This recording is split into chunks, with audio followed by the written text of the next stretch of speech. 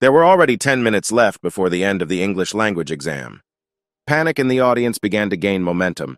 An empty form meant an automatic retake. No one understood why there were still no spurs and who should have made them. Didn't Jim promise to prepare everything and save their entire group from failure?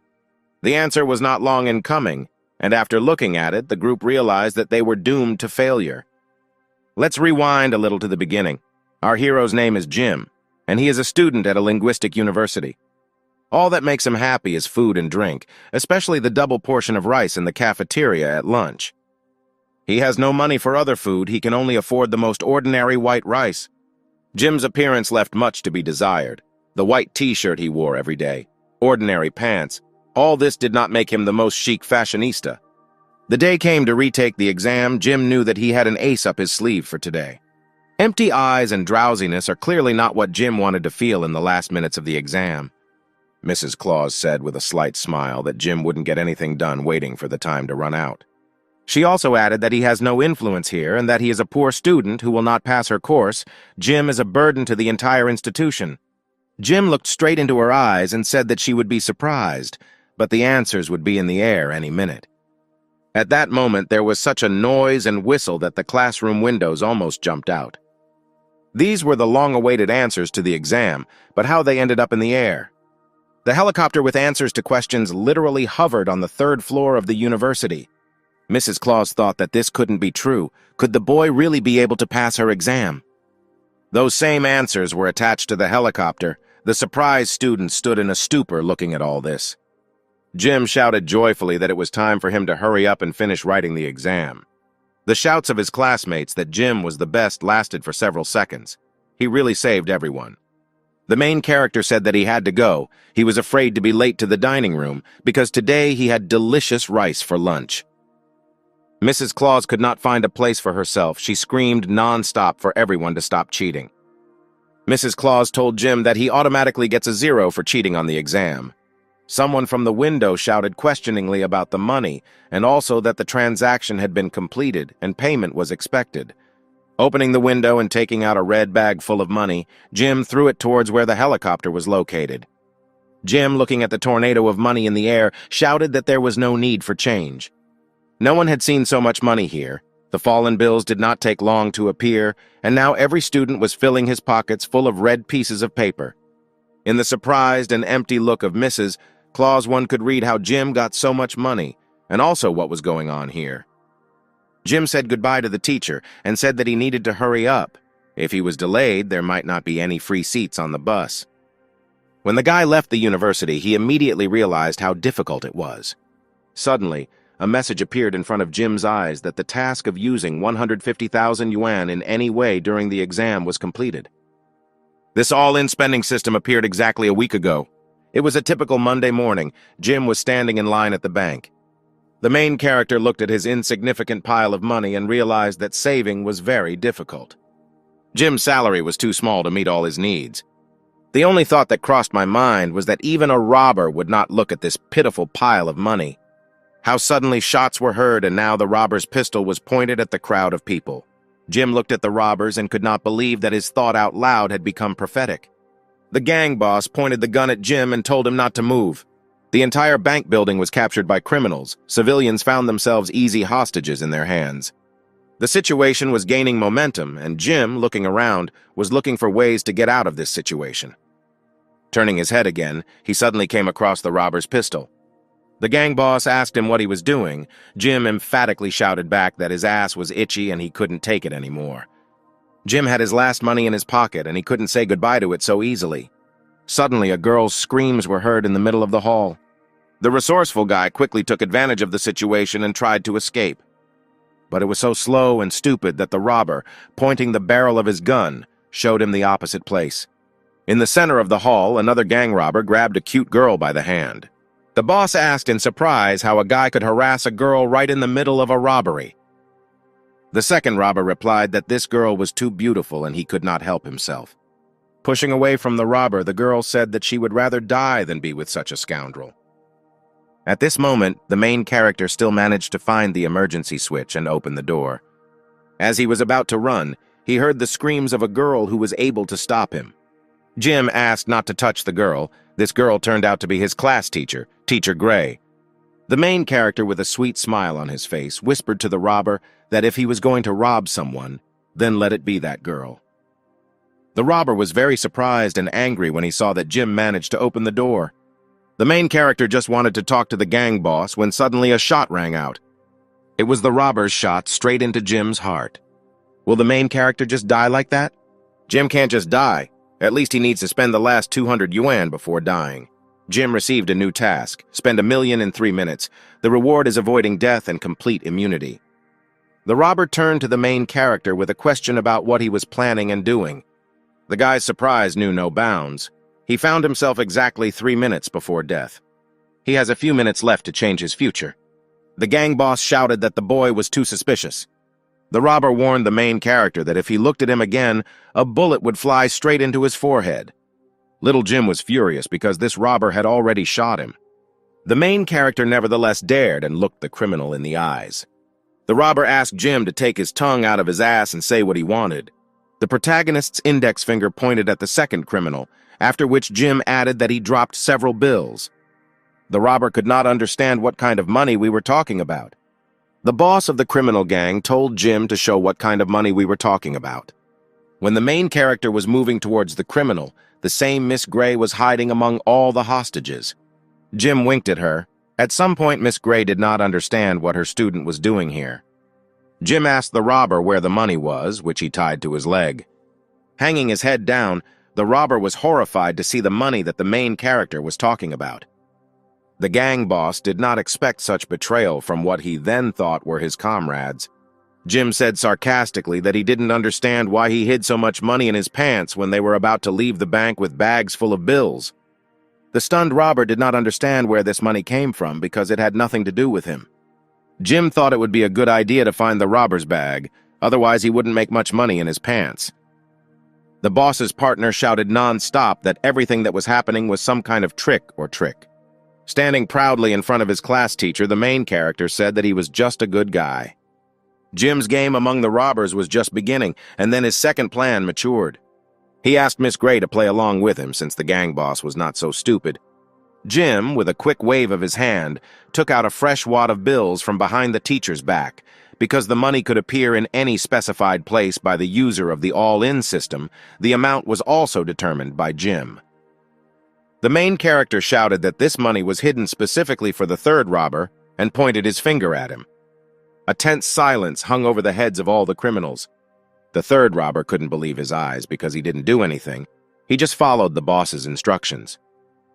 Looking at all his comrades, the boss said that they had always been unscrupulous, and when it came to the big deal, they decided to take more bills. Trying to justify themselves with empty words, the gang understood that they could not do anything because the facts spoke against them. The boss thoughtfully asked his partners whether this money really came out of thin air. Suddenly, Jim shouted to the gang leader that he was doing them wrong. The main character pointed his hand at a huge wad of money that magically appeared right behind the boss. The partner doubted the ideality of Butcher's boss, which he openly told his partner about. The enraged boss pointed the gun at his partner and, saying that how could he call him by name, pulled his finger off the trigger. And then a shootout began among those very comrades who were going together to a big cause. The whistling of bullets, smoke, and broken glass, just a couple more minutes and no one will be left alive. After some time, the shootout ended, and the thick smoke from the gun began to clear. Jim thought it was all over. Hugging his Miss Gray tightly, he realized that he was the one who became her savior. The main character raised his head up. Before his eyes, he saw a trunk that was directed in his direction. It was the gun of the gang boss. He survived and now wants to avenge his comrades. There was little time. Jim's whole life flashed before his eyes in those 5 seconds. But suddenly the main character's class teacher, Miss Gray, covered him with her large and soft body. At that moment, she thought that a good teacher could take a bullet for a student, and she was ready. All the hostages in the bank froze in anticipation. Another second, and the school will lose the best teacher of the university. Shocked by the situation, the robber was confused for a moment and did not understand what to do next. Miss Gray wondered if a sense of justice had made him change his mind. She is ready to die without regrets for Jim's sake. Miss Gray said that she was not in pain at all and then looked down. A huge wad of money suddenly appeared in front of the equally huge figure of the teacher. The stack of fresh bills was so huge that even a lead bullet could not break through this monetary barrier. The robber was very surprised and did not understand what was happening here, wondering if that guy could have done all this. Unable to believe his words, he fired a test shot from the pistol. At that same second, there was a huge explosion. It was the explosion of the robber's very pistol. Splinters of the pistol flew straight into the robber's eyes. Bloody hands held his head, but the job was already done. Jim shouted loudly that it was karma that overtook him, and his gun exploded on its own. But only one main character knew about his capabilities. He revived the money right at the barrel of a robber's gun. Miss Gray asked the student to remove his hand. Jim's hand was right on her figure and was in no hurry to move away. Blushing slightly, Jim apologized to the teacher. He was very pleased. A huge wad of money was right in front of the guy, slowly pulling his hand towards it. But what's the matter? As soon as Jim touched them, they immediately disappeared. At that moment, there was a knock of open doors, and the city police immediately responded to the call. As if in a beautiful dance, the bills slowly fell onto the backs of the robbers killed by each other. The police inspector was already in the building, and only one question worried her. What happened here? Jim put his hand on the officer's shoulder and modestly replied that he was already late for work, and this aunt should sort it out herself. Satisfied with himself, the guy walked out of the bank with an easy gait. And how good he thought that he managed to save his last 200 yuan. The girl looked at Jim's back pocket and didn't understand where the guy got the 200 yuan from and thought that he might have stolen it. The police officer tried to shout after Jim to stand still. She continued that she was not an aunt, but a newly graduated student, but our hero was already far away. The next morning, Jim, as on any other day, went to the university. The teacher, Miss Gray, walked around the classroom and lectured all the students. When the teacher reached the end of the room, she couldn't help but notice how Jim was brazenly sleeping on his desk. Hearing a loud voice next to him, Jim raised his head and for several seconds could not understand what was happening. The stunning figure of Miss Gray appeared before the eyes of the protagonist. Jim very slowly raised his eyes from bottom to top and finally stopped. Miss Gray kindly asked Jim to concentrate on the lesson and continue to listen to her. The main character felt embarrassed by the situation and added that he was probably too tired yesterday after working part-time. Two guys sitting right behind Jim said that he should not have contradicted the teacher and would now receive a severe punishment. Suddenly, Miss Gray's thoughts returned to that terrible day yesterday. Remembering how it all happened, the teacher turned sharply and told Jim that she forgives him, but only this time. Returning back to the beginning of the office, Miss Gray accidentally rubbed herself against the corner of the table and tore her tights. Jim's eyes at that moment were directed only at this cut on the tights. The protagonist's angry classmates couldn't believe that the teacher forgave him so easily. One of the guys received a notification on his phone, Regional News, which said how one of the students outwitted bank robbers yesterday. A classmate couldn't believe his eyes. He saw Jim's photo on the news. At that same second, the bell rang for a break. The whole class already knew about this situation. A group of young students surrounded Jim.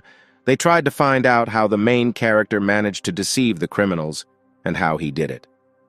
The girls put forward their versions of events. It would seem that their version was one better than the other, but the guy no longer heard them and simply agreed with them. A voice in the background shouted that it would be nice to celebrate.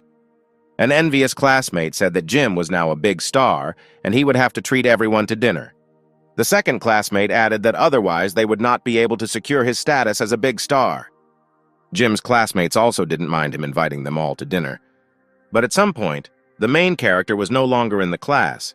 Jim quietly left the office and indignantly said how dare they ask him to spend money.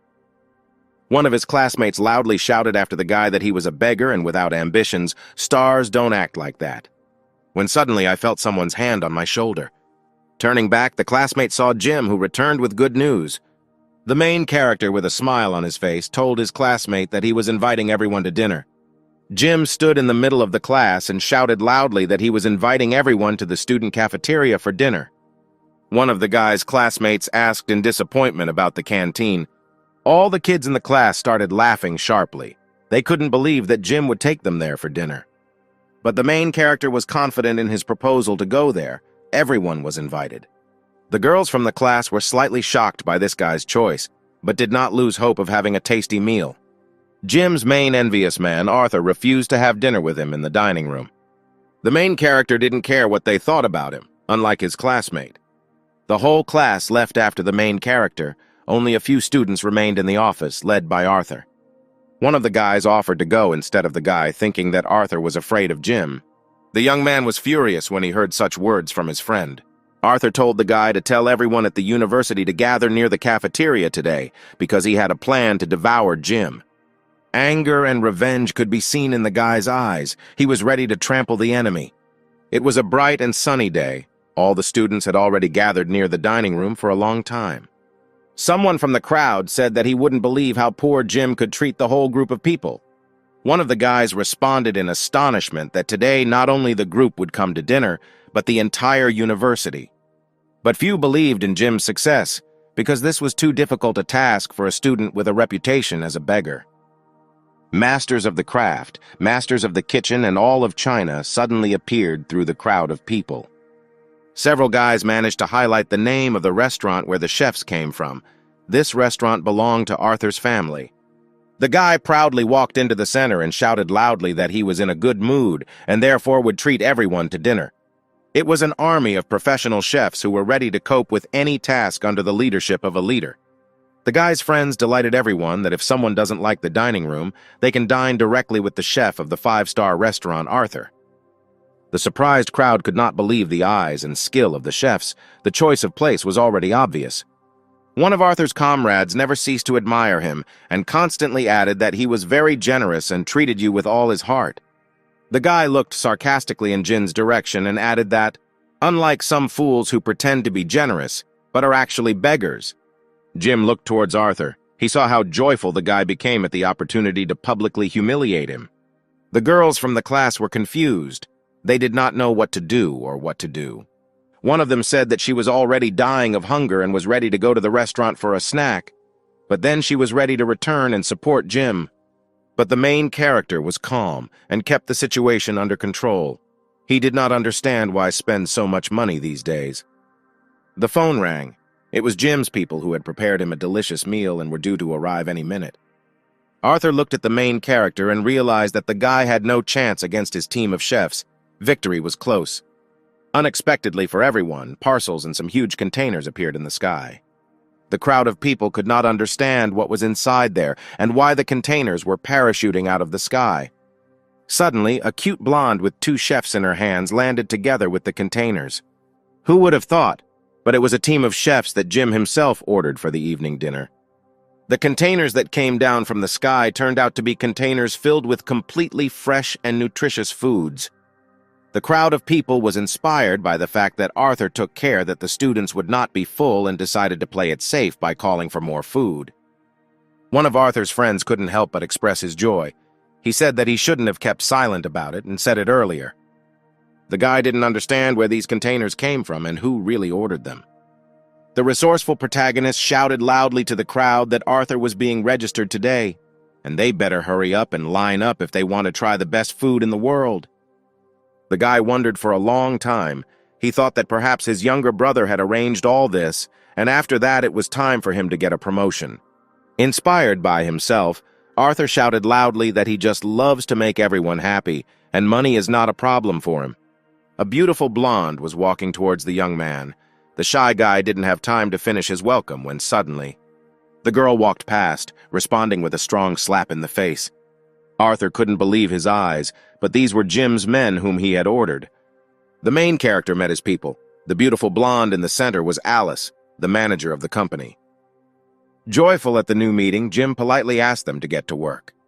The guy asked, in addition to the main dishes, to prepare several bowls of rice for him and pour cool drinking water into a bottle. Alice was surprised by the client's desire and immediately got to work. The huge crowd of people that gathered at the porch of the dining room could not believe that the main character had become the organizer of food from the air. Arthur's friends lost hope in their friend. They gathered to taste delicious food in the dining room. The young man looked like a kettle that had just boiled. He could not believe that Jim had turned against him. Arthur shouted to Jim that food from the air is nothing. The most important thing in cooking is the cook. The guy, pointing his hand at his chefs, said that they are the most famous all over the world. The young man shouted that one of them works in a 5-star hotel and no one can compare with him. One of Arthur's cooks ran past him and loudly shouted the word master. The restaurant's chef asked the master to teach him the latest tricks. The formidable master looked at the cook and asked how he could ask him when he himself was one of the best chefs in the country. Arthur entered the dialogue between the cooks. He ordered to immediately return to the workplace and continue working, otherwise he would fire him. But the cook was ready to be fired just to work together with the foreman. The main character interrupted the cooks and asked them to start dinner as he was hungry. Master Chief asked Jim for a couple more minutes and then would immediately get to work. Arthur did not believe what was happening. Events unfolded very quickly and clearly not in the young man's favor. The angry guy sharply attacked his comrade. He was convinced that he was a two-faced deceiver and felt a conspiracy behind his back. Arthur said that he saw him through and asked him not to contact him anymore. In the open window of the dining room was Jim, who could not wait for the culinary masterpieces from his culinary masters. The main character was sitting in the dining room when the first dish was brought to him. It was a salad. Surprised, Jim asked Alice why she didn't bring regular rice. The girl was in a stupor. She did not expect such a reaction from a guy to a molecular gastronomy dish. With a sharp movement of her hand, Alice removed the lid from the plate, revealing a green leaf floating in some kind of oil. Arthur stood in a crowd of girls and said with a smile on his face that this salad was in no way similar to the cabbage leaf on the plate. One girl who was in the dining room felt bad. Her legs gave way and leaning on Jim's shoulder, she said that this salad was great. The puzzled guy answered the girl that cabbage was delicious, but you shouldn't exaggerate. Alice approached Jim and asked him to look carefully at the so-called cabbage. On the plate was a cabbage-shaped salad that was made from truffles using molecular cooking technology.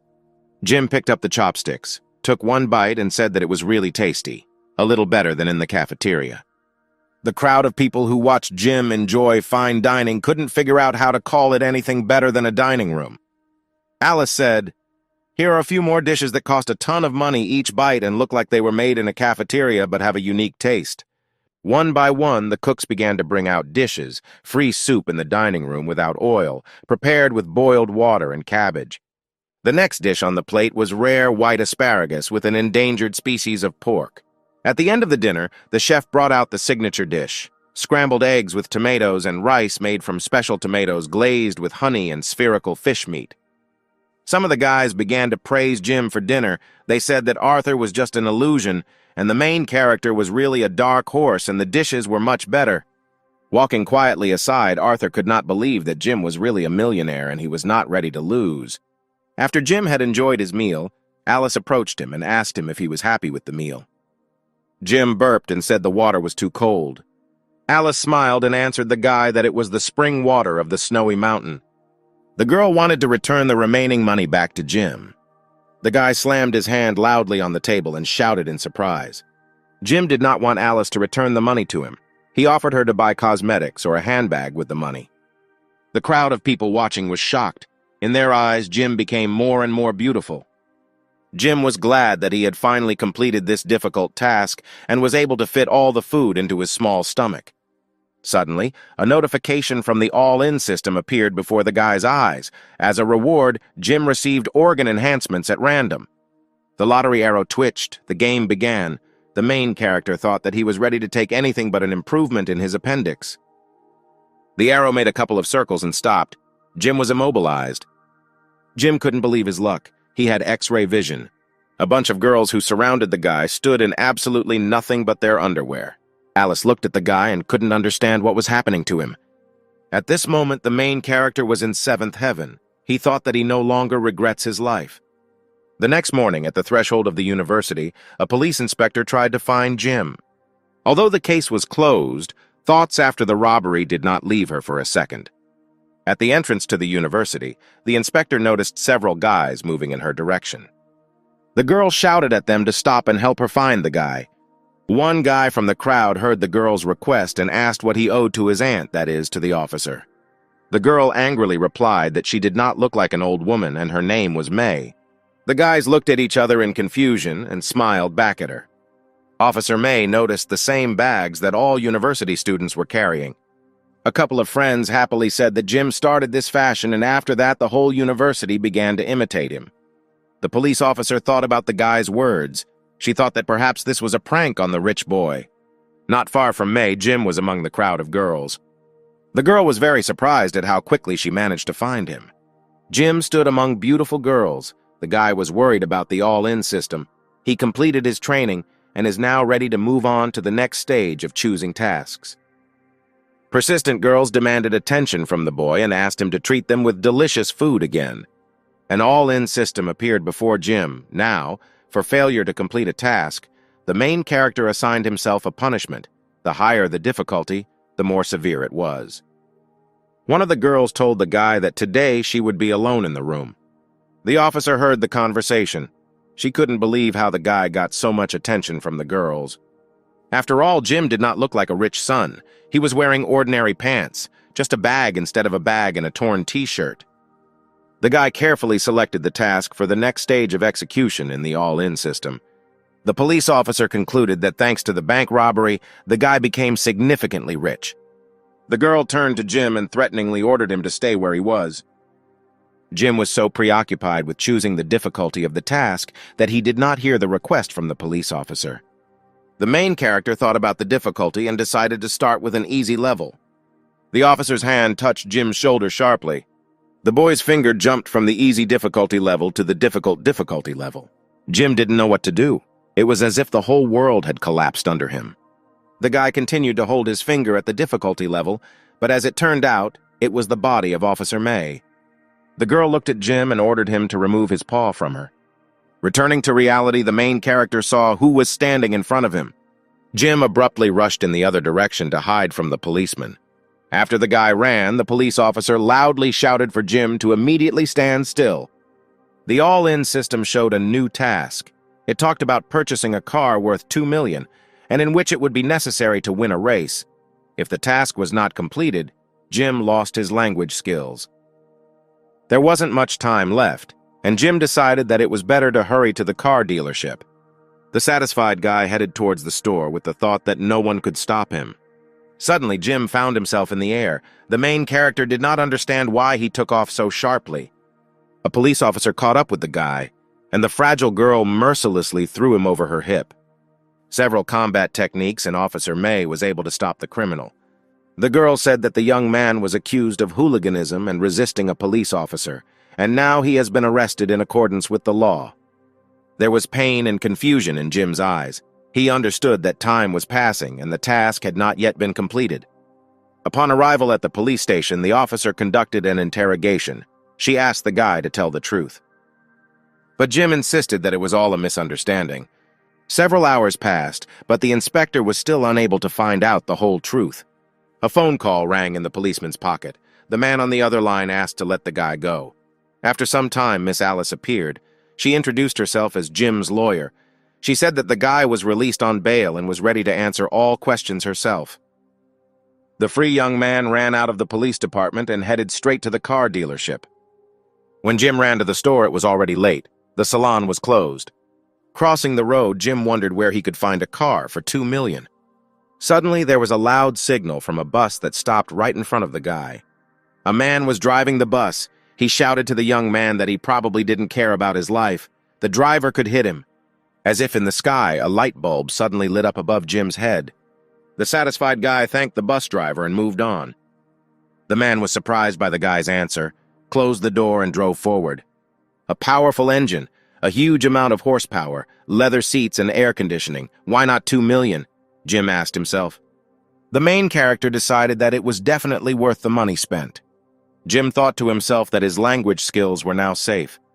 The joyful young man was delighted because from that day on he had his own cool bus. The main character successfully completed the first part of the task. The second part of the task did not keep him waiting long. It said that next he needed to win a drift race. Jim thought that there was no talk of any kind of drift race. Moreover, the guy didn't even have the skills to drive a bus. The main character was in a panic. He didn't know what he could do. Suddenly, a voice in the background told Jim that he could help. It was Ennis. The young man was very happy and could no longer hide his emotions. The girl was glad that Jim took every opportunity to hug her. Taking control of the situation, Jim said in a serious voice to hurry up, otherwise you might be late. It was midnight. All the racers gathered on the road to discuss their cars and the future race. One of the participants in the race was Arthur. His car was as ready for racing as the others. One of the riders found out from the guy why no one was eating the dinner he had prepared for the people. The furious young man attacked his opponent and was ready to enter into a verbal altercation. The conversation between the two racers was interrupted by a gorgeous girl who told him to shut up immediately. The Queen of Racing stood in front of them. Every participant knew her snow-white car. The girl said to stop talking nonsense and sat down in the car. All participants were ready to start the race and find out which of them would deserve the main prize. There was a legend that the winner of the race would be able to take off the girl's mask and see her face. Today, Arthur planned to become this person. The guy made a final roll call of all the race participants to give the start. Suddenly, a bright flash illuminated all the racers at the start. The light was so bright that Arthur's eyes were blinded for a few seconds. Jim appeared from the bus window, greeted all the participants, and expressed a desire to take part in the race. The cars drove to the start line, cool supercars and new foreign cars, and among all these street engines there was a huge yellow bus. At that moment, Ennis was driving, and for the first time in her life she was ashamed, having arrived at the race by bus. Arthur's anger knew no bounds. He shouted that it was Jim again. As he pulled a little closer to the starting line and drew level with the white car, Jim looked down. In the window of a nearby car, Jim saw a mysterious girl in a mask and bright purple hair. Thanks to the fact that the guy had the opportunity to look at the X-ray, it was not difficult for him to determine the girl's identity. The main character could not believe his eyes. He recognized this girl. She was an excellent student at his university.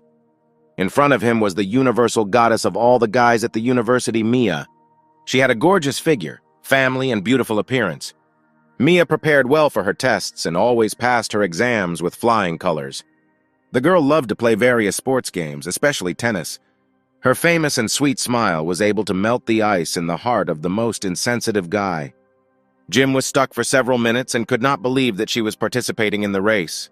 Outraged by being stared at for so long, Mia screamed, to which Jim stared. Jim did not expect such aggression from the girl. He could not think that a goddess could be so arrogant. And from second to second they started the race. The roar of engines and the smell of burnt rubber could be heard on the road. Arthur couldn't understand how Jim was going to win the bus race. He shouted that he was finished and rushed forward. Driving past a snow-white car, the main character asked why it was standing still. The girl had an agreement with the judge. She had to give a head start of 5 minutes, otherwise he would say that the girl was mocking them. The guy offered to wait for her as he could not stop admiring her beauty. Mia did not understand the actions of the main character because the entry fee was about $500,000. Jim said that the main thing is to be patient and calm. This $500,000 means nothing to him. The guy remembered that the system gives him all the money and he cannot spend it as he wants. The young man said that he had not lost yet, so he would see who would win. The girl couldn't understand how you could win a race on a bus without modifications. Before setting off, the guy shouted that he had a plan and he wouldn't just lose. Mia remembered who they've been talking about at the university lately. It's Jim. The race has received a new status and all participants have already covered a sufficient distance. Jim's bus drove slowly but confidently according to plan. The guy started the first and most important plan in this race. He picked up the phone and made a call to the landline number. They raised it on the other side, which meant that Jim's plan was working and he could continue. The guy shouted into the phone that a crowd of racers had gathered on the mountain and it was necessary to urgently call the police. When Arthur took the lead in his car, he was glad that Jim was well behind him. He dreamed of winning the race and showing everyone who the real racer is. Suddenly, in the distance, Arthur saw something strange spread out on the road. It sparkled brightly and seemed sharp. The guy immediately pressed the brake pedal to the floor. The guy's instincts were correct. There was a strip of spikes on the road. Several police officers shined a flashlight directly into his glass. Arthur was arrested by a police officer for illegal modification of a vehicle and gambling. The frightened guy obeyed the officer and followed her with his hands tied. The police officer was grateful to the stranger who called and warned about illegal racing. Jim's bus slowly but surely moved towards the finish line. Alice wanted to ask the guy if there was another way. Then the main character shared his plan. He called the police to block the shortcut. Thanks to this, now their bus has a chance to win the race. The girl scaredly asked the young man how they could get around the police checkpoint. Jim, with a bored expression on his face, answered Anise that when the time comes, she will understand everything. At this time, the police officer scolded all illegal riders and talked about the system of fines for this violation. Jim's bus was rapidly moving towards the police officer. At some point, the transport failed to maneuver and accidentally touched the officer's figure. The surprised girl shouted about who dared to do this. When the window went down, the police officer saw Jim's satisfied face. The girl furiously asked Jim if he was also racing. The main character turned on the fool and asked in surprise who would participate in the bus race. Jim asked the officer to clear the road and showed the bus number. It was the last regular bus heading to his house. The girl thought about it because you really can't take part in the race by bus. The road was cleared for Jim and they rushed forward sharply. The girl was very surprised because there are no buses on this mountain. Finally, the officer said that Jim would still pay for her uniform. "Half the road has been covered and Jim's bus is already in the lead," Enos said. A couple of seconds after these words, several riders instantly caught up with them. Looking at Jim, Mia said that she couldn't believe that their bus was the first. The girl said in surprise that Jim had really called the police. Mia shouted that it was too smart a move on his part and that she could not be beaten on the city track. The guy's partner looked ahead. They were far from the first. Jim took the phone in his hand and told them to act according to his plan. It's no longer such a rare phrase from Jim that money was not a problem that gave him coolness and confidence. The race continued and several cars remained in the top three. One of the racers was glad someone called the police, but he had another way to win. A new modification with nitrogen acceleration was built into his car. With this feature, the racer could easily outrun the snowstorm car. After pressing the button, the car seemed to rush forward with such speed that there was practically no traction between the wheels and the asphalt. The guy was easily able to overtake all the participants in the race and become the leader. The racer was confidently racing towards the finish when a bright light suddenly came on above him. The light was so bright that all participants were forced to stop the race. A voice was heard from the sky asking the Earthlings to study their bodies. One of the riders thought they were aliens. The guy was scared to death. He didn't want to leave so early. All the race participants got out of the cars and started crying loudly. They asked the aliens to spare them and let them go. Jim's bus pulled up to the racers and stopped right in front of them. The side window rolled down and Jim said that he was not an alien but just a rich guy. The entire street was illuminated by a blindingly bright light, which was located at the very top of each building. The main character told Alice to deal with them. The girl took a special tube filled with sleeping pills and began to aim intently at the racers. Each dart was absolutely aimed at the necks of the young boys. A few seconds later, a bunch of racers were already flying in their dreams. Joyful Jim waved his hand at them and said that they should sleep like in the story about the tortoise and the hare. The guy thanked his partner for the excellent job. The girl was happy when she heard the compliment, because she learned this from the detective. Jim took the lead again, and now it was his car that was in the lead. Mia's snow-white car drove right behind him and watched as the guy deftly dealt with other racers. The girl said that Jim really had a couple of aces up his sleeve and it was time to speed up. At the rear of the car, there is a spoiler and two large exhaust pipes. They will significantly give it power. Mia hit the nitrous boost pedal. She couldn't let Jim win the race. There were still 3 kilometers left. The guy wanted not only to win the race and have time to watch the broadcast. Jim was bored because at that time there was no worthy opponent for him. Suddenly there was a loud engine noise. Jim looked out the window and saw Mia's car flying above him. The rivals' views crossed at one point. No one wanted to lose. Jim was surprised. He couldn't believe that after so many tests, the girl was able to catch up with him. The snow-white car quickly overtook the bus and drove on. Confused, Alice asked Jim what they should do. The young man was puzzled because such an outcome of events was not in his plans. The main character picked up the walkie-talkie and asked his partner to throw it at her car. Alice looked at Jim with a smile and told them to just watch. The girl tore her pants to quickly make a small bandage. Spinning the radio above her head, Alice began aiming at Mia's car. It was the most accurate throw in the girl's career. The radio hit right where it was needed. Mia was surprised by the appearance of the walkie-talkie. A voice from the walkie-talkie asked if the beauty was tired and why not stop and take a break.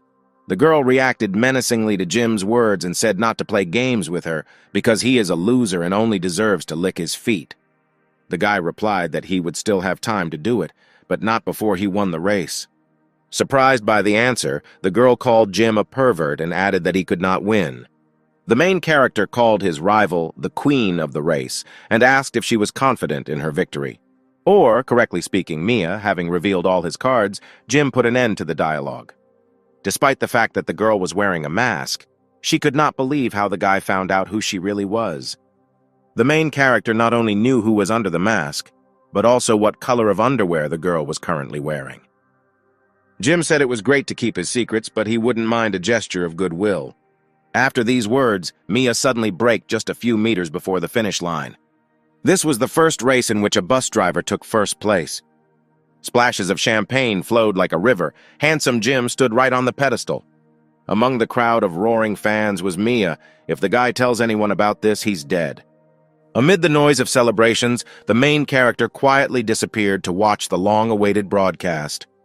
It was a live broadcast from the guy's favorite streamer. Inspired by the girl's dancing, Jim could not take his eyes off the figure. At one point, the main character became interested in who was under the mask. Taking the phone in his hands, Jim began to closely monitor the girl. The number of viewers on the broadcast was not so many. The comments were both good and condemning. The cute cat was bored alone, and he jumped on his owner. The streamer fell right in front of the audience with numerous cuts and abrasions. A flurry of negativity and emotions fell on the poor girl. The girl felt ashamed of the situation and asked for an apology from her subscribers. Jim was furious with the situation and did not understand how people could talk about his goddess like that. With every second, the number of viewers on the broadcast was getting smaller and smaller. At one point, only Jim was left there. The guy said that if he had money, the goddess would already be in the tops. A small flash of light appeared on the main character's right hand. Jim thought about what this could mean as he raised his right hand up. The guy saw the inscription on the phone screen. His favorite streamer received the award for Queen of Broadcasts. The main character, Envy, asked who could do this, give his goddess such a title and a lot of money. At one point, the number of viewers on the broadcast exceeded 2 million. The young streamer's joy knew no bounds. She thanked Jim95 for such a generous gift. The main character remembered that he had exactly the same nickname as the girl named him. Jim received a notification on his phone thanking him for the support of his favorite streamers. Now the main character was in first place in the top gifts of the day among all streamers. But how could this happen? Jim remembered that he had not yet looked at the reward for winning the race. The reward is a gift generator, Jim saw in the system. The main character received a golden finger as a reward. Jim looked at the conditions in frustration. He had one attempt for an unlimited amount of virtual currency, which had already been spent. The next morning of the protagonist began at the university. Jim, as always, wanted to sleep and therefore yawned at every step. The guy entered the class and was surprised. In front of him stood a long-legged beauty with a bandage on her left leg. Jim wondered in surprise that this was really the goddess of the stream. The main character looked at the girl in surprise. Jim was upset because now he has absolutely no chance to approach her. The main character listed that they were not suitable for their height or face, so why waste time? The girl turned towards Jim and said, "Finally, he is here." The boy replied that they did not know each other enough to wait for each other. The girl's thoughts about how the guy could do this, reveal her, haunted her. In the center of the office, the main character saw a bright light that made its way through the heads of his classmates. The guy loudly asked who this light was coming from. Everyone made way for him, and he saw the guy's shiny head. A guy with a shaved head, it was Rich Arthur. He saw Jim and thought why he was so lucky because wherever he was, the main character was always nearby. Arthur decided that it was Jim who called the police and shouted loudly in his direction. The main character looked at the bald, angry guy and replied that he had been with Mia all night. All classmates froze and at the same moment looked at the university beauty. Mia was confused in her answer. It was difficult for her to admit this fact. The girl was furious. Thoughts in her head screamed to kill Jim. All the guys in the class were shocked by what they heard, and only a happy Jim at the end of the class quietly hummed a melody. Classmates quickly began discussing the new couple in class. Mia stood quietly on the sidelines. She could not say anything in response and was waiting for revenge. The teacher came into the class and asked all the students to take their seats. The class teacher stood on her toes and began to write the topic of the lesson. Jim couldn't believe his eyes. He noticed how the teacher's white shirt had cat fur on it. There was a cut on her leg exactly the same as the girl had recently on the stream. Jim tried to make a comparison of their faces in his head. The guy couldn't believe it, but it was his class teacher, Miss Gray, who was the girl from the stream. The teacher asked Jim what was happening to him and why he was constantly looking at her. It was a real surprise for the guy. The gorgeous goddess from the phone suddenly appeared opposite him. The main character was happy because now he knows what his teacher does in the evenings.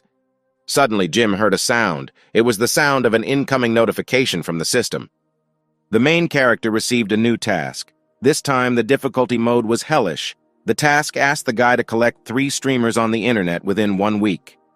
Jim did not understand the task because what it meant to collect and why the inscription with the reward for completion was distorted. In any case, the guy was ready to immediately begin the task. First of all, Jim decided to test his teacher with his X-ray vision. The guy argued that he was doing this only from the point of view of the task, and not for pleasure. There should be a mole on his thigh, which meant that in front of him was a streamer. Having turned on his vision, the main character found himself in a stupor. The teacher's entire figure was exactly as he had intended. But everything didn't work out as Jim planned, because the eyes were only able to show through 1 layer. It's not fair. The teacher asked the main character what he was looking at like that, as he was staring straight at the girl's figure. Jim masterfully turned on the fool and did not understand what she was talking about. The teacher's phone rang, bringing it closer. She saw a familiar contact. The girl had a look of fear in her eyes from the call. She asked the students to continue studying the topic on their own. Jim saw that the teacher was in distress, and she quickly ran away from the office. The main character remembered that when the audience insulted the streamer on air, she cried just like Jim's teacher. The guy persistently advanced to the office door. He did not care about money or the mission. There was only one task: to protect his beloved goddess. At this time, at the threshold of the university, the girl was in a hurry getting on her scooter. A man was already watching her from around the corner of the building. A guy with a pink haircut and the same shirt said on the phone that the girl had left and they should press her again. Jim noticed the guy. Was he really trying to hit on his goddess? Upon arrival at the hospital, the girl ran into the office of the head doctor. She asked if he could help with the operation for her father. The doctor regretfully refused to help. He reminded the girl that the money that had been allocated had already been spent on previous operations for her father. Jim's teacher began to sob loudly in horror. A notification came to the phone. The girl was offered dinner with a gentleman for $500,000. Leaving the office and reading the message, she did not know what she could do. At the exit from the hospital, several men dressed in gangster clothes were waiting for the girl. One man put pressure on the girl, saying that it was time to end this. The second guy said that before signing the contract, he did not think that the girl would be so stubborn. The man touched the girl's beautiful face with his hands and said that he was sorry that she was so beautiful. After these words, his face was met with a powerful blow from a fist. The man fell to the ground. The girl turned around and was surprised by her intercessor. Jim came running to her aid. He called this gang a bunch of shit. The main character confidently took the girl by the hand and shouted that this was his girlfriend. From what she heard, the teacher did not know what to say. She simply said his name. One of the villains shouted that the girl had a contract with the company. The man said that she did not read the terms carefully, and now it is her problem. Continuing his remark about violating the terms of the contract, the villain received a powerful slap in the face. Jim asked him to be quiet and not say another word. The first man slowly managed to get up from Jim's crushing blow. The guy knocked out several of the villain's teeth, and they will no longer be useful to him. The man took out a knife and shouted loudly for the main character to be killed. The second man also took out a knife and was ready to attack. Both villains unanimously said that no matter how hard a fist hits, it will never be stronger than a knife. Jim pointed his finger and shouted that it seemed the villains had misunderstood everything and asked to turn around. One of the villains turned back and shouted that it was an ambush. Turning back, there was absolute emptiness, and no one was expecting them. Taking advantage of the deception and the situation, Jim picked up the goddess and rushed away from the villains. Not far from the main road stood a yellow bus, already familiar to the guy. The bandits followed Jim. They tried to find the boy and punish him. A satisfied and calm young man was sitting on a bus seat, and a surprised girl was sitting on his lap with him. The guy whistled and immediately said that it looked like they didn't know whose bus they dared to get on. One of the villains no longer believed Jim, and especially since this was the main character's bus. At that moment, Enos appeared from behind with a powerful blow from her knee straight to the jaw. She easily dealt with the first bandit and easily dealt with the second. A bunch of bandits were left to rest at the bus stop and wait for the next bus. Having dusted off her hands, Anis continued to go about her business as if nothing had happened. Jim shouted to the two clowns that no one should dare enter his bus and asked them to give it gas. The barely alive bandits were left lying on the asphalt, but the main character continued his journey on the bus. Jim's teacher whispered his name quietly. The guy tried to find out what happened and what was going on. The girl asked the boy to let her go. Jim immediately released his goddess. The guy was infinitely glad that he got to spend at least a little time with his favorite streamer. The girl, with sadness in her eyes, asked to be let off the bus. She took a piece of paper with a pen to sign the terms of the contract. The girl did not have the funds to pay for breaking the contract. The teacher decided to go ask for an apology, but Jim replied that he would not let her out since she was already his person. The main character heard a sound from a notification. This could mean that Jim had collected one of the 3 streamers. The guy was happy because now he can complete the task separately. The teacher screamed at Jim to stop calling her a loved one. The main character could not hide the joy on his face and hugged the girl tightly, saying that not now, but soon. The girl pushed Jim aside and asked him not to forget that in front of him was still his teacher. The main character smiled joyfully and said that the bus had arrived at the girl's stop. The surprised woman got off the bus and could not say anything in response. When the bus doors closed, the girl couldn't believe that Jim liked her so much. She understood that this romance could not continue since she was a teacher and he was a student. Jim's bus drove into the territory of an abandoned factory near the city. The main character decisively asked Enos when they would arrive at the place. The girl replied that they were already there and whether they needed to call more people. Jim asked if everything was ready for the plan. He looked at the floor, tapped the safe with his hand, and replied that everything was ready. The guy confidently walked out of the open doors of the bus, saying that even with this pistol, he was not afraid of anyone. Jim walked past a group of bandits and suspicious-looking men. Outraged by the guy's impudence, a crowd of people asked if he was lost and maybe he needed problems.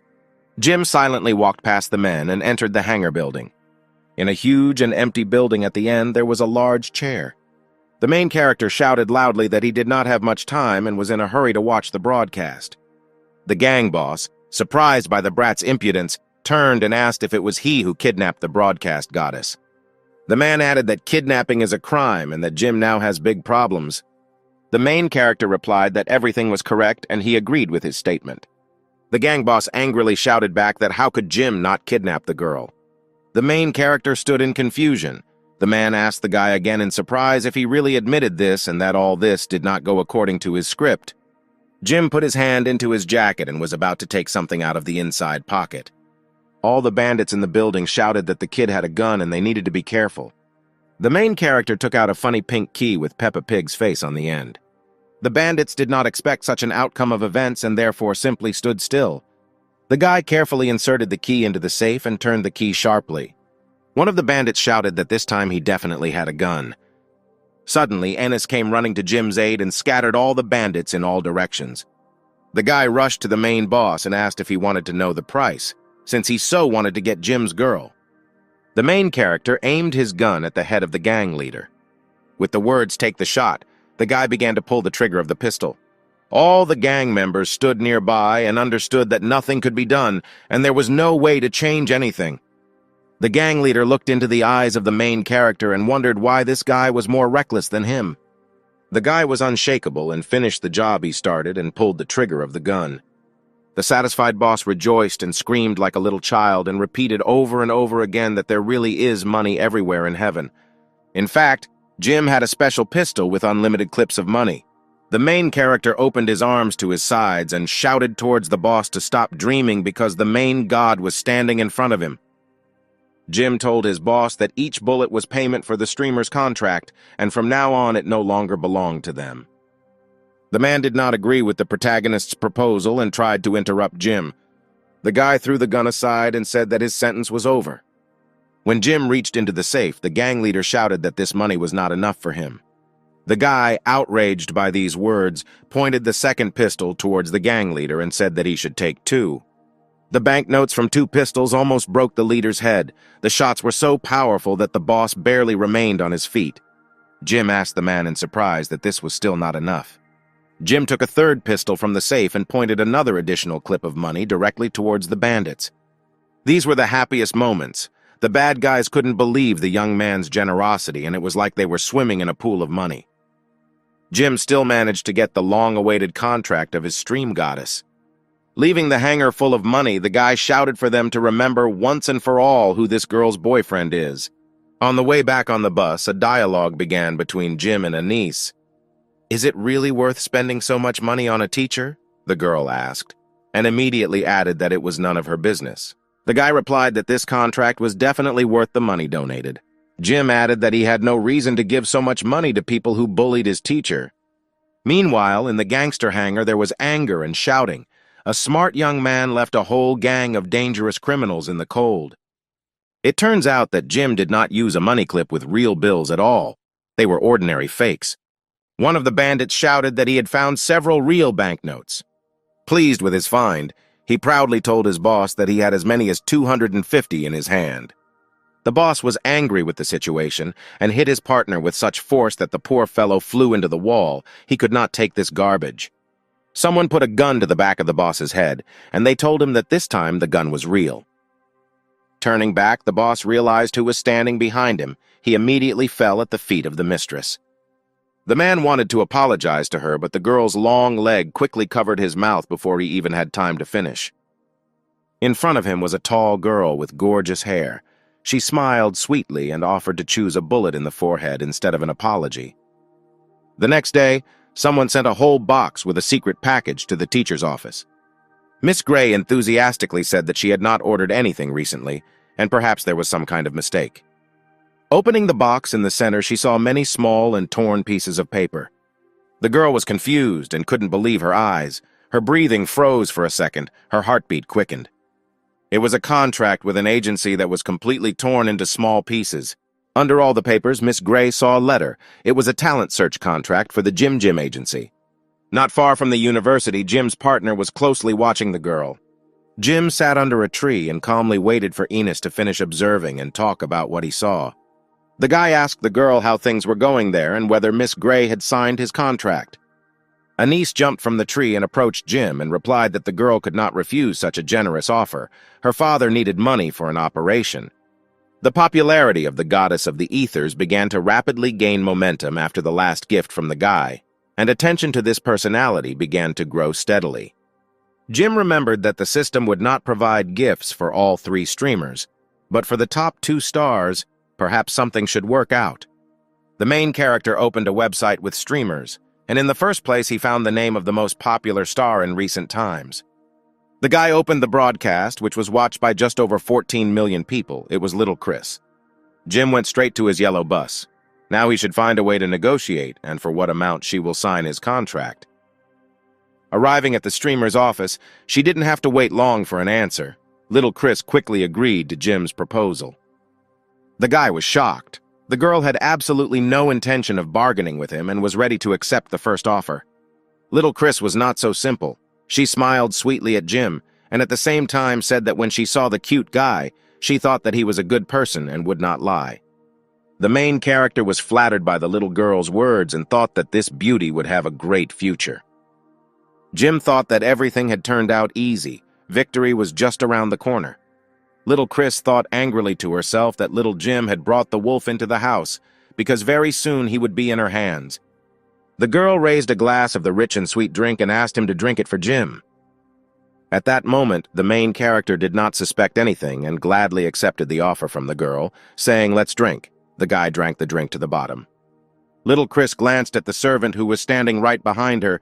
This signal meant going according to plan.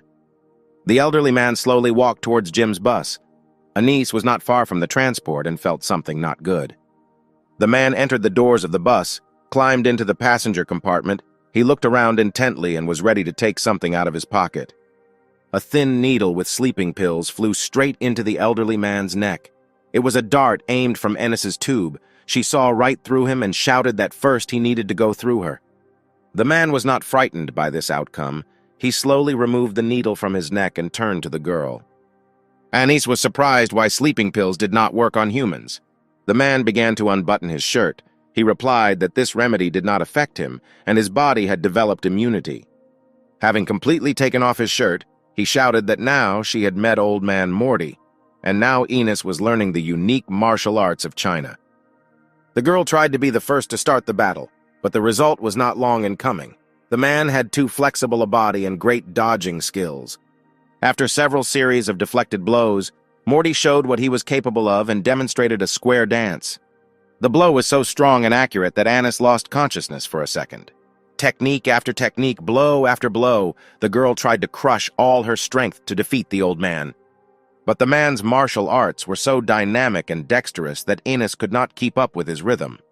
With a sharp blow from the side of his palm, Old Man Morty easily defeated the young girl in the fight. The fight was so boring that at the end, for fun, the man took out his phone and took a photo with Anis. At this time, the dinner between Jim and baby Chris continued. The best seafood dishes were on the table. The nice couple communicated very friendly. Everyone was happy with the situation and how it developed.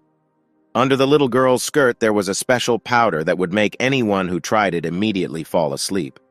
Jim drank his glass of wine to the bottom and collapsed with his whole body on the table and fell asleep. The joyful girl jumped up on the table and shouted that she would never sign a contract with the main character.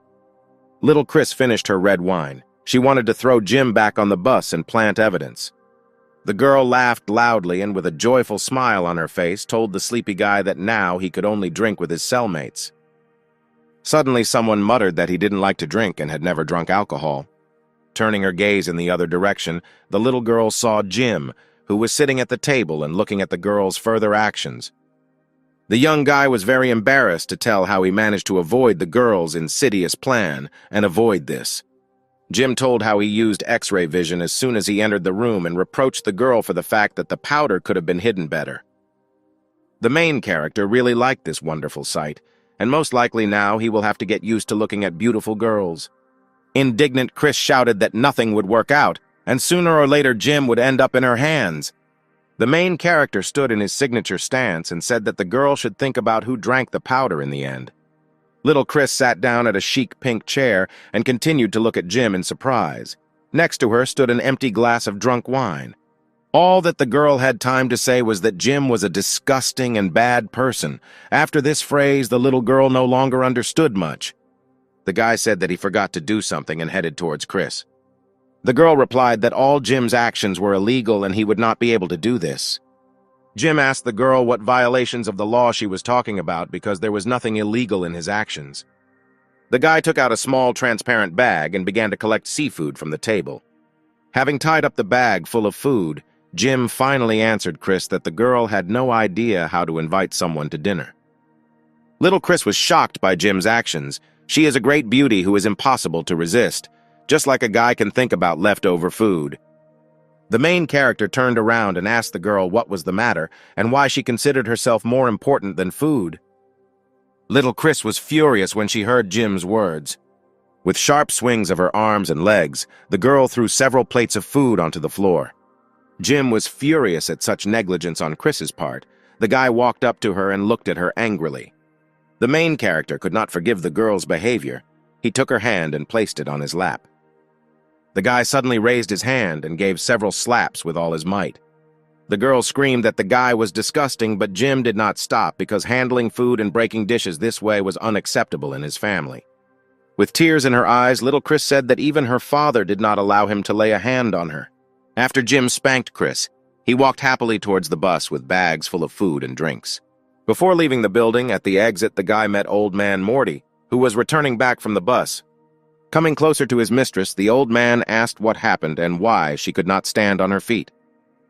The girl could not answer the real truth to the old man. In response, she asked how everything went on his part. Old Man Morty nodded confidently and replied that Jim would soon face an unfortunate fate. When the guy got on the bus, Enos was already waiting for him.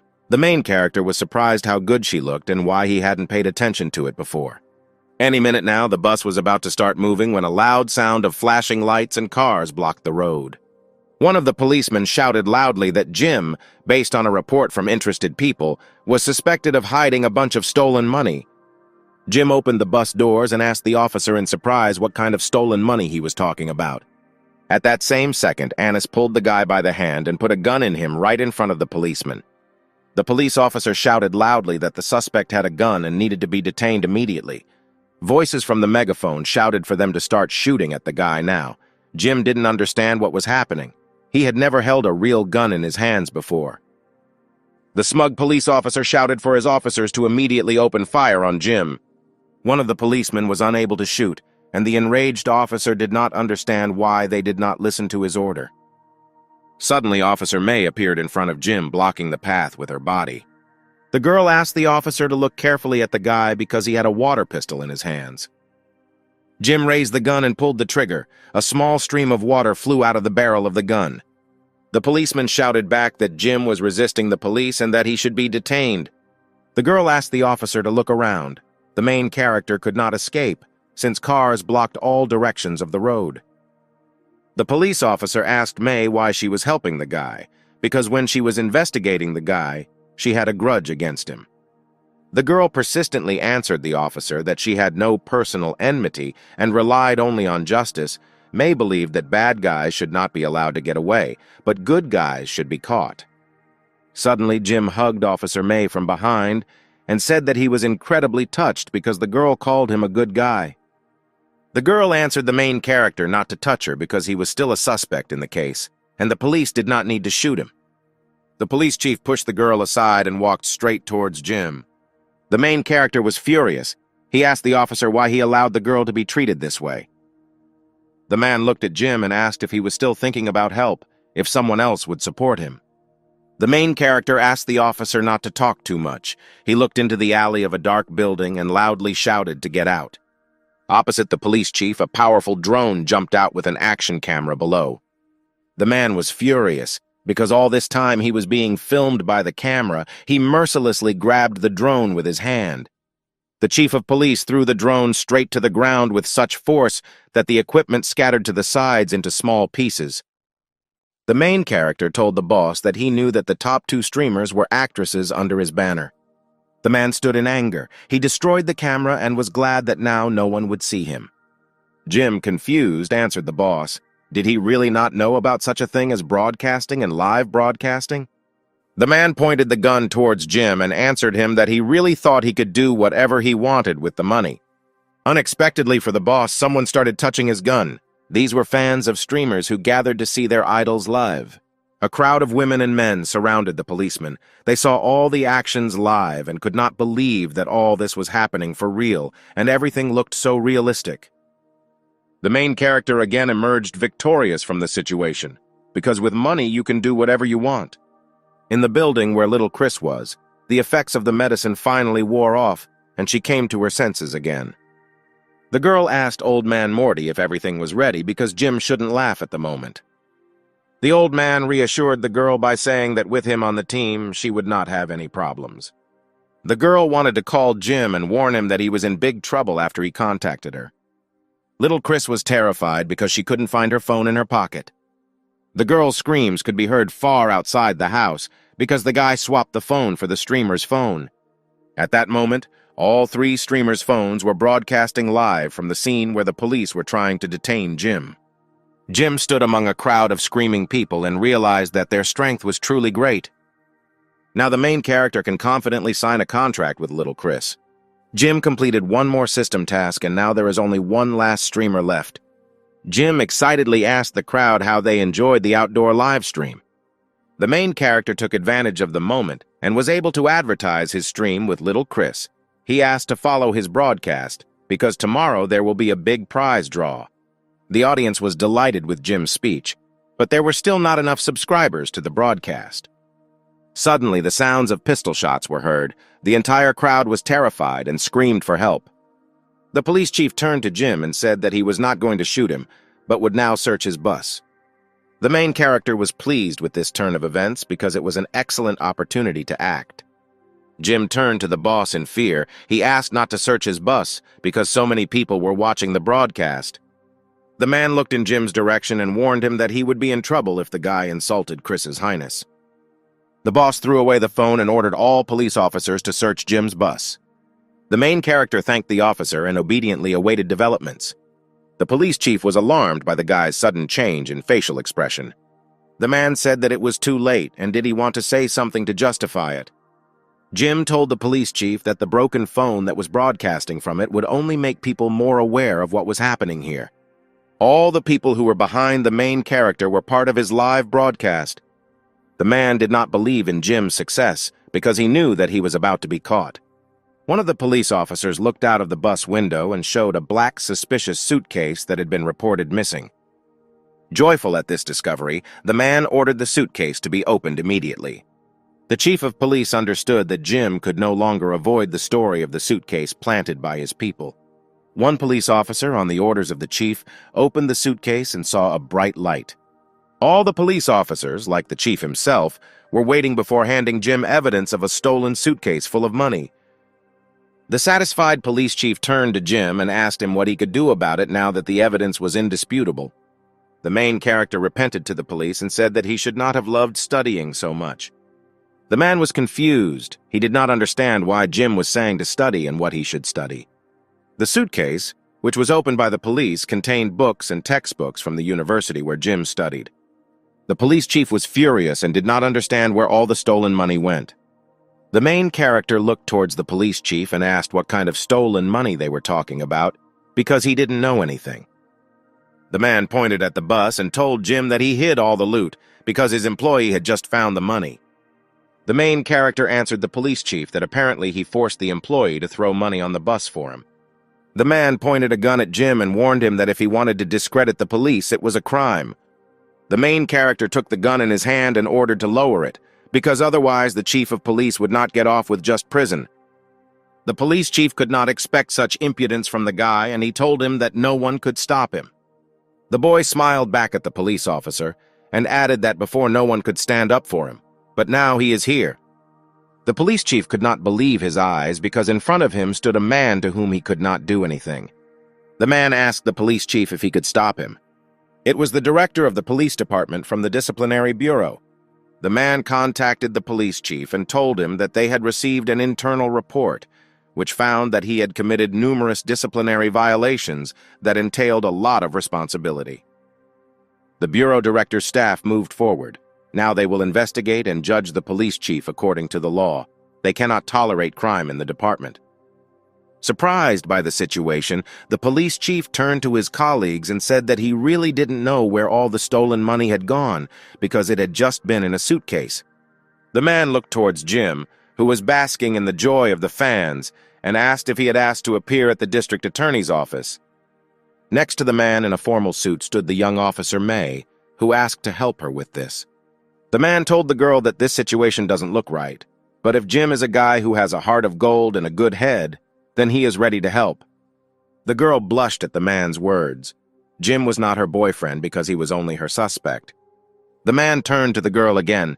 He said that he would return later to organize an investigation and asked the officer not to talk nonsense on the street and to remember this.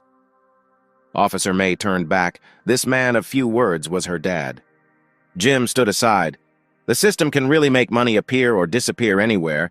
This money will go directly to increasing the popularity of him and the streamer. As it turned out, the system included not only girls but also guys as streamers, so Jim successfully completed the task. The guy was looking forward to the well-deserved reward for completing this task. He couldn't wait for the reward. Would it really be an improvement in X-ray vision with a full body scan? The reward did not have to wait long. Jim received several rewards. One of them was the opening of the main quest line, and the other was a personal vault. In one of the skyscraper buildings in the city center, the silhouette of one man said on the phone that he had a feeling of danger. The next day, Jim sat silently in his chair and thought about the main task, which was to create a company, expand the staff, confirm the location of the office, and complete the first transaction. The main character thought that he already had a company and had 2 employees. All that was left was to find an office and carry out one transaction. Jim laughed out loud. He felt that he was about to become the richest man in the world. A bottle of carbonated drink fell sharply onto the table and stopped Jim's laughter. Opposite the main character stood a man who had been waiting for several minutes for his drink to be sold at the checkout. The main character looked at the buyer for several seconds, and the buyer in turn looked at the seller. The boy apologized to the buyer with great regret and began to complete the purchase. Jim's thoughts at this moment were about why, after completing so many tasks, he had to work part-time in a store to earn a living. There was a sound of falling not far from the cash register. It was a red-haired girl who spilled milk on the floor, slipped and fell right on several bottles. The store manager suddenly appeared from the door. He shouted to the girl why she was messing around again. Didn't she really need a part-time job? The girl, with tears on her face, told the manager to forgive her. The man turned to the girl and asked what he should do with her now. The girl was in despair. She cried loudly, and she asked the manager to forgive her. She was ready to pay for all the damaged goods, just so that she would not be fired from her job. The man looked at her angrily and replied that half of the salary for the current month would be deducted. He asked the girl to proceed to his office and that he needed to talk about something else with the store employee. Jim looked towards the manager and the girl and was outraged at this situation. The store manager looked towards the guy and shouted loudly at what he was staring at, because for such a speed of work he would cut his salary in half. The door to the service room slammed shut and Jim was left alone in the store, sitting at his cash register. Later, the girl came up to Jim and, with tears in her eyes, asked him to forgive her, because the guy had also been hurt by the store manager. The guy quietly patted the girl on the head and said in a calm voice that nothing bad had happened. They were 2 poor students, and they should help each other. The girl was incredibly happy with Jim's words. She asked him to wait before she went to the manager's office and suggested that the guy go somewhere for dinner because she had coupons for discounted food. The young man looked at his colleague from the store and definitely realized that this was a little angel girl who was ready to share the last. A store employee came to the manager's office. She asked what he wanted from her and asked not to fire her because from now on she would do everything right. The man walked towards the girl, saying that it all depended on how well she knew what she was doing, and was ready to grab her hand. Suddenly, Jim's fingers on his hand suddenly made a click. At the same moment, a large cash register appeared above the head of the store manager, which with all its weight fell directly on his head. The man asked Jim if he really wanted to be fired. The main character, with a malicious smile on his face, answered the manager that he was not afraid of being fired in this store. The man showed Jim the door and shouted that from now on he was fired and he could get out of here. Jim asked in surprise why he was fired, because the manager clearly thought something wrong about this situation. The boy replied that from now on it was he who was fired and now the whole store belongs to Jim. Outraged by the words of the main character, the manager could not believe what the guy said, because he did not have the money to buy this store. Jim told the manager that if he didn't believe it, he could just call and ask if it was all true. The manager left to make a call to the auctioneer, while Jim happily stood next to the girl and waited for the end of the conversation. The main character went into the office of the general manager and asked him if he wanted to say anything. At one point, an alarm clock flew towards the guy with all its force, which immediately crashed against the wall. The man shouted at Jim that he was a liar because he had called all the shareholders, and they confirmed that the store was not for sale. The boy laughed loudly in response to the manager's words and replied that he did not say to call the shareholders. The man stood in confusion and looked at the main character. He asked not to make a fool of him, because he did not understand, if not the shareholders, then who he should call. Jim held out a neatly folded piece of paper and invited the manager to call this number. The man opened the paper and began to dial the phone number. The manager warned the guy that if the answer was unsatisfactory, he would send him to the police. After several rings, the man heard someone pick up the phone and he kindly said hello. A familiar voice was heard on the other line. It was Jim, who kindly greeted him back. The man was confused. He took the first chair he came across and, shouting that he was playing with it again, attacked Jim. The guy told the manager that he did not buy the store and that the man should stop attacking. Jim did not actually buy this store, but he was the owner of the given plot of land on which this building was located. The main character jumped onto the bucket of a large loader and announced that from now on, his company's office would be located here. On the street, the now former store manager stood in rage and watched as the Jeep moved around the territory in the bucket of a loader. Jim lay down comfortably in the center of the bucket, took a bottle of his favorite lemonade in his hand, and shouted to demolish the buildings. The company manager had no choice but to leave his former place of work with tears in his eyes. The main character turned to a colleague at the store and asked if she was an architect. Surprised by the whole situation, the girl slowly nodded yes. The guy extended his hand towards the girl and offered to join his company as an architect. The next day in the class teacher's office, Miss Gray told Jim that she understood everything. The main character replied that he did not try to hide the secret, and it was normal that the leader found out the truth about everything. The teacher was angry and demanded that Jim admit that his father was the owner of the company, but the guy tried to convince the girl that only he was the owner of the company. Miss Gray told the guy that she was convinced that he really was Rich Dad's son. Jim thought to himself that there was no way his father was rich, according to the teacher. The girl reminded Jim that even though she was his father's employee, Miss Gray had to warn him as a teacher.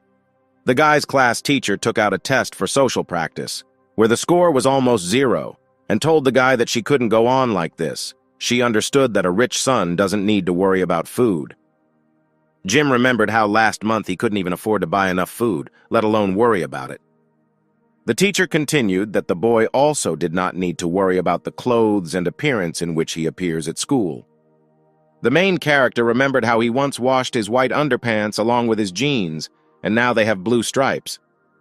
The girl ended her list by saying that Jim didn't have to worry about where he needed to work. Jim remembered that yesterday he fired the boss of the store, and now he really doesn't have to worry about where to work. The boy's class teacher reminded him that he should devote more time to social practice, complete an internship, and earn the required number of points. The guy turned to the girl and admitted that he had recently found a construction site for a company building and later wanted to go there to help transport the bricks. The teacher could no longer argue with Jim and let him go, asking him to take care of himself. The main character happily waved his hand towards the teacher, said goodbye, and left to get ready for work. Miss Gray could only shout after Jim as he ran away that he should devote time to the internship. Otherwise, he would not have the opportunity to get a diploma. A guy came out from around the corner of the corridor and heard a dialogue between a student and a teacher. It was Arthur, who could not understand how the main character could not get a diploma. The guy had a great idea about how Jim wouldn't be able to get the long-awaited points. Arthur took the phone in his hand and made one call. He asked his father to give him money, since there hasn't been enough money lately. Sitting in a cozy office, the father hung up the phone and thought about how to help his son. A man passing by heard the dialogue and said that the father should help his son if he wants to spend the money. The father grinned and answered the guy that money is a small thing, and there is no problem giving it. The young man continued that he heard how all the man's funds had recently been frozen, and he did not understand where he would get so much money for his son. The man shouted back. He asked in surprise who told him this. The guy added that he knew about the secret separation from his wife and that he needed to take all his reserves. The man was furious and did not understand who he was dealing with, whether he was being secretly studied. The guy held out his business card towards the man and suggested that he think about his proposal, otherwise the consequences would not be good. Before leaving, the guy added that it wouldn't be his fault if something happened to his restaurant. The frightened man fell to the floor and picked up the business card, holding it out to him. He saw who he was dealing with. It was Mr. Jason. At this time, at Jim's construction site, work was in full swing without stopping. The guy tried with all his might to finish the construction as soon as possible and help the workers move bricks. Taking a short break, the boy thought that carrying bricks was the best way to relax. The girl's loud voice shouted for all the builders and brothers to go to lunch. Encouraged by this endeavor, Jim hoped to find a tasty and large chicken leg in his lunchbox. The girl took one of the boxes and headed towards the guy. She brought one of the lunch boxes directly into his hands. Jim felt uncomfortable with such politeness on the part of the girl. He suggested that she not do that again, because from now on, they are all family. Before he could reach out and pick up the long-awaited lunchbox, one of the builders got ahead of Jim. The guy asked why he was not in line, but the only answer he heard was that if he doesn't want trouble, then let him stand on the sidelines. Jim's girlfriend was ready to enter into a verbal altercation when a healthy man attacked the girl, saying that he had not seen her before and maybe she wanted to spend time with him. At that moment, everything around Jim was burning brightly with a red flame. The guy's anger knew no bounds. One guy from the crowd stopped the main character and asked not to contact him, since they could not allow it. Jim asked the guy in surprise why they couldn't do this. The young man added that his past was connected with one of the street gangs, and this builder is a very dangerous person. Hearing the conversation between the two guys, the builder approached them and asked what they were whispering about and told them to stay away from him, because if something happened, they would be in big trouble. At that moment, someone called the man on the phone and said that he would deal with them when he returned. The guys were scared by what the builder said and continued to look where he was going. The guy asked Jim to leave him alone, otherwise they might have big problems and they wouldn't get paid for their work. The main character laughed and reassured his new friend by saying that he would have problems because Jim was the boss at the construction site. The guy couldn't believe his ears. His boss was standing opposite him and he didn't know what to do next. At that moment, in the corner of the building, a construction worker approached a man who called him on the phone and asked what he could do for him today. The man replied that he had already sent people to the construction site for further disassembly and that he did not need to do anything. Jim accidentally overheard a conversation between two people. He could not suspect that something could be happening on his site right now. The guy literally broke free and ran to the site as quickly as possible. At this moment, a gang of bad guys had already surrounded the protagonist's friends. One of the guy's friends couldn't wait for Jim to come running and help them sort out this situation. The guy took the pain on his body blow after blow. He was so weak that he could not dare to fight back. Jim's friend repeated that they would be ruined if they did not stop touching him. One of the villains took a shovel and went straight to the guy. He asked him how much pain it would hurt him if he got hit with a shovel. At that moment, a loud sound was heard. The protagonist's friends looked up and saw the fence. He was behind the villains, who suddenly collapsed, and a column of dust and smoke suddenly enveloped the entire area.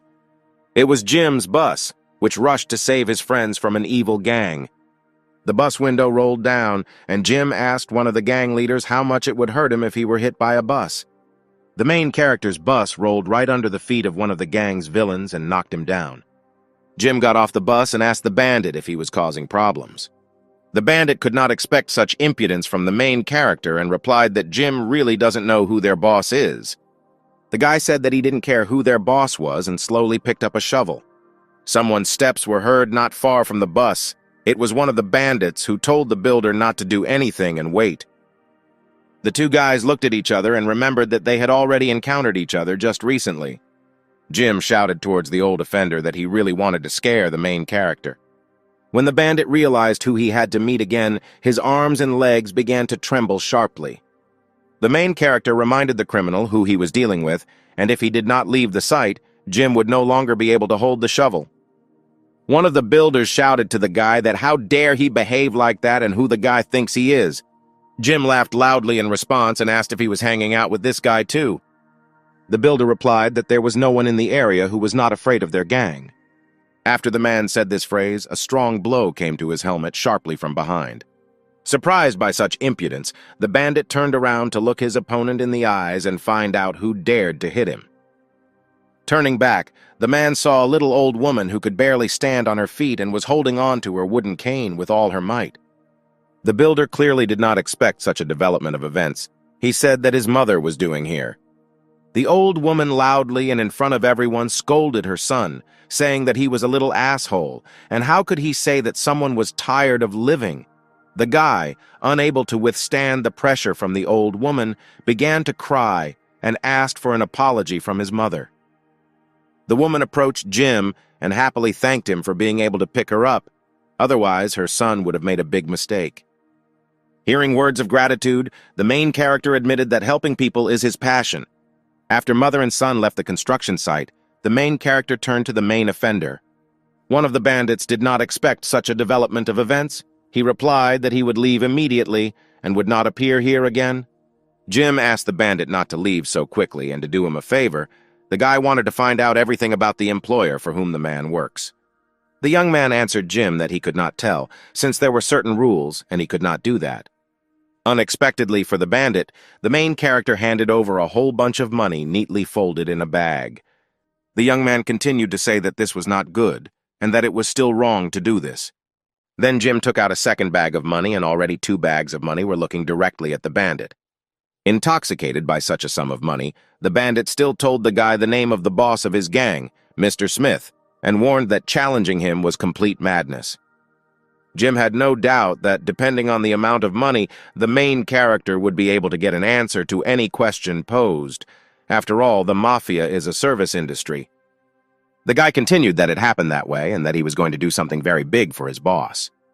Being at home, little Chris could not agree with this proposal, and under no circumstances was she ready to meet it halfway.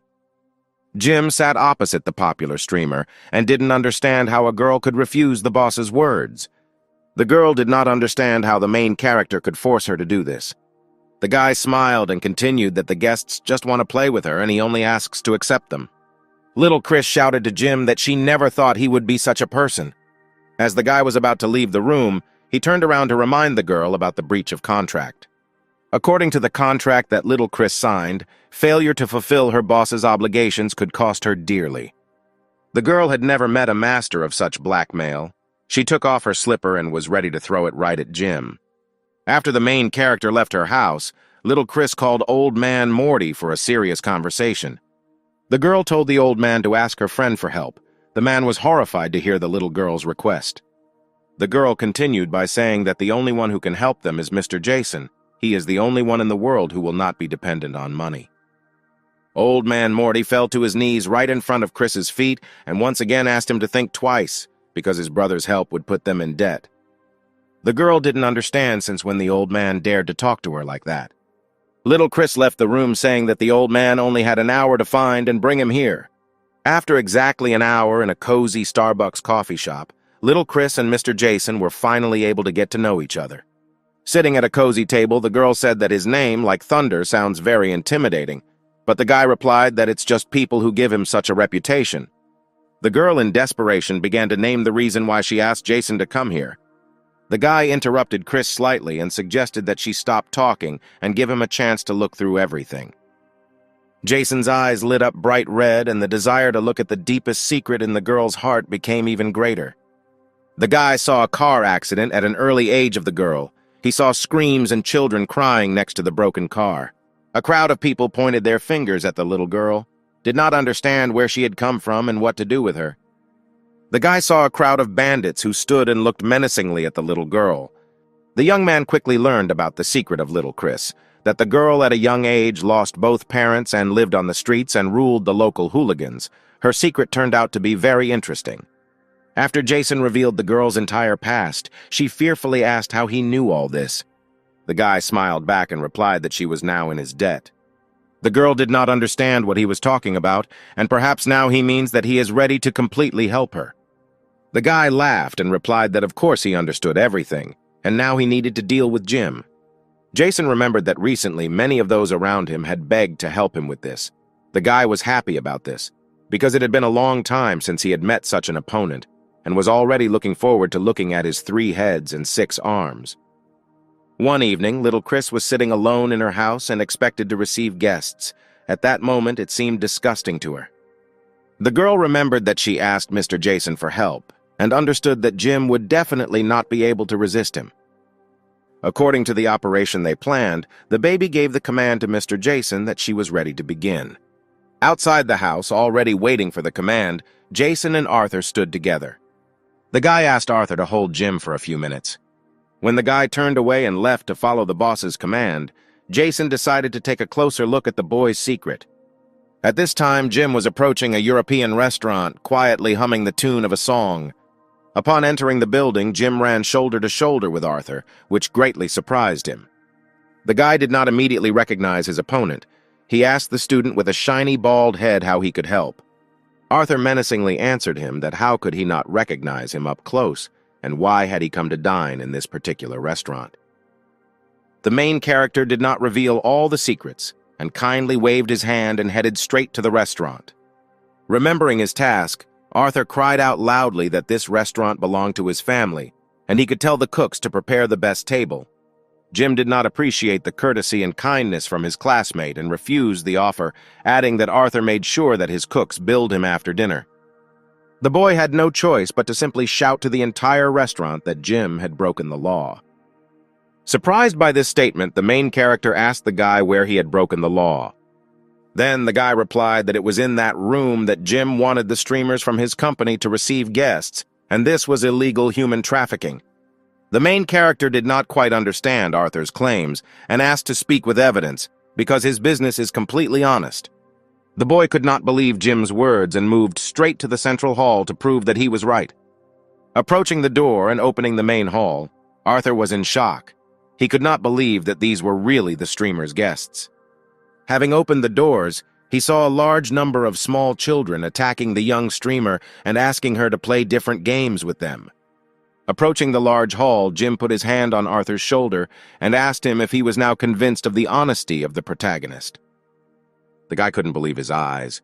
Were these guests that Jim was talking about really real children? And then Arthur was disappointed. He could not prove he was right and quietly left the large hall. Seeing the joy of the little children, Jim said that there was no one better than Princess Chris, who was able to accept all these children. At this moment, the little children attacked the charming princess from head to toe. Chris's tears did not have time to flow from her beautiful face. All this time, Jason was watching the whole situation outside the building. He looked through binoculars and did not understand what was happening there. Turning on his red vision, the guy tried to figure out Jim and find out what secrets he kept inside, but of all the events, he could only see a distorted binary code. Little Chris and the main character stood right next to the open window and admired the starry sky. At that moment, the girl told Jim that she had been wrong all along. The guy asked the little girl how she could believe in his twisted mind, and that he could do something like that. Little Chris told the guy that he didn't make it clear, and she thought about the first thing that came to her mind. Jim's evil plan did not end there, and this time hosting guests was truly like a free experience, but tomorrow he planned to make the first transaction.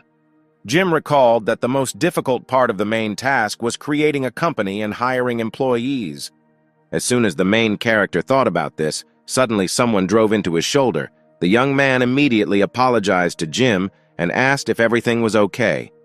The main character replied that everything was really fine and continued on his way straight to the bus with little Chris.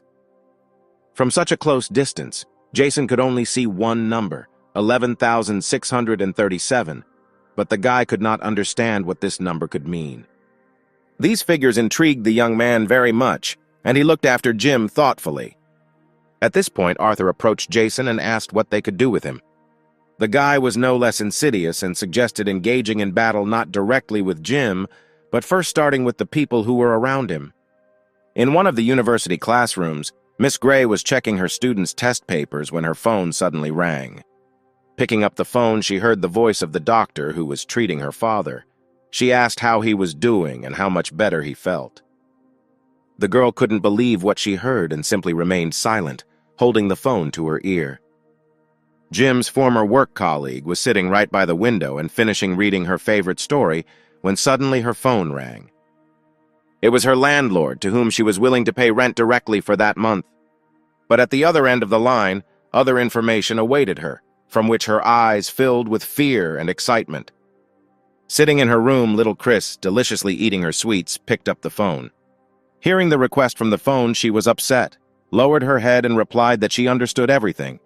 After she hung up, she asked one question: what would Jim do now in this situation?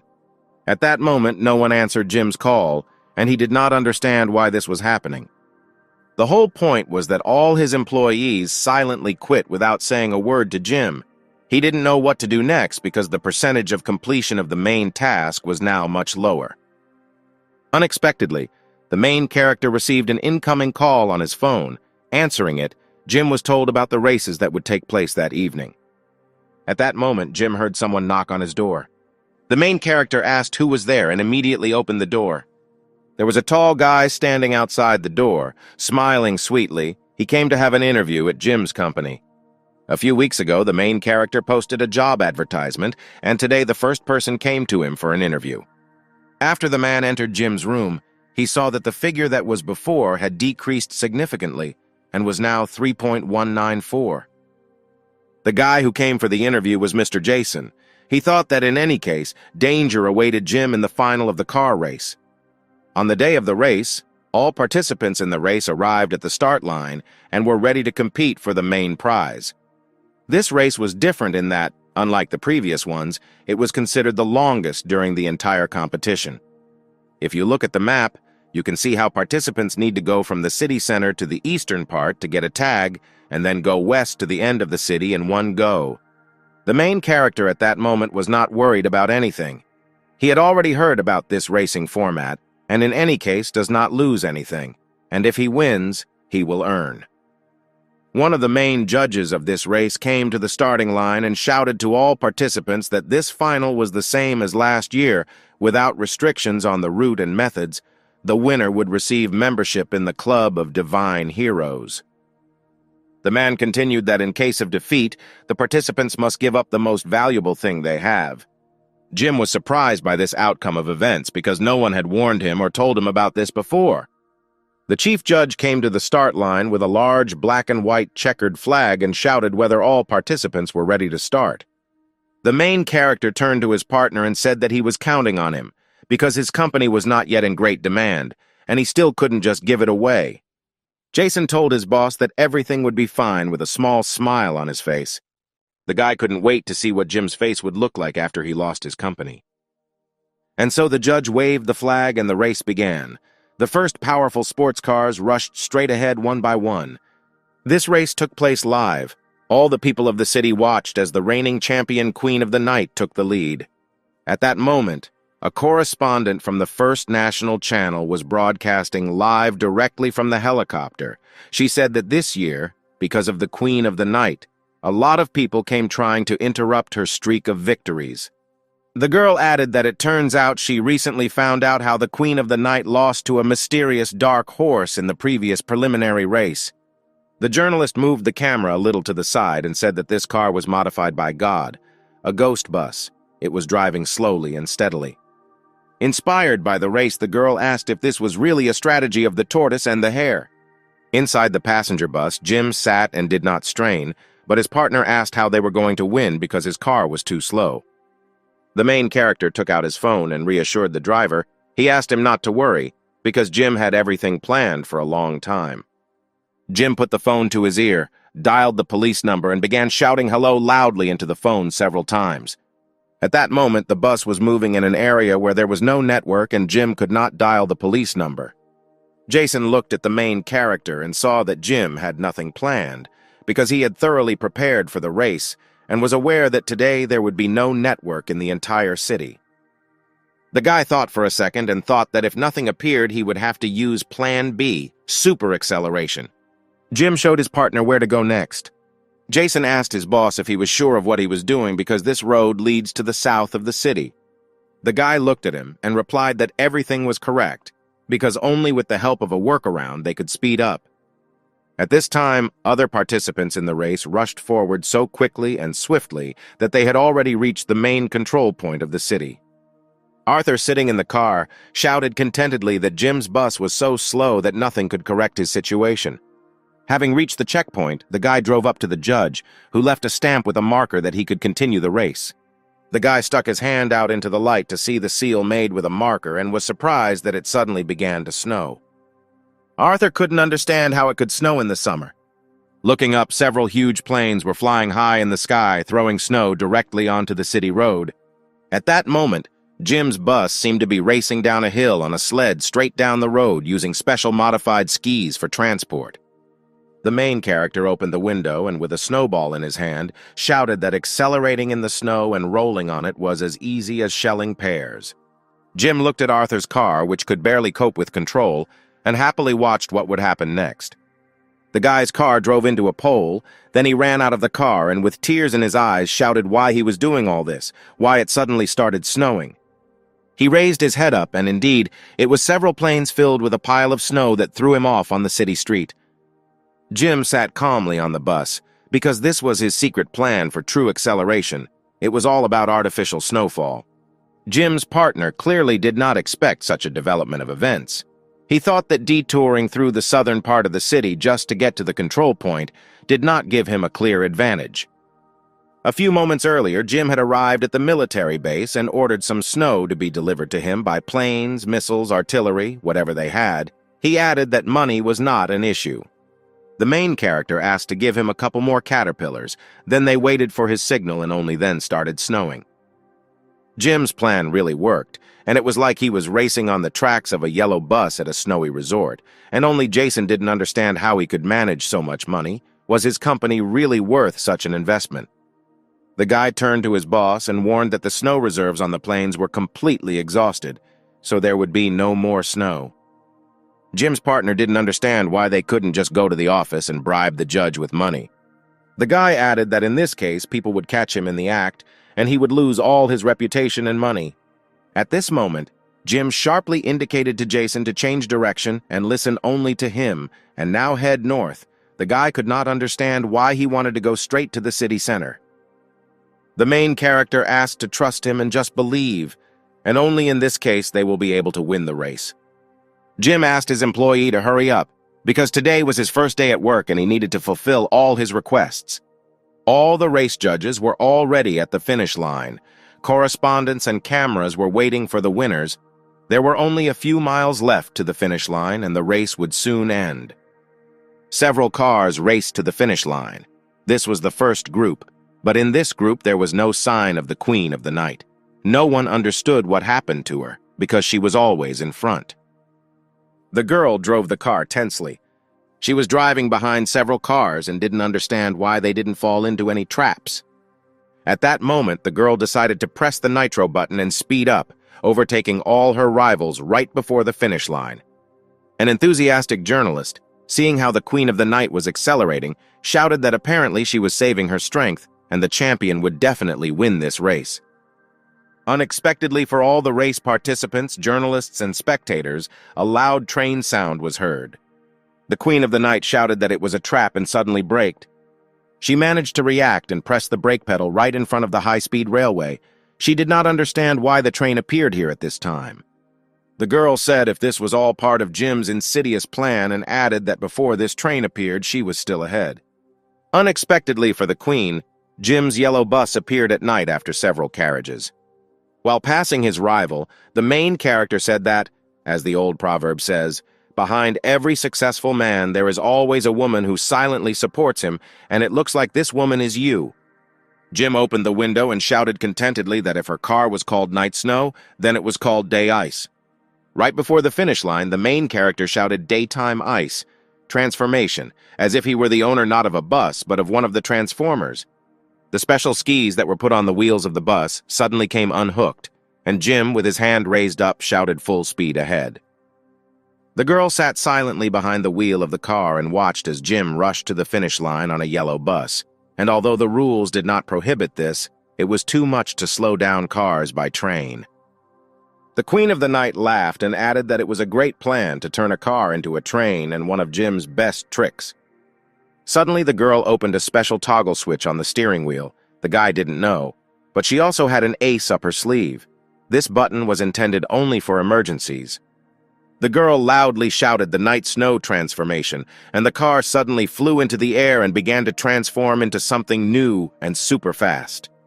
The racer's car was transformed into a super powerful bike, which suddenly went to catch up with Jim, pressing nitro at full power. At this moment, the main character's driver couldn't believe that he was using a high-speed train for a bus. Jason thought Jim was some kind of genius, and how could he come up with this?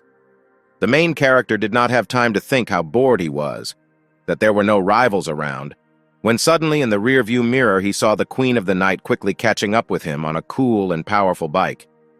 The girl assumed that this could happen and prepared a cunning plan in advance, thanks to which Jim would lose this time. When the Queen of the Night rushed past Jim, he enthusiastically said that today she was wearing black again. Jason heard these words, and he could not understand where the main character saw black and what black she was wearing. The teammate asked the boss if they weren't going to speed up and win this race. Jim sat calmly in the passenger seat with a delicious dinner on his lap and told his partner that they had already won. There were only a few hundred meters left for the Queen of the Night to win, and it seemed that no one could stop her. Inspired spectators, fans, and journalists were glad that the Queen of the Night became the winner of the race. The girl has once again become the winner of the race, and her car has evolved. Jim took second place in the race on a yellow bus. It was the same ghost bus. The girl drove up to Jim and shouted that this time he lost. Jim's bus slowly and leisurely began to drive away. Apparently, he was unable to admit defeat and wanted to escape. Opening the window, Jim turned around and loudly shouted for his comrades to finish and go get their long-awaited salary. All the people who were present at that moment dropped everything and immediately ran to Jim's bus. Neither the Queen of the Night, nor the cameramen, nor the journalists understood what was happening here. They stood and silently watched as some people ran towards Jim's bus. At one point, the girl realized that this was not a real finish. A joyful crowd of fans at the finish line threw Jim up and shouted that he was #1 in the world. The girl couldn't believe that today Jim won so easily. She couldn't quite believe how cleverly he had outwitted her. At that moment, Jason approached the Queen of the Night and asked that he was curious about how she and several other girls ran into Jim. The girl replied that this had nothing to do with him. She added that he was the #1 eye that could see right through everyone. She asked the guy why he couldn't handle Jim, but the guy could not see right through Jim. Moreover, he even admired him a little. Every time Jason tried to look right through Jim, he wondered what those numbers on his body meant. Satisfied with the race, Jim approached his partner and pleased him that he would add another chicken leg for lunch today. The girl looked angrily at the main character and asked if it was he who invited all these spectators. The guy shouted that from this day on, all these people are employees of Jim's company. Jim approached his employee and asked him to bring back all the people who had recently left his company. Jason was surprised by this and asked how they could get them back. At that moment, the guy realized that he shouldn't know about them, and this was a test on Jim's part. The guy quickly switched to another topic and added that didn't they say that they would celebrate Jim's victory today? The main character said that there is no point in celebrating. Today it is easier to distribute money and everyone will be happy. Jim told his partner to get on the bus to get out of here. At that moment, the main character realized that behind him was a very difficult guy who just came to work for him. Jim drove straight into town, leaving behind the Queen at night who watched the bus leave. The girl was angry. She turned around and left saying that even Jason had failed in this matter. The thirst for revenge enveloped the girl more and more, and this time it was time to teach Jim a real lesson. Jim's bus drove straight to little Chris's house and stopped right in front of her gate. When Jim entered the girl's house, he stopped and could not believe his eyes. Opposite him stood two girls. Little Chris was proving to Officer May that she had not done this for a long time. Officer May warned the little girl and said that all the evidence pointed to her and that she wouldn't get away with it this time. Taking a short pause and indicating his presence, Jim decided to ask what was going on here and what little Chris and Officer May were discussing among themselves. When the officer saw Jim, she asked him if he had anything to do with little Chris, who was in a gang. The girl was angry and shouted to Jim that it was all because of him. Two guys stood at the entrance and waited to see how this legendary battle between one girl and another would end. Jim decided to take control of the situation and shouted loudly for the girls to stop arguing and tell him what was happening here. The girls seemed to have broken their chains and, loudly interrupting each other, began to accuse that one of them is a streamer and is suspected of involvement in the recent fraud with the streaming platform, and the other that these accusations are completely false and she cannot in any way be accused of this in fact. At one point, Jim simply swam from such a flow of information and did not understand how to react in such a situation, and first of all, he covered little Chris's mouth. The main character suggested that the girls calm down and first sit down on the sofa and start the dialogue again slowly and one by one. When everyone sat down on the sofa, the officer began to say that everything happened this morning. The streaming platform launched a discount on replenishing your balance. To get 50, you had to deposit 1 yuan. Jim was shocked by this information. He could not believe that he did not know about this before. For him, it was not just a big loss, it was a huge loss. Officer May continued that quite a lot of spectators participated in this event. The replenishment of the balance was successful, but after that, a problem arose. All the managers and moderators of the live broadcast simultaneously disappeared and left the office.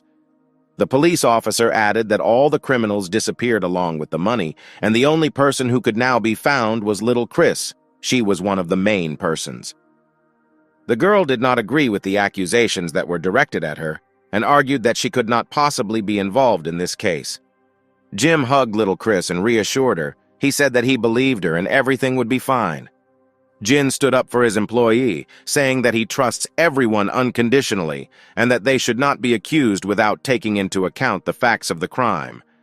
Jim proudly said that if they want to blame little Chris, then he takes all the blame.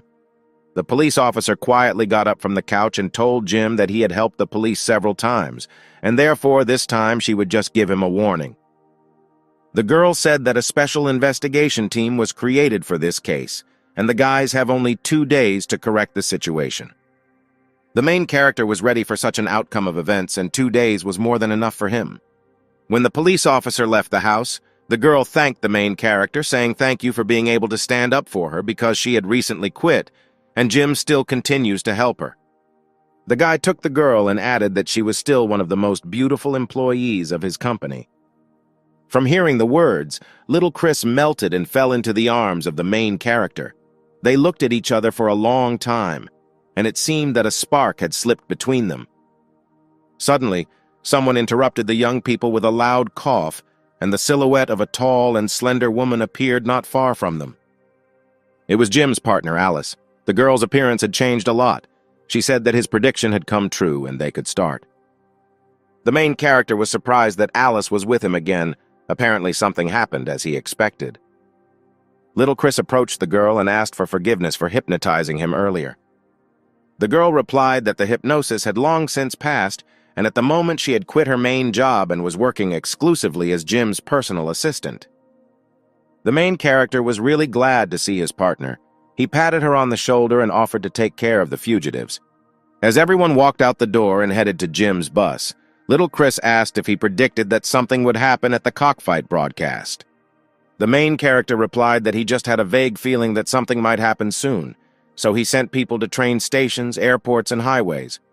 Jim's partner said that they recently learned that several hidden individuals were using these vehicles, but after tracking there was a small problem. She pulled out some photos and pointed out one of the investors, who was a rich kid and one of the shareholders of the cockfight broadcast, and also one of the criminals who ran away with the money. Jim carefully took the photograph in his hands and began to study the auctioneer's face. He asked if an investigation had already been carried out. The girl nodded her head confidently and added that tonight he would take part in an online gaming tournament. Jim was very surprised by this and asked again about what online games. The main character loudly stomped his foot and shouted that don't decide in games because he's the best at it. The guy was going home to play games, but his partner Jason rushed straight after him. Jim kindly asked him not to follow him and that he could be free for today. The man added that he could take him home. Jim showed the guy that Alice had already taken his place. She had returned, and so he could rest a little. Jason had already gotten so close to the main character, he offered to provide any help whatever the boss told him. The cunning guy was ready to just pretend that he was helping. This alarmed the main character, and for a second he thought about it. But the main character decided to give Jason a chance to help, and ordered him to prepare a bath for washing his feet. When he returned, he would wash them with pleasure, after which the bus doors closed and he drove forward. After the bus started moving, little Chris saw Jim's new partner. Jason, or as he is called on the streets of Dragon City, he is not so simple. The main character was surprised by what he heard from the girl. Did she really want to say that the closure of the broadcast was somehow connected with him? The girl approached Jim and replied that it was quite possible that he had something to do with this. The guy laughed because he had known this for a long time. But the girl didn't understand why Jim still kept his partner nearby. The guy said that when Jason is near him, his tricks can't work. That night, in one of the rich houses in the area, among a bunch of cool monitors, the sounds of a keyboard were heard. One of the rich sons sat at home and honed his gaming skills in one online game, where he was invincible and had no rivals. Celebrating another victory over his opponent and looking at the incredibly cool skin in the game, the guy thought that no one else would dare to challenge him. At one point, he saw the inscription on the screen of his monitor as a new opponent entered the game. He was happy, because in front of him was another weakling. It was Jim's Skin, who registered in this game from scratch. The guy didn't spare his opponent for a second. He noticed that he didn't even have a kit for beginners. Apparently, he was a complete dummy, and suddenly he started clicking the mouse to kill the hero. The young man had already seen how a fight with a player like him would bring him a long-awaited victory. Unexpectedly, for a professional player, his hero was brutally beaten by a newcomer in the role of Jim. At the end of the battle, Jim made a remark about how a loser really defeated such a strong player solo. The young guy was shocked by what he saw. For him, it was simply impossible. He could not believe his defeat. There was no limit to his rage. He literally broke his keyboard to pieces. The guy could not defeat Jim without equipment, even with the best equipment of the Golden Gods. The guy used voice chat and loudly shouted to his opponent that this couldn't happen, there was no victory without equipment, and that he was a cheater. Jim answered him in response that where did he see that he was without equipment, because not everyone could afford such equipment as he had. The guy could not believe that in front of him was a legendary donation disguise in the form of transparent armor, the chance of which was 0.01%. It turns out that Jim was a donation maniac compared to the young guy, considering how much money he donated to this game. The guy calmly sat down at his table, a bank card lay in front of him, and he was wondering whether he should use the remaining money and donate everything into the game. At this moment, Jim decided to finish off his opponent by saying that there was no point in him playing this game anymore, because the legend was already here. The guy immediately grabbed a bank card. There was no way he could lose to this opponent and went into the game store.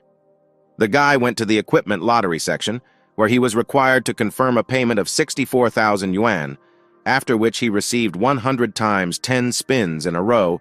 He thought this was a great method to test his luck. The guy immediately began trying to knock out a rare skin.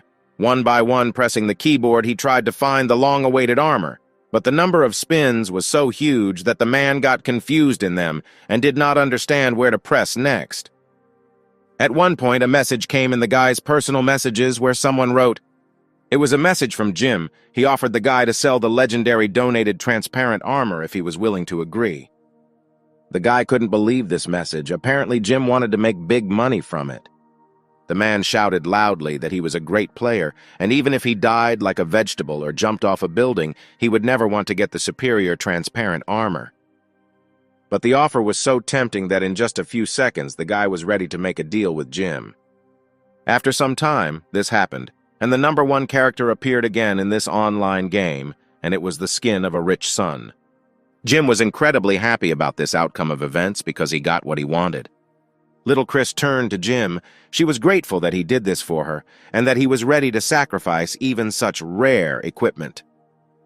The guy turned to the girl and asked in surprise what kind of rare equipment we were talking about, because he had a dozen of such skins. The main character opened several of his accounts in this game and showed the girl what he had recently talked about. The rarest skins that could only be found in this online game appeared on the screens. Jim opened the shelf and from under the table took out a paper that proved that the guy bought this gaming company, and now he is the owner. Little Chris screamed with delight at how Jim could buy an entire gaming company. The main character replied that, to be precise, he did not buy it, but simply exchanged it. The girl, frightened and with tears in her eyes, continued that Jim had really exchanged the whole company for her. Little Chris winked at the guy, saying that if he liked her so much, then he could, but the guy interrupted her by answering that he couldn't do it yet, since she wanted it. The main character shouted loudly that he would never be able to exchange the company that belongs to Jim, so he shouldn't be stupid. Jim's partner stood quietly on the sidelines. She shyly said that he was the legendary straightforward man of tempered steel. One of the girls still did not understand what had happened and tried to get an answer to the question. Jim asked the little girl to remember the rules of the race, because they said that the loser must give up his most valuable property. Jim found a large stack of papers. He exchanged several small companies for 60% of the shares of this gaming company. Next, the main character said that he asked the programmers to add a few numbers to the characteristics. Thanks to these numbers, an ordinary skin in an online game has turned into mega powerful armor. The girl asked the main character if transparent armor actually exists. Jim's partner asked if it turns out that the so-called transparent armor is that it allows programmers to change data directly in the online game. The main character laughed out loud because he was happy that he got everything he wanted from the rich son. In addition, he gave him a lot, so Jim didn't mind tweaking a few characteristics for him. Little Chris heard Jim say that he got what he wanted, and this was proof of the girl's innocence. Jim shouted that of course not, to remove any doubt that he actually liked the girl a little. Alice stood nearby and shook her head. She couldn't understand how it was possible to say that. The girl could no longer listen to Jim speak ironically and straightforwardly. Suddenly, Jim jumped up right in the middle of the room and shouted that they needed to go somewhere else, because he had a list of everyone who was involved in setting up little Chris. In one of the night bars where wealthy people usually gather, one girl was performing a song in the center of the stage. One of the bar visitors asked the waiter why he had not seen this beautiful singer before. The young waiter praised the boss for his good taste and added that there was a new singer performing on stage who looked amazing. The man was surprised and asked to describe to him what this young singer really looks like. The young guy said that she usually doesn't show her face, but one of the girls at the bar saw her and said that she looked incredibly beautiful. The man ordered the waiter to send this girl straight to his room. In the middle of the girl's performance, security men in formal suits surrounded her. The girl screamed in fear what they wanted from her. After some time, the man's guards brought the girl straight to his room, and he asked him to hurt her. The fat man continued to pull his dirty hands towards the body of the beautiful girl. The girl did not resist and kindly reciprocated and put her hand directly on his body. At one point, the beauty threw the big man aside and asked if this didn't make him happy. The man remained in shock and silently looked at her. Taking off his mask and lowering his wig, Jim appeared in front of the man, who smiled joyfully and said that it was a disappointment. The men could not understand who was in front of him and where that beautiful beauty had gone. Jim was furious, and he answered the man that he really still had the courage to ask about this. Isn't he good enough to satisfy him? After several screams, the man could not stand it, took the walkie-talkie in his hand and ordered his guards to immediately run to him, because some crazy pervert was next to him. A few minutes later, security consisting of strong, muscular, and tall men ran into the boss's room and surrounded Jim. The man angrily said that Jim had ruined his mood and now he was waiting for payment for it. The main character abruptly took off his wig, threw it on the floor, and shouted that this whole situation had gone too far. Jim looked at the guards and said maybe his people were too good, but the main character still had a gun. The security, led by the boss, stood in a stupor for several seconds and did not understand how to react to Jim's words. As a result, the boss shouted that the guy was taking them for idiots and ordered the guards to take him. When one of the guards began to engage in battle with Jim, the guy immediately fired his hand pistol. As soon as the main character fired the shot, the guard immediately fell to the floor. Everyone around was surprised and did not understand how this could happen. Jim got the hang of it, and as if in some online game, he accurately hit his opponent's targets with one shot after another. When there was no enemy in front of the main character, he slowly approached the boss and pointed the gun directly at him. He touched the gun directly to the boss's forehead and asked him to listen carefully to what he had to say. The man was so frightened by this situation that he responded in horror that he would do whatever Jim said. Jim pointed his thumb straight out the window as if to signal that everything had gone well. On the next building, there were two of Jim's partners. They had two high-precision rifles with a sniper scope, equipped with anesthesia cartridges. Surprisingly, the beauty Mia watched this whole situation on the roof of the house. She saw two girls in binoculars and waited to see what Jim's next step would be. After some time, all the defendants in the case were caught by Jim and taken to the police department. Officer May couldn't believe Jim did the job so quickly and well and thanked him. Little Chris was almost torn to pieces on the spot because she was right that she had nothing to do with this matter. Officer May turned to the girl and said that although this had nothing to do with her, this situation was still not as simple as it seemed. Little Chris shouted to the officer that it wasn't enough to find all the criminals. The girl shook her head hopelessly because there is someone behind these people and they are very powerful. Jim suggested that given the above, these are the same ones that many companies have recently raised black funds. Suddenly, a man appeared behind the main character who confirmed Jim's words and added that the guy was very smart. The man added that all departments attach great importance to this issue and now they do not have sufficient evidence. The police officer surrounded Jim and looked at him intently. The main character did not understand how he deserved such close attention to himself.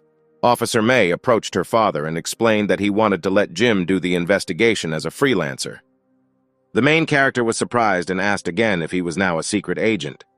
Officer May beat her little fists on her father. She said that there is no need to force other people to do such dangerous things. Dad smiled kindly and replied that he knew how important Jim was to her, and it didn't matter that she loved the guy, but everything depended only on him. Jim entered the family dialogue and said that this mission was really too dangerous for him. May's father understood the complexity of the operation and reassured the guy. He said that it was nothing to worry about and understood everything. Imbued with this situation, Jim added that now they will have to add even more money. The father laughed loudly and said that young people are so ambitious. The officer handed Jim a package with evidence and a task. He asked the guy to prepare well, and after that he could begin. This package contained everything that could connect them. The man approached the main character and added that this mission is really expensive, but the glory that he will bring will be priceless. Jim put his hood over his head and added that all the missions he had carried out had never failed. The man was very pleased that they invited the guy to complete this task. He seemed very interesting to him, and if everything went well, he would continue to cooperate with Jim. The girl turned to her father and reminded him that there was and could not be anything between them, and that next time he should not talk nonsense. The next morning, Jim went to the university. The next battle was to begin on campus. The folder that was given to Jim contained all the necessary information about the next participant in the crime, and it was a teacher who was at the protagonist's university. This was the hero of our time, an art teacher who was surrounded by boundless attention from young female students. Jim was very adamantly opposed to this teacher, and he only had one impression. The art teacher dared to hit on Teacher Gray, whom Jim liked so much. The main character put on black glasses and said that now he must investigate everything, and the matter of investigation begins. Early in the morning, Miss Gray sat silently in the office and looked out the window with hope. At that moment, the sound of a mobile phone was heard, and the contact of the attending physician who was monitoring her father's health was displayed on the screen. The doctor reported with horror that the father had disappeared from the hospital and no one had seen him.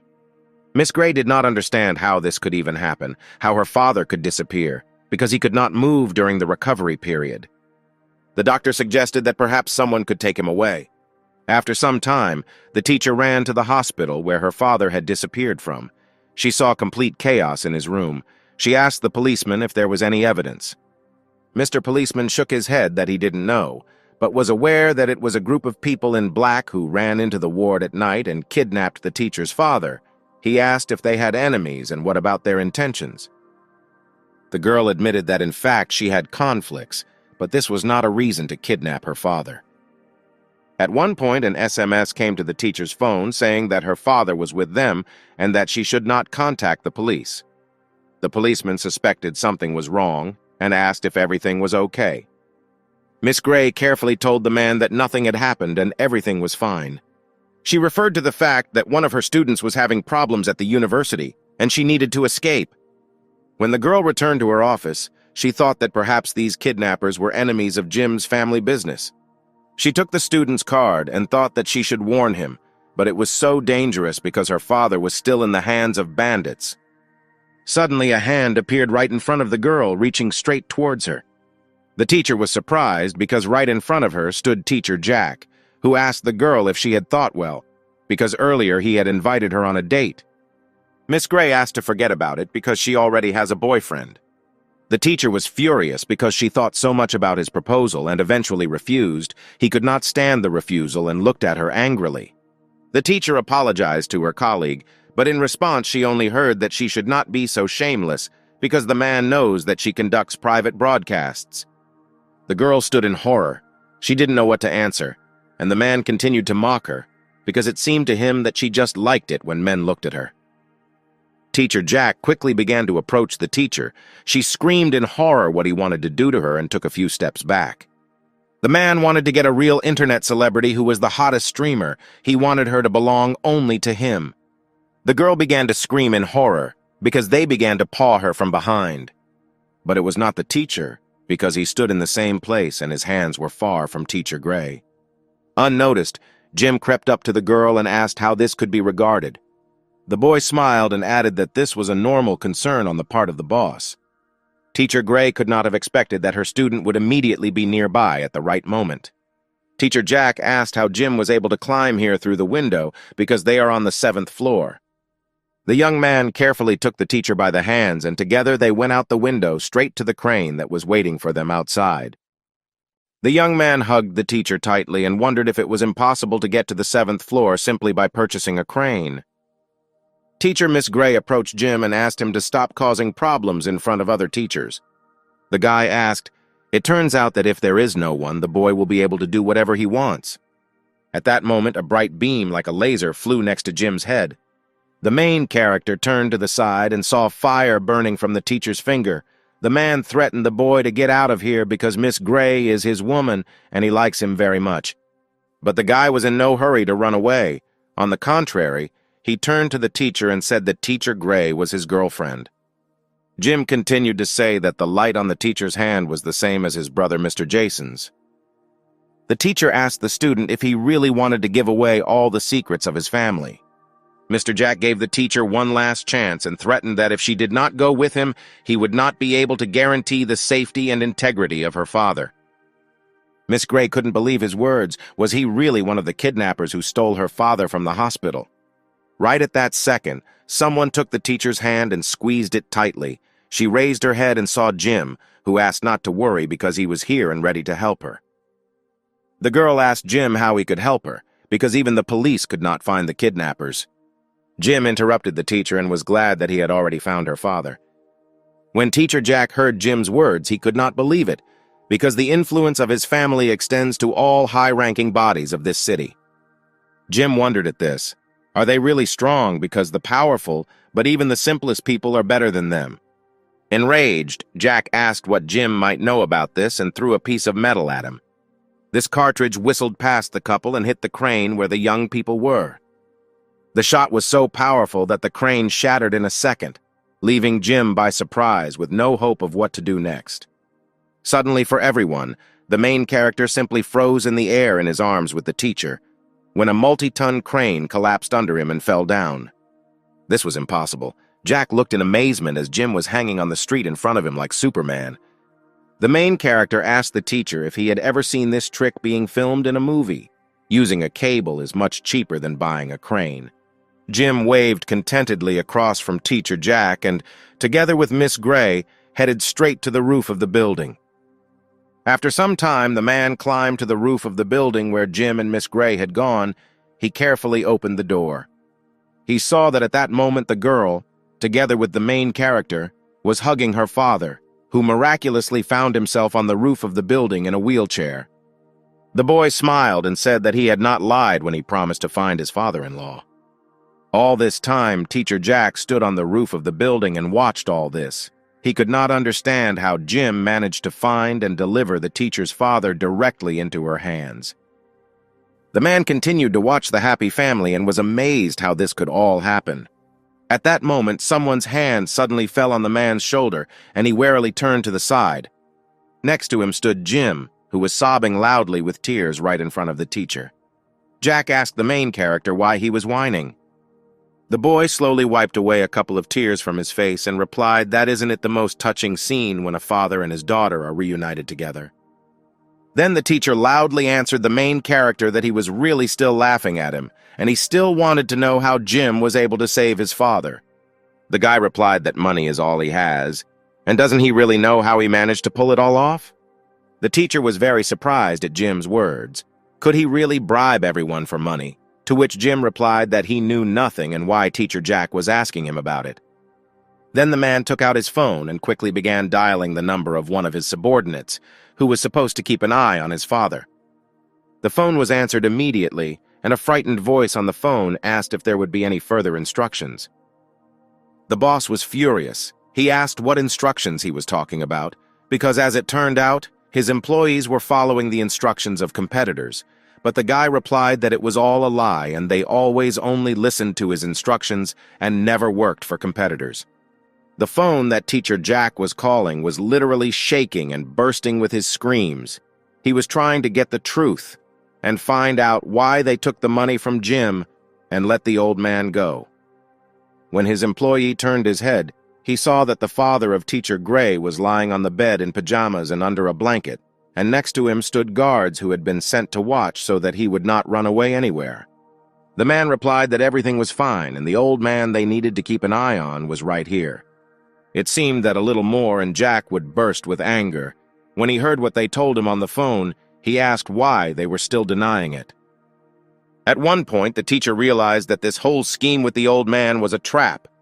When he turned back, the wheelchair was already empty, and at the same time, an old man was literally flying towards him like a bird in the sky. As if a gymnast at the Olympic Games, the man delicately stole the teacher's phone and landed on his feet. All the judges gave this performance 100 points. The man looked at Jim in fear and asked what he was up to and going to do. The guy loudly replied that now he was going to get even with him, so that the teacher would understand how badly he had done. A special tool for recognizing the exact location was hidden next to the stroller under a red curtain. Jim immediately connected his phone to this device, and after a few seconds he saw the exact location of his real father. According to the coordinates that were obtained thanks to the data from the device, they easily determined that the caller was located near the suburbs, and they should go there immediately. At that same second, the father, who had been on the roof all this time and was building the real one, tore off his mask and tore all his pajamas, and right under it was Jim's partner, Alice. The girl quickly ran forward, and after taking a few steps, she jumped straight from the roof and opened her incredibly cool cloak, thanks to which she could now soar like a bird. All this time, the teacher remained in the arms of Jim, who calmed her down and said that everything would now be under control and asked her to tell him how to punish Teacher Jack. The teacher slowly leaned against Jim's ear and whispered. The main character was shocked by the words he heard. Did she really want to take revenge on her offender so harshly? If this is so, then the teacher will simply burn with shame. Despite the fact that this punishment was incredibly harsh, the guy liked this idea and agreed with Miss Gray's words. The next day, several beautiful girls stood right outside the teacher's room, waiting for Teacher Jack. At one point, the long-awaited man appeared right in front of them. They were very happy about it and could not believe that it was really him. The man walked towards the girls. His hair was shining. Such a figure could only belong to him. His gaze was confident. His gait was even. The students could not take their eyes off the favorite of the entire university and continued to shout after him. Coming close to the girls, the man calmly said that the students should calm down. Although they liked him, he should focus on work. The girls looked at the man carefully and asked in surprise who he was. The man continued that he was their Teacher Jack. The man loudly and furiously tried to prove that it was really him in front of them. The teacher did not convince the girls, and they replied that he was the same Teacher Jack as they could be a gorgeous ballerina. The university students laughed, turned around, and calmly left. The main character shaved off Teacher Jack's hair, and he promised to remember it.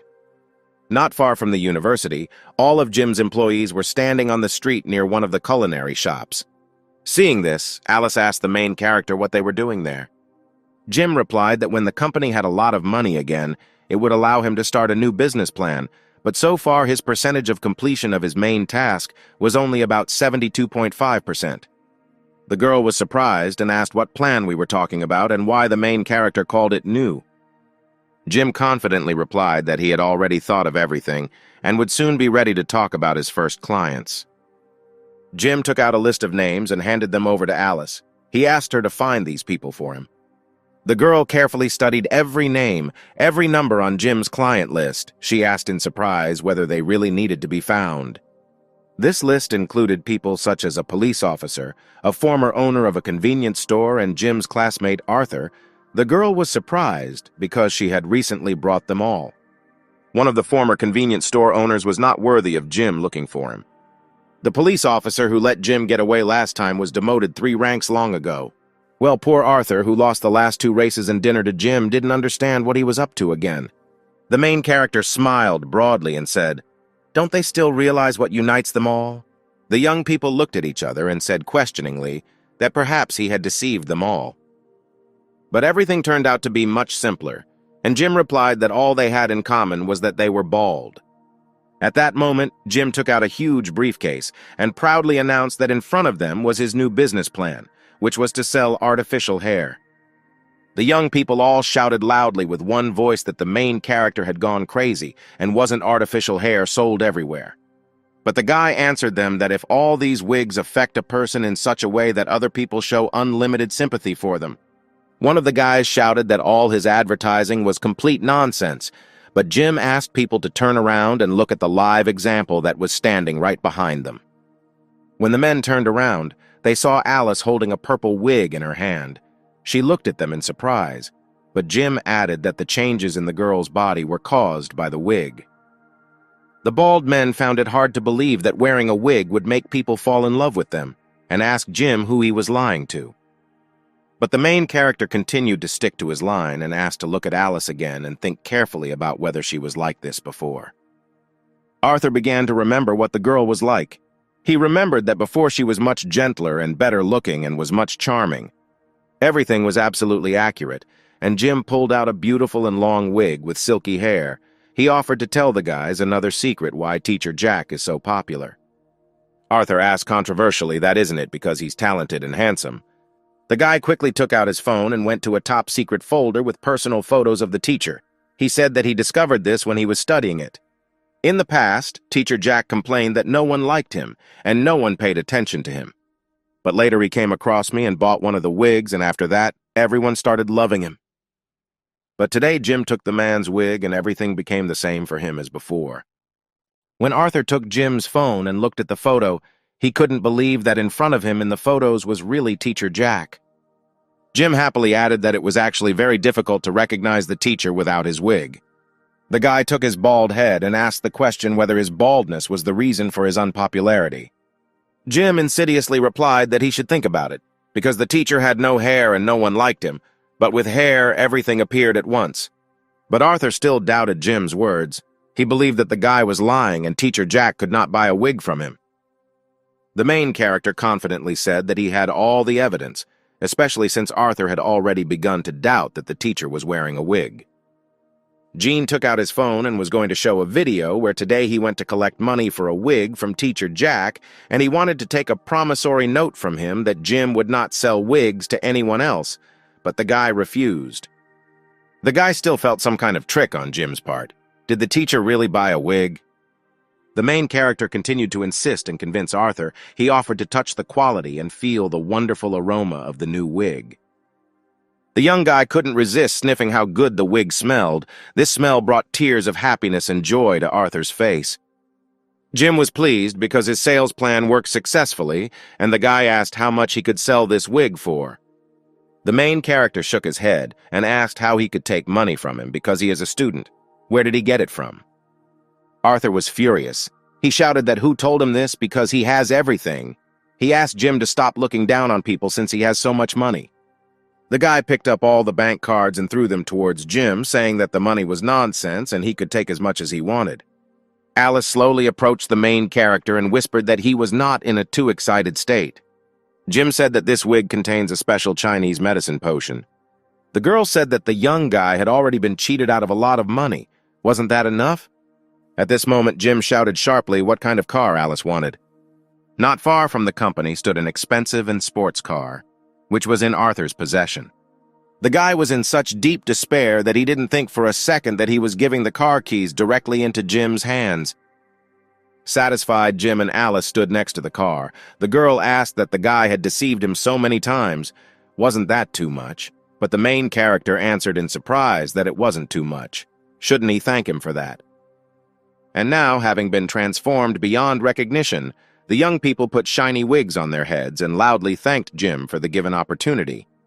The main character immediately opened his all-in system and checked that the first transaction was completed successfully, the office location was ready, and the employment of employees was completed. You can receive a reward for the first task. But unexpectedly for Jim, a glitch occurred in the system, and the percentage of task completion was only 85%. An unknown error appeared that there was a discrepancy between the employee's personality and the real person. The main character immediately realized that the employee's identity did not match the documents. He thought that all the new employees confirmed their identity, and maybe the only one who did not do so. 3 suspects appeared before Jim's eyes. two partners, and an assistant from his former place of work. First of all, Jim took his mobile phone and dialed the number of his partner, Jason. The guy kindly answered the call and asked if there were any instructions for him. The guy replied that he needed to discuss something with him and ask his advice. Jason was happy because finally the guy needed his help.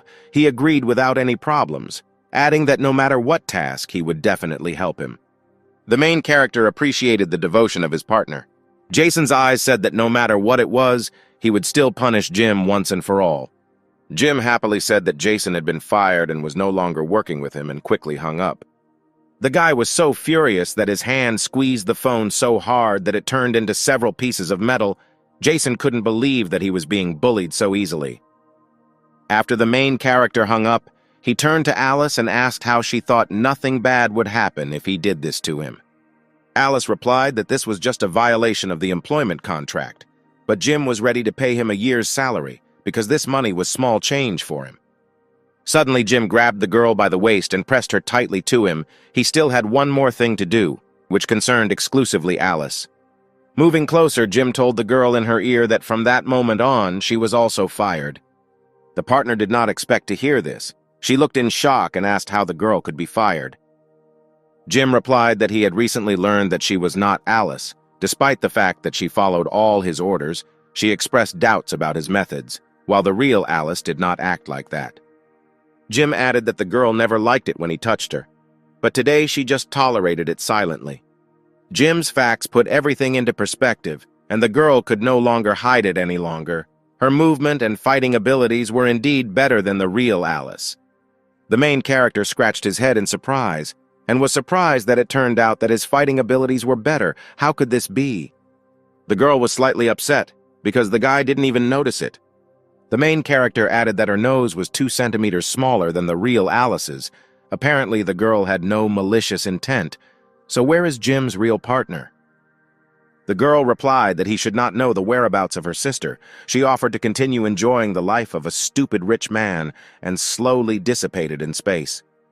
Jim barely had time to shout, "Wait," when the girl simply disappeared. His sweet Alice was no longer around, and so much good and cheap labor was gone at that very second.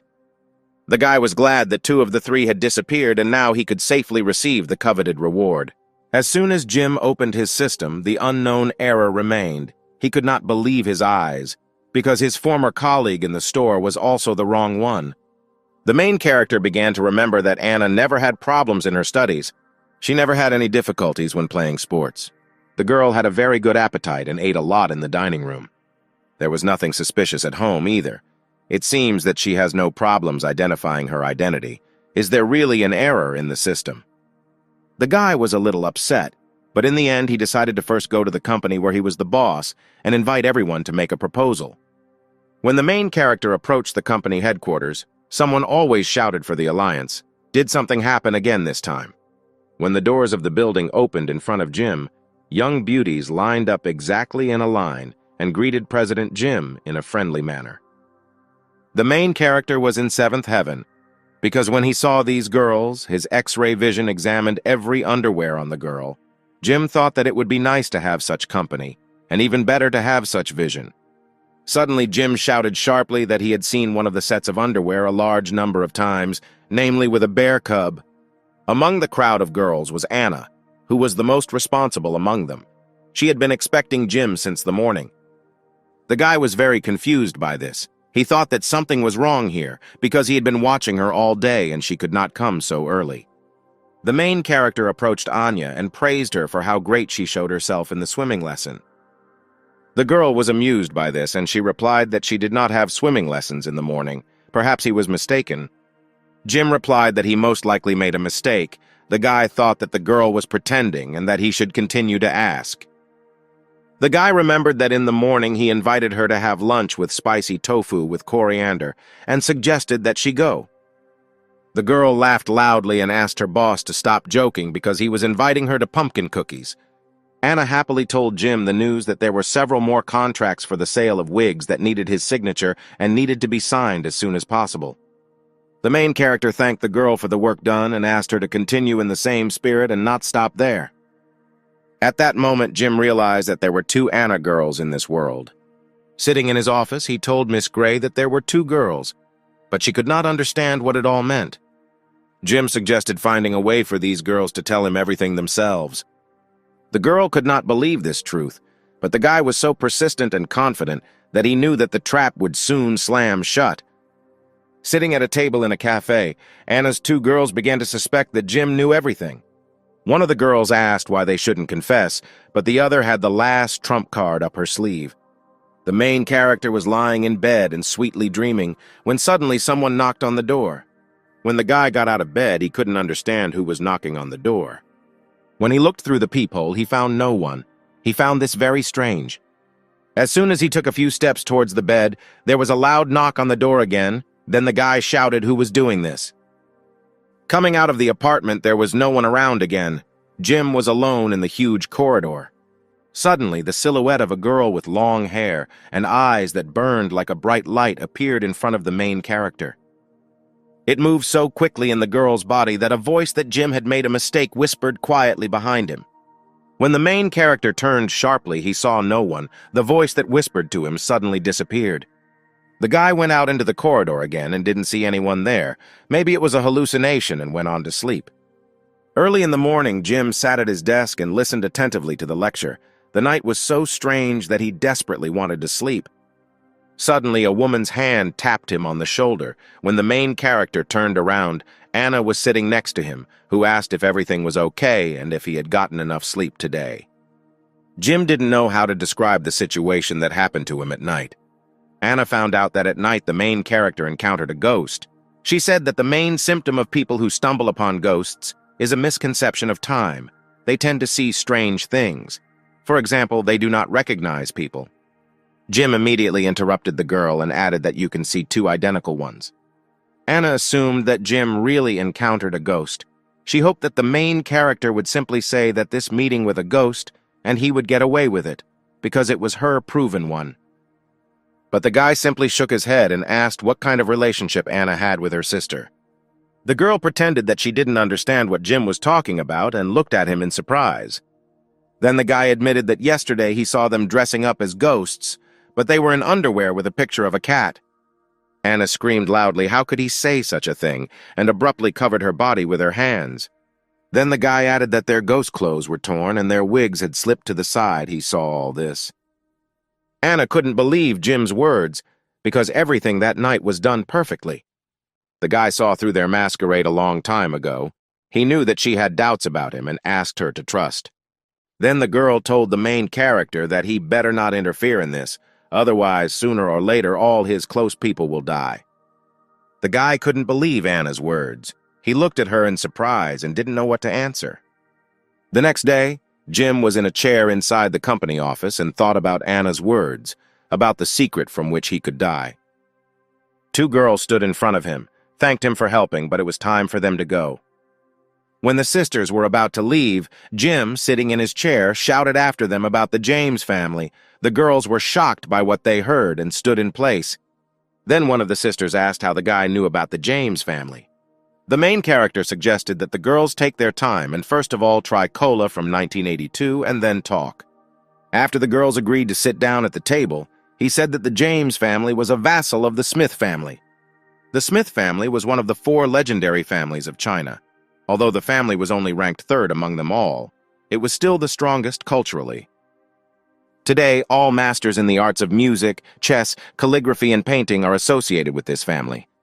Jim asked if it was true that the James family was the same family that sent musical talent to the Smith family. One of the sisters exclaimed that they were so poor that they could not possibly be from a large family. Then Jim asked to pay attention to the hands and that they could not deceive. One of the sisters asked the main character if he really checked their fingerprints. But that was far from the case, because Jim meant that calluses on his hands would prevent him from lying.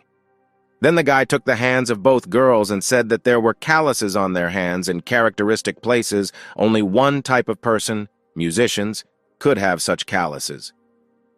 The girl was outraged by this, saying that if this is true, then so what, because the James family is too strong. Jim asked why the girls separated from the family if it was so strong, and why they managed to live separately. Then the sisters shouted in one voice because their father. The girls told the story that they were going to be sent to the Smith house as servants, but their father was categorically against it. The father grabbed the girls and quickly ran away. When the enemies became more and more numerous, he hid the little ones in the car and ordered them to sit quietly.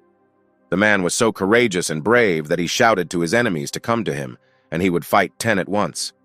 The little ones sat in the car and watched this whole picture. They shouted why Daddy didn't need them anymore.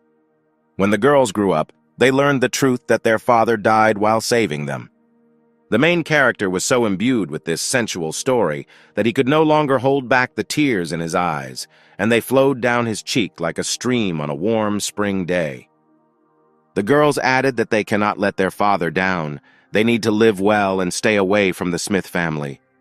The guy asked if they really wanted to take revenge on her. The girls asked Jim not to take risks, because if the Smith family found out about them, their carefree days would end. But the guy still demanded an answer to his question of why they didn't want to take revenge. Both girls shook their heads and replied that dealing with this family was quite problematic. Then Jim heroically shouted that he would always overcome difficulties, and if there were none, he would create and overcome them. The main character offered his help.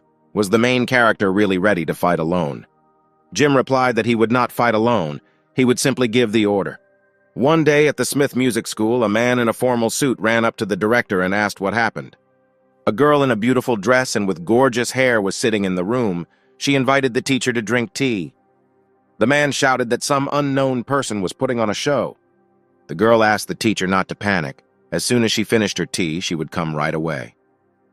Jim was on the ground floor of the main building and asked to call the school director to talk to someone more senior. One of the teachers told the guy that if he wanted to see the director, he would have to talk to him first. He added that he is the best clarinetist in the world and the man is ready to compete. This situation did not take the main character by surprise, and he ordered his partner to get down to business. The man looked at his opponent and wondered if he could really compare with him. Then Jim exclaimed in surprise, "Is it really necessary to look good to play a musical instrument?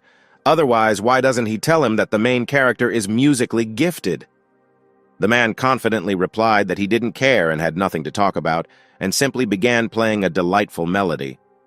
Several people who were in the hall and heard this beautiful melody admired him.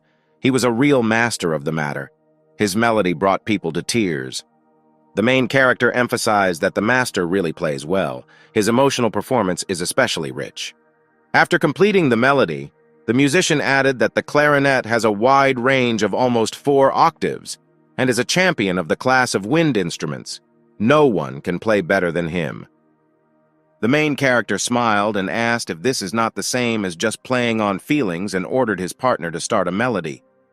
The guy took as much air into his lungs as possible and began to perform his mournful melody. In the world of music, he would be a hooligan. The man admitted defeat in this competition because this melody brought everyone to tears. The man added that he would not always be able to win with the help of such a trick.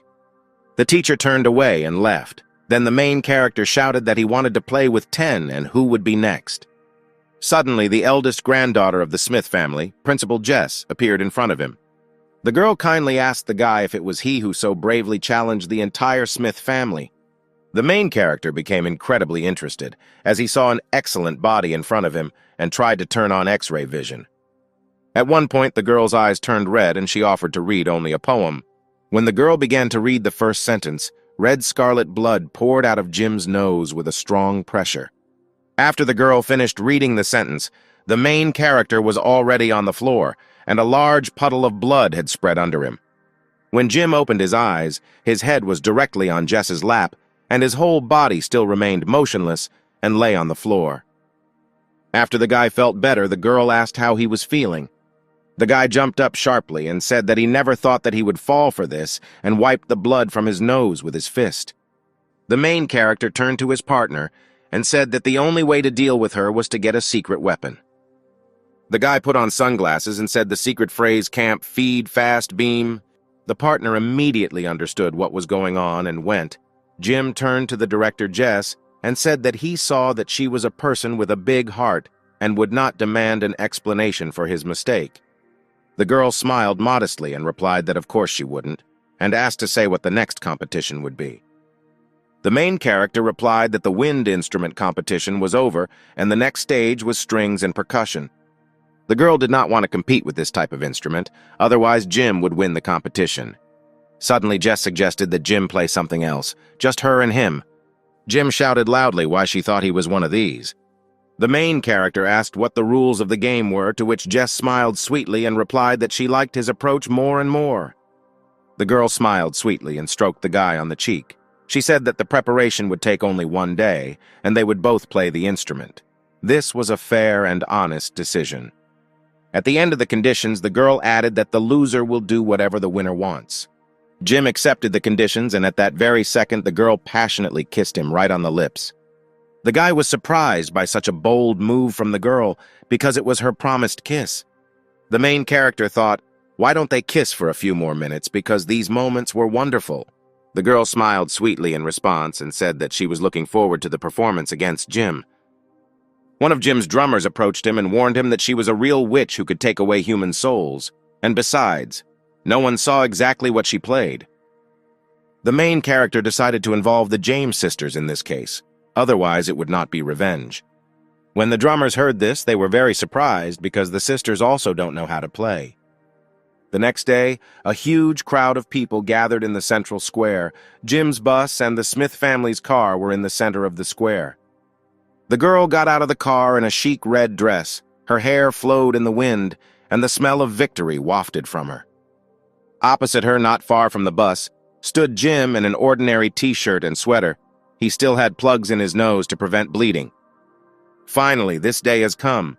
The rivals met face to face. Perhaps today the most dangerous moment in Jim's life has come. When little Chris got off the bus, she was afraid of what kind of spark she was watching. Jim decided that it was a spark that ran between them, but now he observes it on his index finger. At one point, the main character came to the realization that what he was looking for was really real, and he couldn't do anything about it. When Jess saw the spark from the guy, she smiled sweetly and said that it was because her instrument was electric. This was a big surprise for the guy because he believed that she would play the organ or conduct. Then Jim began to list all the instruments that this witch could have: a synthesizer, an electric guitar, electronic drums. The girl loudly clapped her hands several times and ordered the boys to bring her instrument. When her charges brought in the instrument, it was covered with a huge black cape. Jim never expected the electrical element to be so healthy and impressive. The girl looked at the guy and said that today he would not become anything more than just a brother for her, because she felt the taste of victory. Jess proudly and loudly said that in front of them was her musical instrument. When the servants removed the black cape from the instrument, everyone saw that there was a Tesla coil under it. In surprise, Jim opened his mouth so wide that for some time he simply could not close it, because he could not have predicted such force. The girl came closer to the instrument and told Jim to look carefully. With a slight movement of her hand, Jess formed bright sparks on her fingertips, and the time for the show was just beginning. A few seconds later, numerous lightning and sparks formed around the girl, which, thanks to interaction with the girl, created a musical masterpiece. People who were lucky enough to hear this music were amazed, because it was like nothing else. The static effect made Jim's hair stand on end. He nodded his head and replied that the music was really cool.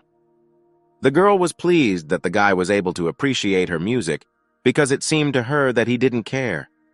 Jim, on the contrary, said that it was the first time he heard such real and professional electric music. The protagonist added that by relying only on a small iron cage to isolate the electric field, she was still able to control the sound, and he would never be able to. Thirdly, Jess's beauty was completely natural in the electric current, and this amazed Jim. The girl was flattered by such great attention and pleasant words from Jim. She decided that victory was already hers, and the guy from now on would have to do everything she said.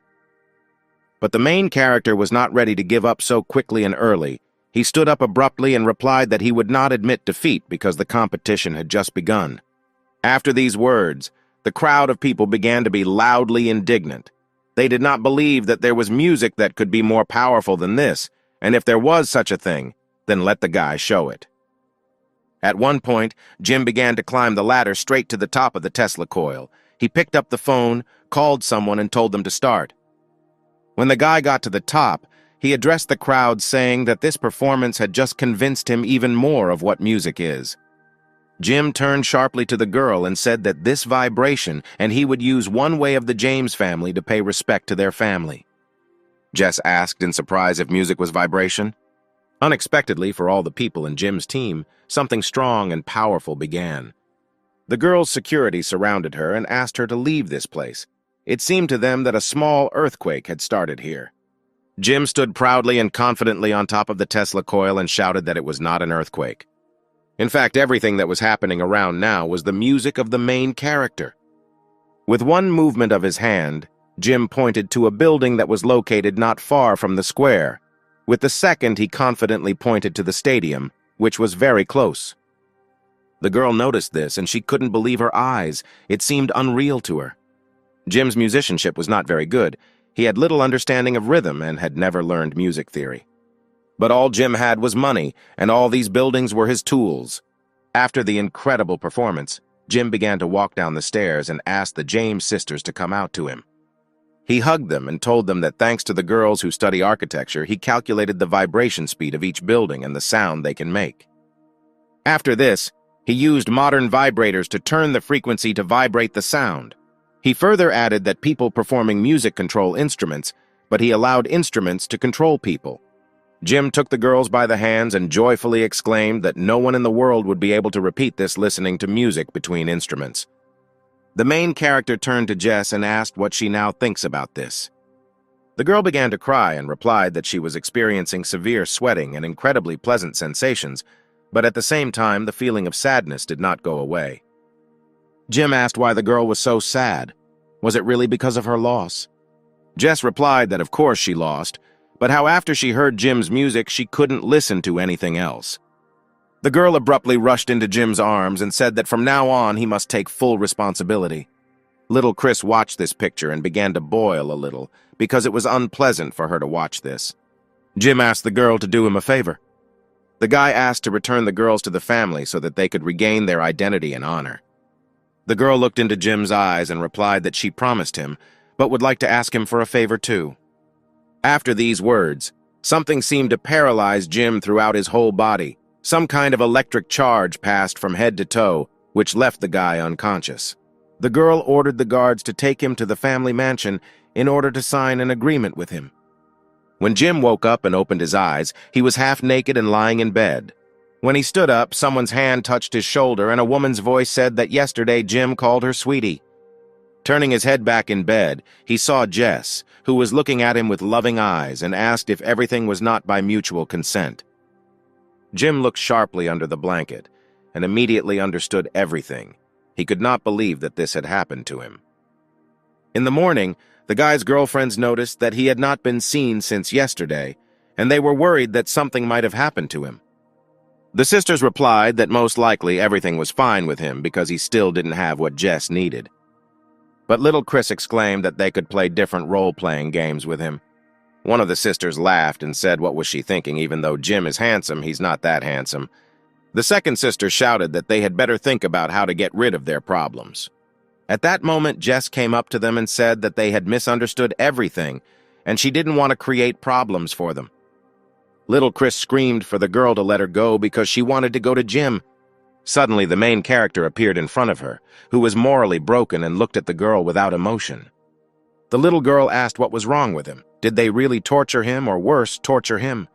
The guy replied that everything was fine and there was no reason to worry. He was fine. Then Jess turned to everyone and said since everyone was here, she suggested discussing several issues of the James family. The girl turned to her sisters and expressed a great desire to cooperate with them. Then Anna's sisters shouted that her family's affairs did not concern them, and moreover, they did not want to cooperate with her. At this point, Jess added that they had not forgotten about who helped them hide the secret. The sisters became wary. The girl took them by the hand and asked if they had really forgotten how fun and fervently they spent time together. Jess said that even though she changed her name, she is still their cousin. Jim added that he had seen the evidence and that the girl was indeed telling the truth. Jess hugged her little ones tightly and said that no matter how much they had been through over the years, it would all be over soon. She said she found a way to take back control of the Smith family. Little Chris screamed that she was lying, and if she really had a way, then why should she cooperate with them? Then the girl came up to Jim, hugged his hand tightly, and replied that this time he was helping her. The little girl's eyes turned into several bright flames. She was furious at the words she heard. Jess turned to her sisters and said that the head of the family was now discussing a business plan. She took out a notepad and added that this time the girl should take advantage of it.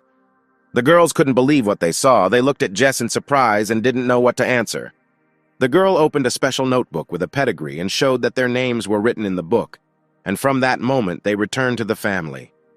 Jim hugged the sisters and said that they urgently needed to remove the head of the family. Jess agreed with the main character's words and added that she has a grander plan later. She decided to turn the entire Smith family upside down. Little Chris exclaimed that this was the third most authoritative family in the entire city and how she was going to do this. Jim shouted that they could handle it and everything should work out because they were a team. The main character thought to himself that at first he wanted to be a secret agent, but now he can fight with their help. Jess said that the day after tomorrow they need to see each other at the house and discuss everything together. And the guy abruptly interrupted her words by saying that he had other things to do later and now. Jim's main concern now was to collect the reward for the task. The guy looked carefully at his system and saw that 2 awards were ready, and now he could easily help solve the problems. But before he starts helping, he first uses new skills. The next day, Jim met Jason right in the coffee shop. This was their first offline duel.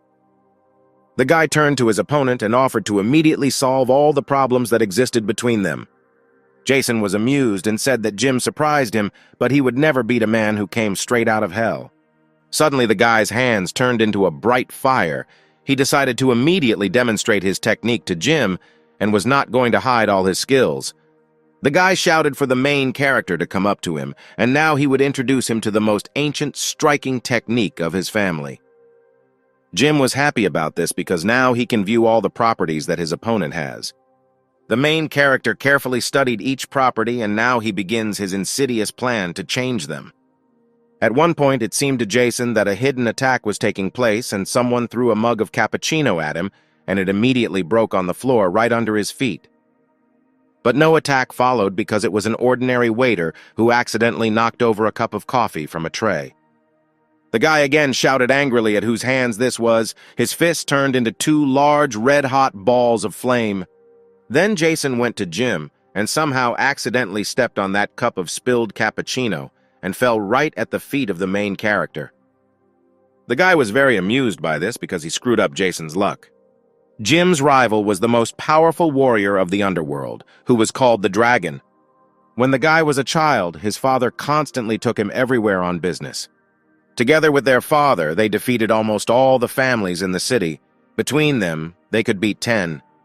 Thanks to these meetings, the guy very quickly learned many techniques from various families in the city. He learned absolutely everything: hand techniques, knife techniques, weapons, sword techniques, nunchuck. Jason once even learned one family's ancient eye technique by sitting in front of car headlights for an entire day. And now, with the help of this technique, he could unravel secrets. But of all the fist techniques, the techniques of the teacher's family and Mia were the strongest. At that moment in the coffee shop, he couldn't believe it because he was using the most powerful technique. In the next building, right from the window, Mia watched the fight between Jim and Jason and could not believe that the guy was able to withstand their family's fist technique. The main character's opponent shouted why he couldn't defeat him. Jim mysteriously began to twirl his hands in front of Jason and said that it was all because he had planned it in advance. Then Jason decided to show the guy another ancient technique of the most powerful blow. This power was called Super Dragon Power, Dragon Family Technique, Heavenly Dragon Spirit. The girl who was watching them directly from the binoculars suddenly dropped them because the guy showed his true power. Jim was very surprised by this. He couldn't believe that the guy could do this. All his properties suddenly changed to the maximum. Jason, with the element of a dragon, attacked the guy and told him to fall to his knees in front of him. Jim could not believe that it was possible to resist changing properties, and at that moment he received a strong blow directly to his body. From such a powerful blow, the main character was thrown back several tens of meters. He lay unconscious right on the floor. The dragon replied that he was very lucky, because this is the most ancient technique, and in the last 50 years, he is the first to die from it. After a few tens of seconds, Jim stood up as if nothing had happened, wiped several abrasions on his face, and replied that this blow was really strong. Jason couldn't believe his eyes, because the guy withstood the strongest blow. He didn't understand how he could survive and get up after that. When Jim approached his opponent, he said that his round was over and now it was his time. The main character sharply called upon the force, and now his body was covered with bright yellow fire along the outline, and it was the most gorgeous feeling he had experienced lately. Jason couldn't believe what was happening, because the guy had mastered his family's ancient technique. Jim added that he wasn't familiar with his nickname, Copy Ninja Jim. After these words, Jim unleashed all his anger and malice into a blow and sent his fist straight into his opponent's body. Jason didn't understand how this happened. He flew away from him even further than Jim and asked the guy to tell him how he managed it. Jim abruptly activated Daddy Mode and replied that if he wanted, he would teach him without any problems. The main character approached his opponent and said that this was all because he used the abilities already in his arsenal. The guy laughed loudly, because as it turned out, intelligence is the most important strength. During the attack, the dragon's energy was fed from the surrounding aura. Jim wanted to use a tool called a pocket safe. He decided now was the right time to implement it. Jim liked this technique and gladly took it, and now he will have to save a lot more energy. Jason was sure that the main character was definitely using cheating abilities and was deceiving him. The guy shouted that he would defeat him at any cost and switched to the strongest form of the second-generation dragon. He raised his hands up and called for all the powers of those people who owed him something to be transferred to him. A magical bright blue ball filled with energy suddenly appeared above them and began to descend straight down. Jim was very happy about this and was ready to get this ball right into his hands. Jason screamed loudly that this was the first time he had heard such a stupid request for this and brought down a ball of energy directly on Jim. The guy was sure that the main character would definitely not survive from this ball. But at some point, the ball right in front of Jim's face suddenly disappeared with a snap of his fingers. A system notification popped up above the main character's head that a clot of human energy had been successfully saved. The guy gladly accepted such a generous gift and thanked Jason for sharing with him, and if there was anything else important, he asked to contact him. As soon as the guy left the coffee shop, a new task for the all-in system suddenly popped up. The system notified the main character that the master's task had been unlocked. The conditions were to obtain true energy. The reward for completion was that the guy would become an expert in the secret arts. Jim gladly accepted this task. The main character needed to create a fighting technique in 3 days. If not completed, all chakras would be disrupted. Before Jim had time to think about the techniques, the phone rang. Sister Anna said that the family had discovered Jess and kidnapped her. The main character told the girls to calm down and asked if they were okay. They replied that they were fine and that she was caught because of them as she was about to leave. Jim ordered the sisters to hide and he would deal with this on his own. Not far from Jim, there was a homeless man who was begging for alms from passers-by. The main character had no help this time, so he had to pull out his last trump cards. He took out several huge wads of money and placed them right at the feet of a homeless man with a request to search the entire city. It was one of the homeless gangs of the whole city that understood Jim's instructions and got to work. Homeless people, like ants, began to run all over the city and show a photograph of the missing person. One after another, they passed on information. This method worked so well that after a few hours, a whole chain of people from different neighborhoods and areas were aware of the missing girl.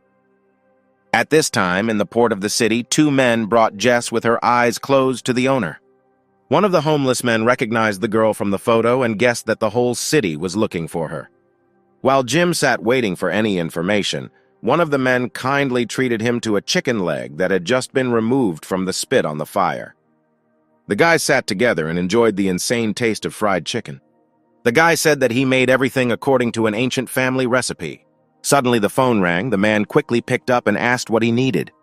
The homeless man gladly told Jim that the girl he was looking for had been found and was in the secret base of one family.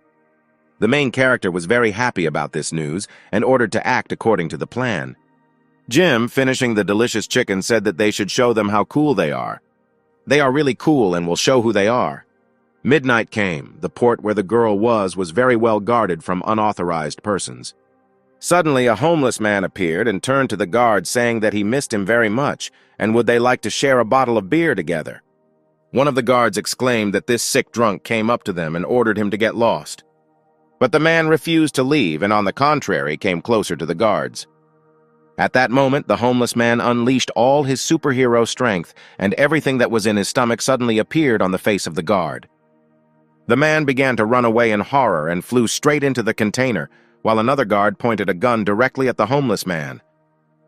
When the man wanted to shoot, there were several chicken bones in his barrel, which blocked the exit of the bullet. It was one of the street gang's most secret weapons, the famous chicken bones. At this time, Jess was in one dark room, blindfolded and hands on a chair, with a wild desire to drink at least a sip of water. One of the gang's men approached her with a bottle of water and offered to fulfill any of her requests. After all, it was a huge gift for the Smith family. The girl was surprised that she was a gift for this family and added that they were just pathetic slaves of money. The man laughed loudly. He liked the way she spoke and began to build the heroine of the drama. At that moment, the doors of the building opened and the silhouette of a man appeared right in front of them, who said that everything was fine and if they wanted to ask why. There was a guy in a red cloak right in front of them and he came to pick up Jess. Despite being blindfolded, the girl recognized Jim's voice and whether it was him who screamed. The man ordered his subordinates to remove this brat so that he would not get in the way again. Jim was not very surprised that the opponents were armed with machine guns, so he prepared a large portion of calcium for them. Literally a few seconds were enough for the main character to deal with his enemies. Jim was upset by the fact that no one even managed to fight with him. A bunch of soldiers lay neatly not far from the guy's feet. At one point, Jim's team of homeless people rushed into the room and prepared to take away everything they could take away, namely clothes, which now belonged to them. One of the gang leaders decided to show the guy his invincible strength. Jim really liked the color of the body outline of the powerful force and was looking forward to the attack. And then, a few seconds later, two powerful fists met each other. The man could not understand what was happening to him because this attack was not so weak, but Jim continued to remain on his feet. After the blow, the main character smiled and said that he had changed all the properties of the man, and now he had become a weakling in all respects.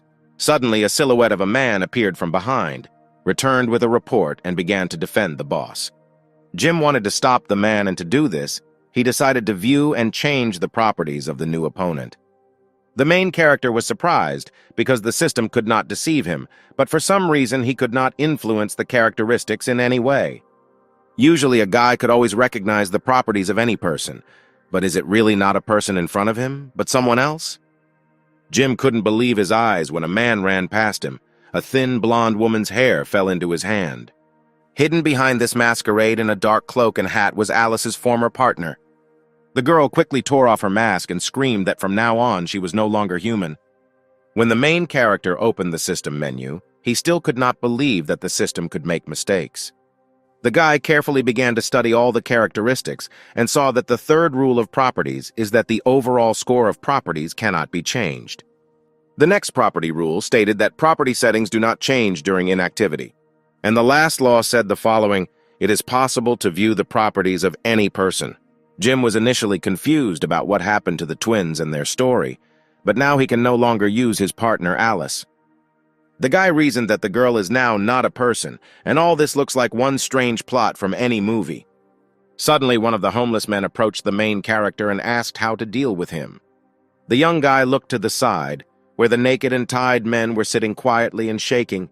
He allowed them to do whatever they wanted. He just asked them to leave their panties and be civilized. When Jim finished with the enemies, he went into another room and freed his girlfriend Jess. She was shocked that the guy found her so quickly. The main character pointed to a group of homeless people and said that if not for them, the search could have lasted much longer. The girl smiled sweetly and said that now they could let off steam thanks to Jim. Jess told everyone that she had learned about the heiress of one of the important families. The guy was flattered by such politeness on the part of the girl because he is an ordinary rude man and will somehow invite her to dinner. Jess said that their gang is trying to ruin all the plans of this family. The guy was surprised that the girl knew so much about this gang and looked at her in surprise. Then the girl told about this gang that they work in restaurants undercover to collect information from people. The main character was surprised that, in fact, what was standing in front of him was not an ordinary homeless man, but one of the leaders of a restaurant gang. The girl asked the guy not to be modest because, after all, she came to him and he wants it. The man replied that he was very glad to meet you, but was very tired of it, so he would go about his business. Jess shouted back that he really didn't want revenge. But the girl's words did not stop the guy, and he continued on his way, saying that she had thought too much of unnecessary things. The girl added that the man would really forgive his family for breaking his legs and throwing him out of the house, that he never thought about returning the things that belonged to him. The main character was surprised, because he did not know that the old man was from a rich family. But the man asked the girl to stop putting pressure on him, but had long since said that he had nothing to do with the family. Jess understood everything, because in every family there is a victim of the behind-the-scenes struggle. The man asked for the last time why she said that. If he could destroy the family, he had already done it himself a long time ago. The girl said hopefully that she used to think that there was no hope until she met Jim. The man objected, but what does this guy have to do with it, and looked in his direction without much enthusiasm. But Jess quietly said that he had a lot of money, after which Jim could not stand it and shouted that he had a lot of money. One sunny morning, all representatives of the Miller family gathered in a beautiful and spacious meeting room. A man dressed as a butler asked the gentleman that the musicians from the Miller family were ready for the next year and when he would need them.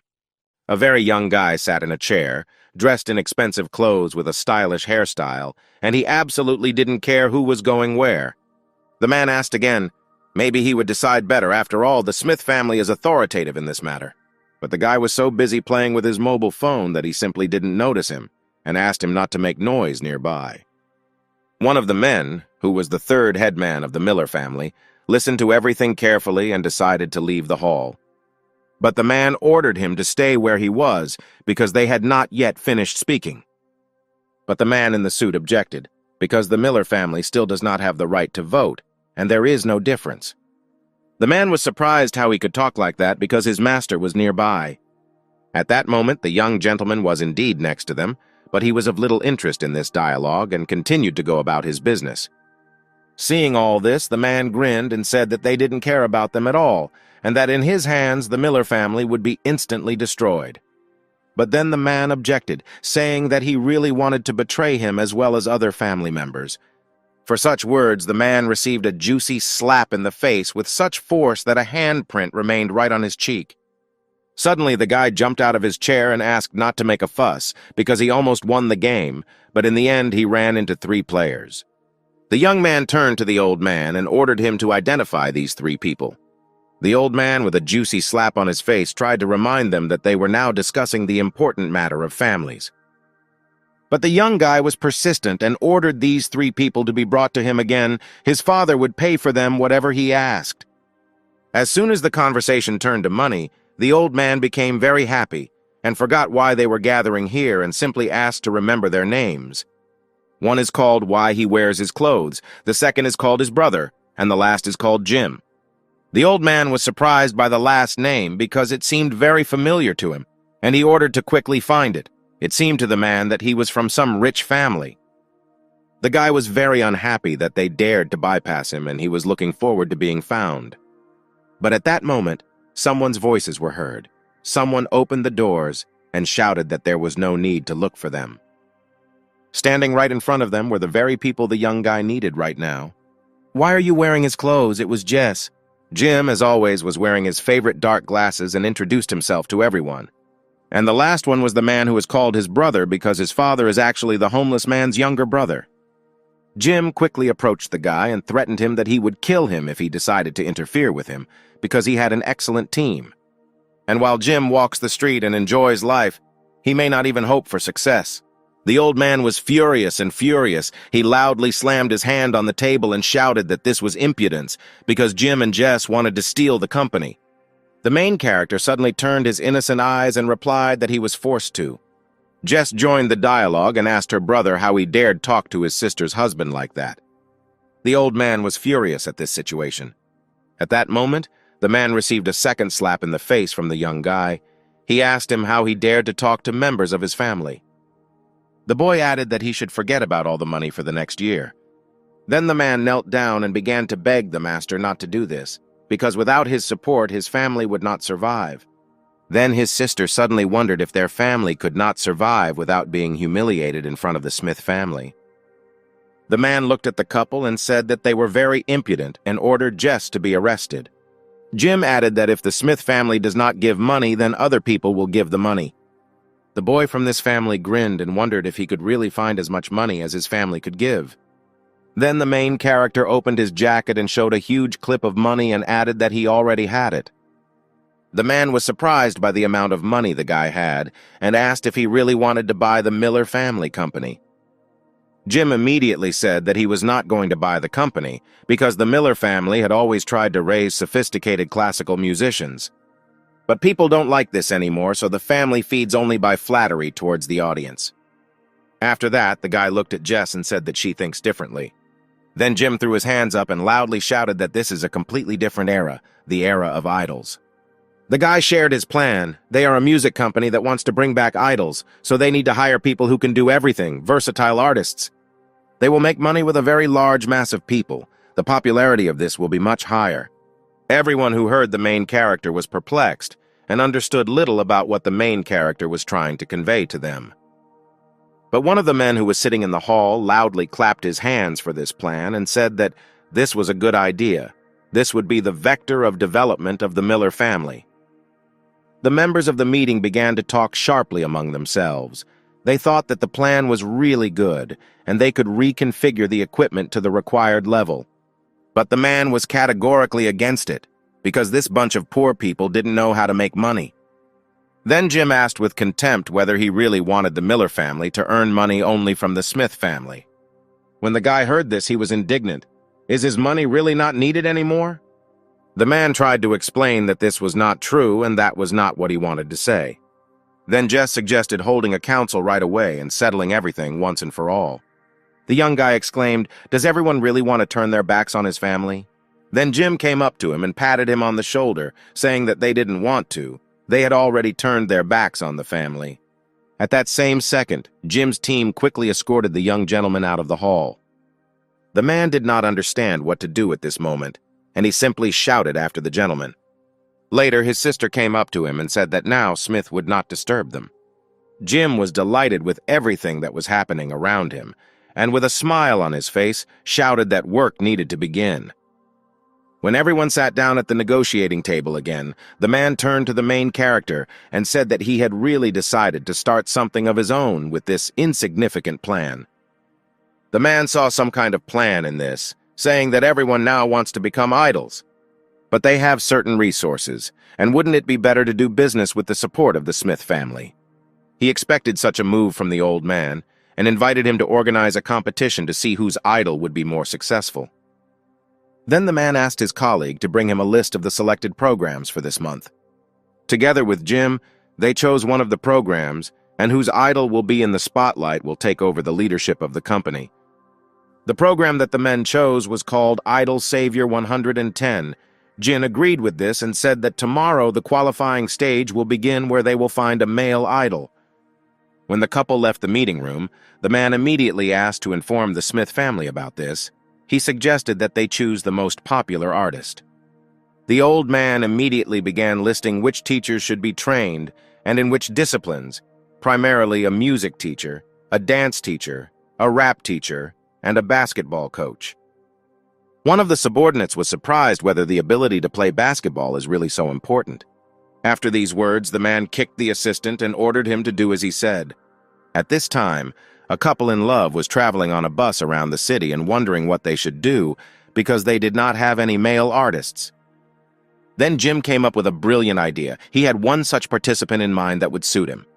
An old acquaintance of the main character, Arthur, was sitting calmly in a soft chair, and suddenly he had a bad feeling. A few seconds later, his phone rang. It was his father. The boy was happy about the call and asked his dad if he really wanted to send him some pocket money. The father's words shocked the guy, and he could not believe that the company wanted to open 10 branches and make him the main manager. Arthur was not against this idea, but where did his family get so much money to open branches? The father delighted his son by saying that now they had an investor and they had just signed a contract and he had paid off all the debts. The man poured a cup of tea and said that his son agreed and asked if they could move on to the next stage of the agreement. Opposite his father was Jim, who sat imposingly in a comfortable chair and said that they could move on to another stage. The guy handed over a huge bag of money and said that it was all theirs and he didn't care how they used it. They might even go to a loss. The main thing was to make a pop star. The next day, Arthur could not believe this event because today he became the boss, and he was wondering how luxurious the new branch would be. As soon as the guy approached the branch, he was suddenly surprised and screamed. After all, inside this building there was absolutely nothing, complete wilderness and emptiness. This made the boy angry, and he decided to tell his father about this so that he would change the location of the branch. At that moment, suddenly someone's small and beautiful hand tapped Arthur's back and said hello. The guy immediately turned around and couldn't believe his eyes. It was a luxurious and beautiful girl who was standing right in front of him. The girl wanted to ask if he was the director of this restaurant. The guy was very embarrassed by this situation, and he said that this restaurant was really his. The girl squealed with joy that this was true and heard that very good restaurants were opening here from the company of Arthur's father. The little girl couldn't afford to eat at the main restaurant, but now she has the opportunity to eat at this branch. But at one point the girl thought about it, because they had not opened yet and most likely she was too hasty. The guy didn't want to miss this opportunity to get to know the girl better and shouted that they had closed long ago and that she would kindly come in. When the couple went inside the building, there was no one there. Arthur scratched his head and wondered what he should do. The girl asked how long we needed to wait, because her classes would start soon. Then the guy shouted enthusiastically that everything would be fine now. He had seen how others were preparing, and now he would simply try to do everything in his power.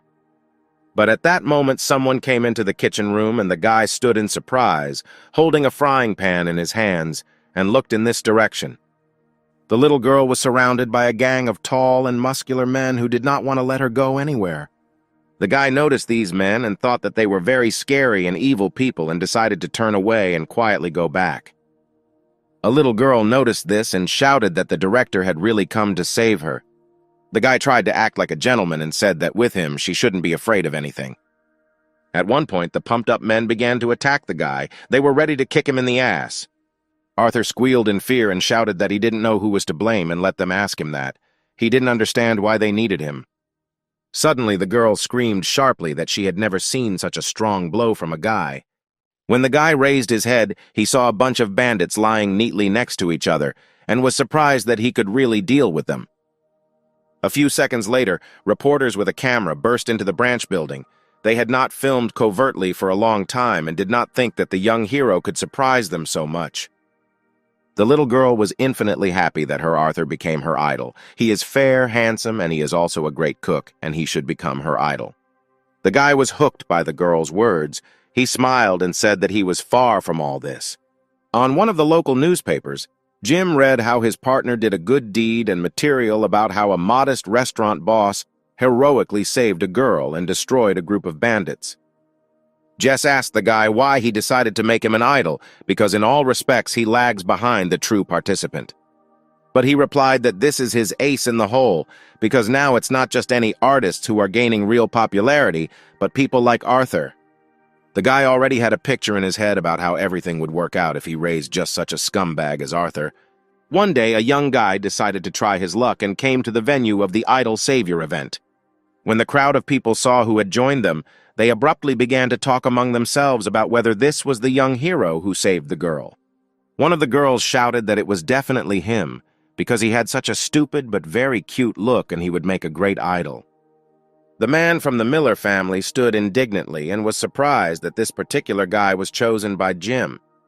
One of the security guards said that he could never have imagined that news about Arthur would overtake in popularity all the sites they bought. The old man was furious, because they spent so much money on their first round and in the end it was lost. They decided that they should not underestimate Jim. When the event began, the presenter in a beautiful red suit and with a microphone in his hand came onto the stage and announced that the broadcast of the long-awaited show would soon begin. He announced the first candidate student intern of the Faculty of Culture to appear on stage. The guy sang very wonderfully, and his dance moved exactly in time with his song. Fans and judges unconditionally gave him 10 points each. The man was pleased with the performance of his contestant because he was gorgeous, he had talent, the audience loved him, and they had every chance to win. The second man added that at his request the judges would give the points they needed. A few minutes later, the host returned to the stage and announced the next participant. Suddenly, Arthur appeared from behind the scenes, hesitantly walking to the center of the stage. He was not sure that he had come to the right place. As soon as people saw this guy, they all laughed in unison. They couldn't believe that such a stupid young man came on stage. Arthur decided to perform one of his favorite songs, and as soon as he began to sing into the microphone, his legs began to tremble, and he tripped over one leg and fell right in front of the audience.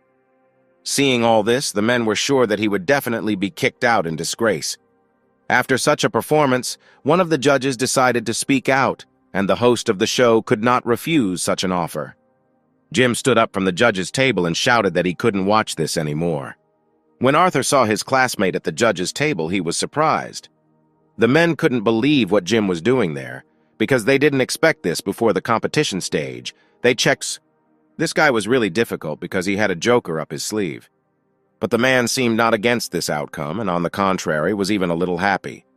The main character joyfully exclaimed that from now on they will have to give the place of head of the Miller family directly to Jim. But one of the men shouted that first the guy should pay a fine for terminating the contract. Jim was not at all embarrassed by this situation, and he handed over a certain amount for the fine. The assistant was very angry about this, because it was the money he used to bribe Jim yesterday. The guy with a smile on his face asked what kind of feeling it was when their fine was paid with the same money, and how pleasant it was. Then the master of the Miller family shouted to him to stop immediately. Jim was afraid of him, because even his father never shouted at him as a child. The man picked up the phone and, despite all this performance, said that he would not allow anyone to disgrace his family, and added that the guy had finished his game. He dialed Mr. Smith's number and said that he needed it at the moment, and that now Jim would see what games rich people were playing. At one point, one of the technical specialists approached the presenter and said something in a whisper. After these words, the presenter abruptly ran onto the stage and announced that due to technical problems, filming had ended and the show was canceled. A satisfied Miller approached Jim and said that thanks to this call, they helped him cancel the show. The man added that it is not money that rules this world. Jim turned away from the gentleman and told him that since he became rich, he realized one very interesting thing. Complete freedom of action lies not in making money, but in spending it. When Jim finished this, he grabbed the curtain with one hand. When the curtain was torn down, a squad of police led by a police officer was standing right behind it. Jim kindly pointed out the Miller family to the police.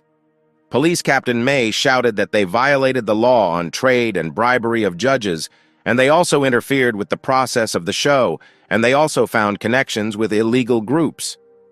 A few minutes later, the men were arrested by police. One of the assistants shouted that it was all his fault and that Mr. Miller knew nothing. The main character said that his confession was recorded on a tape recorder, and in fact he outbid a participant in the competition a couple of days ago, and now he just decided to arrange a surprise. The man admitted defeat and said that Jim should no longer hope to cooperate with the channels. In response to these words, Jim silently waved his hand. At one point, Arthur approached the guy and asked if it was all because of him. Jim shouted back so that he wouldn't worry and he would do anything for his friend. The guy added that, in addition, this scandal will raise the rating of this show, and cooperation with the channel can always be bought, and the most important thing is that Jim really loved spending money. One day the main character was in the office building and denied that nothing would work for him. Little Chris asked what was happening to Jim today. The guy was looking for a way to find an opponent with whom he could fight. The girl did not quite understand Jim's idea and why he should fight with someone at all. At that moment, the guy shouted that he wanted to defeat the bad guys using the iron fist of justice. But in reality, Jim needed to complete the task of a martial artist, and time was passing so mercilessly. And the main character decided that it was necessary to find someone and hone unique techniques. Since his last meeting with Jim, Jason had been in the hospital, He couldn't wait to be discharged from the hospital and meet him again. As soon as the guy thought about Jim, he immediately appeared behind the glass of the hospital and asked how long he would remain in the hospital bed. The man was so angry with the main character that he shouted at him to leave immediately and not to see him again. On one of the streets, two teenagers were trying to figure out who the girl they both knew really loved. Unexpectedly for them, Jim was in the midst of it. He kindly greeted him and asked if his eyes and ears were correct. Then they were going to fight soon. The guys shouted in one voice that it was none of his business, but Jim added that he just thought why not help him and offer to fight with him specifically if it makes no difference to them. The guys thought that they had stumbled upon another psycho and sharply stepped on the gas from here. Jim shouted that he would even allow them to hit him first. Next, the main character went to the square, where lovely old women constantly gathered. He did not miss the opportunity and invited them to hit the ill-mannered guy. After that, the guy turned to the kids, and the one who hits him will get candy. The harder the hit, the more candy they will get. But no one accepted Jim's offer, and he sat hopelessly alone like a martial artist. Suddenly, a man appeared in front of the guy, fired into the air, and asked if Jim was in front of him. The main character could not understand who was in front of him and kindly asked if they knew each other. The man pointed the gun directly at Jim and replied that the young man could not forget it so quickly. At this moment, the main character was overcome by a strange feeling of déjà vu, as if he had already seen him somewhere. The man shouted that his brother was hurt because of the guy. For a second, Jim felt better because he understood why they came for him, but he still didn't know in his heart who he was.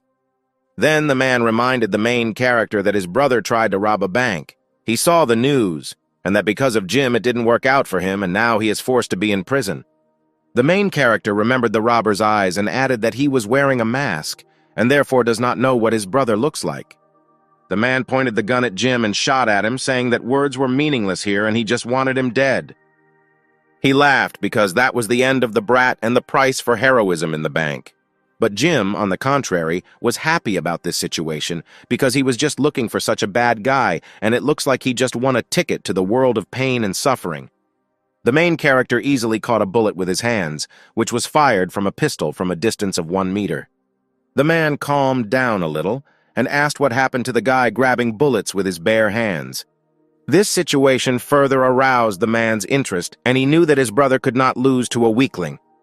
The man abruptly took the second barrel out of his pocket and shouted that now he would try to catch bullets from 2 pistols at the same time. The main character got bored with words and shouted to finally take action. Suddenly, a hellish shootout began between the man and the unarmed Jim. Jim saw lead bullets flying straight at him, but he was infinitely happy and grateful for his help, but immediately upset him because it was not enough at all. Jim thanked the criminal, because for such decisive revenge his brother would definitely be proud of him. The main character said that now his time is up and it's the guy's turn. Before Jim had time to finish the last phrase, all that was left of his enemy was his shadow. And at that moment the man was already rushing along the highway on a sports motorcycle, because catching bullets with his bare hands would be a completely crazy idea. The man laughed out loud because fortunately his fast legs are not afraid of anything. Otherwise he and his brother would already be sitting together having received from the boy.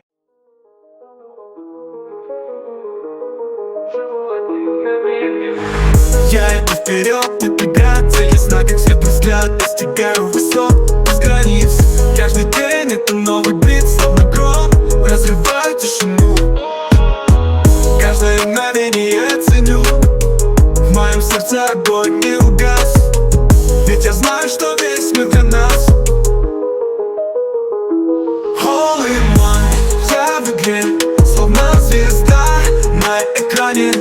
All in one, жизнь как мечта, я в ней главный герой, да-да. All in one, свет в глазах, лечу к мечте, словно в облаках. All in one, весь мир мой, иду вперед с открытой душой. Время идет, не стоим на месте, мы все здесь, на одной орбите. Каждый миг это шанс, бери, вместе с нами к мечте лети. Я не боюсь новых высот, мир в руках, мой полет. Все, что хочу, достижимо, жизнь моя непобедима. Моя дорога полна огней. огни. С каждым шагом я сильней. Сферы сердца, в душе огонь. Я иду вперед, не стой на месте, бро. All in one, я в игре, словно звезда на экране. All in one, жизнь как мечта, я в ней главный герой, да-да. All in one, свет в глазах, лечу к мечте, словно в облаках. All in one, весь мир мой, иду вперед с открытой душой.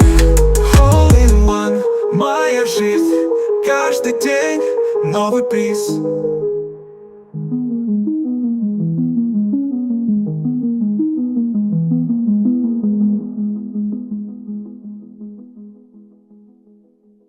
Family and its 7 demons, and this could mean that in that family, there were guys worse than him.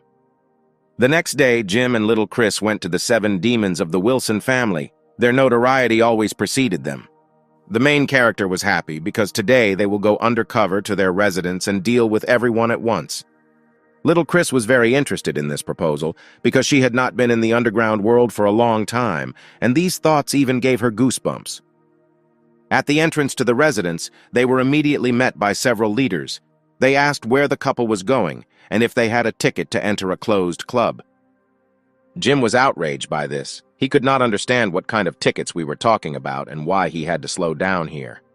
The couple did not understand why people immediately began to intimidate them and shouted to stop immediately. Little Chris turned to Jim in a whisper and said that it was the local slang that was slowing down. She asked not to worry about it and she would do everything alone. Jim could not expect such initiative from a little girl and looked forward to what would happen next.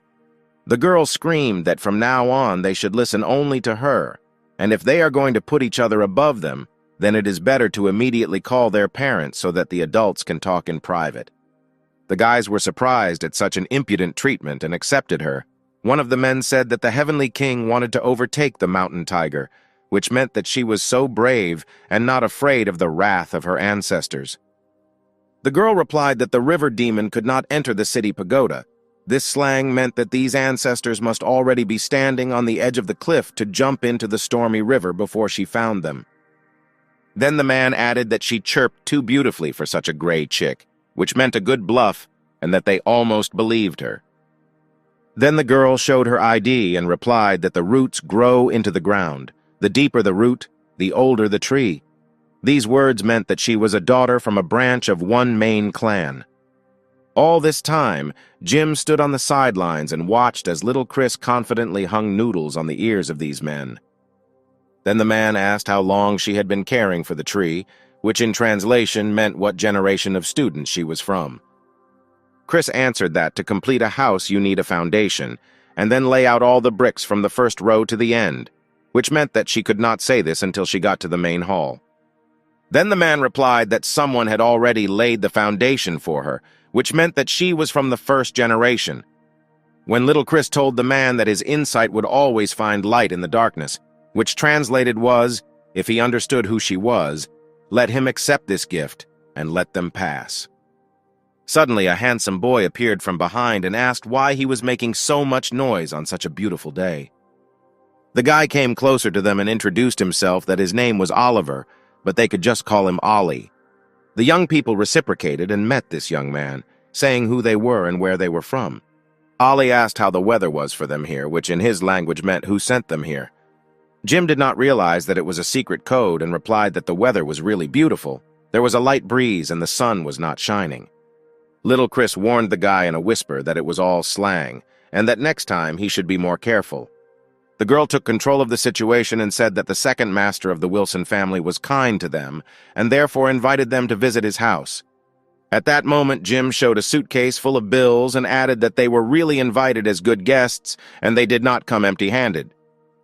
After these words, the guy agreed to kindly lead the guests to the main hall. The guys walked up the stairs, and Jim asked Chris in a whisper where she had learned this slang. She told a story about how she lived for some time on Tiger Mountain and learned how to do it there.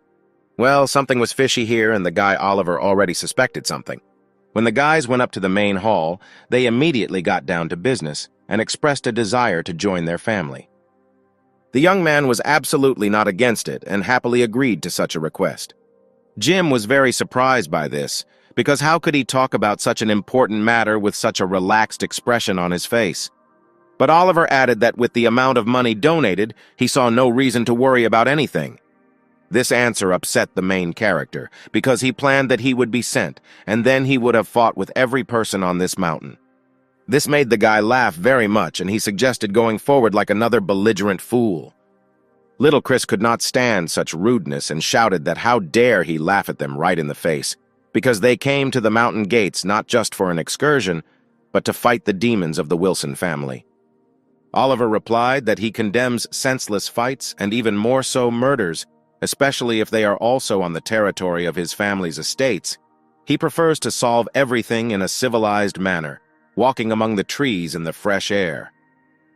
Little Chris was furious at this answer. She did not understand what trees and what air he was talking about, because they are the Wilson family, the masters of the underground world, of the underground arena and the black market. The guy was hooked by the girl's words because she scolded him with these words. Oliver replied that perhaps this was the case before. He was cruel and very reckless, but now everything was different, and demonstrated a reward for his great contribution to the development of the city and free assistance. Jim couldn't believe the guy's words. It reminded him of other family members and what happened to them. But the guy asked not to interfere in their affairs, and added that many of his family members had long ago broken off relations with him. After these words, the young man kindly invited the guys to follow him, and it was better to see once than to hear several times from someone. When the guys left the hall and went out into nature, they saw a huge tree among mountain waterfalls and wild nature. The boy Oliver shouted joyfully that there was a cocoa or chocolate tree right in front of them. The young man was very pleased and admired them. He was infinitely happy at the thought of someone investing in them. After that, Oliver took out the Wilson family's cocoa investment agreement and asked him to sign it. Jim began to carefully study the contract and asked if he was rushing too quickly. But the guy replied that, to tell the truth, he didn't have much time, and if it weren't for him, someone else would have bought these trees. Jim wondered why anyone would spend so much money to buy a remote garden with cocoa trees. Who could be so rich as to spend money like that? Oliver tried to convince the guy that although these gardens are located far away and not very convenient, they are the best cocoa on the market. Then the guy told a story about how some wanted to buy cocoa orchards, but not in order to extract the beans, but to completely destroy them and use cheap raw materials on the market. The guy's love for cocoa beans was so boundless that he did not want these beautiful trees to disappear forever. Chris told Jim that she always knew that he was a pervert, but she could not expect this, with which the guy could not but agree. Then the main character decided to invest the money he brought as a gift and invest in these gardens. But the guy added that he also suddenly wanted to buy the company that wanted to destroy these gardens and asked Oliver to say the name. The young man replied that as far as he remembers well, the company is called Davis Food. The next day, Jim sat in his office and reasoned that each time Mia created more and more problems, and solving them was becoming more and more difficult. He read that she was just an arrogant girl with big ambitions and nothing more. But how the main character was very mistaken and underestimated this enemy. Suddenly, Jess ran into the office and shouted that this was not good. Jim asked what happened and whether the acquisition of the Davis Food subsidiary had failed. The girl said that the purchase went without problems, but as soon as they decided to sign the contract, Jim immediately jumped up and abruptly interrupted her. Had they really increased the price, and if it made absolutely no difference, he said to just pay them. She said they sold the company without any problems without saying a word, but after that something bad happened. Several people from this subsidiary abruptly quit. It was hard for the main character to believe this because he more than doubled the workers' wages. The girl added that not only that, they also asked her to fire them through disciplinary action. The older sister accepted Jim's money, but the family's employees had nothing to do with it. At this moment, the guys immediately realized that all this looked like sabotage through the dismissal of the entire management apparatus. Unexpectedly, Jim received a message on his phone. It was very strange, because at such a time no one could write to him. When the main character opened his inbox, he saw a photo of Mia and a message where she wrote that she hoped he was now happy. The guy was very interested in this message, and he immediately began to look for the girl using the photo. A few hours later, the main character found the location that was in the message. Jim looked at the photo on the message again and realized that it must be here somewhere. At that moment, suddenly someone's hand touched Jim's shoulder from behind. The guy turned around sharply and shouted about the mighty power of ancient martial arts and the roar of the fire dragon. When Jim turned around, he saw a gorgeous girl with long hair that elegantly fluttered in the wind. Directly in front of him was Mia, who took off her glasses and said that all his ancient martial arts were absolutely useless.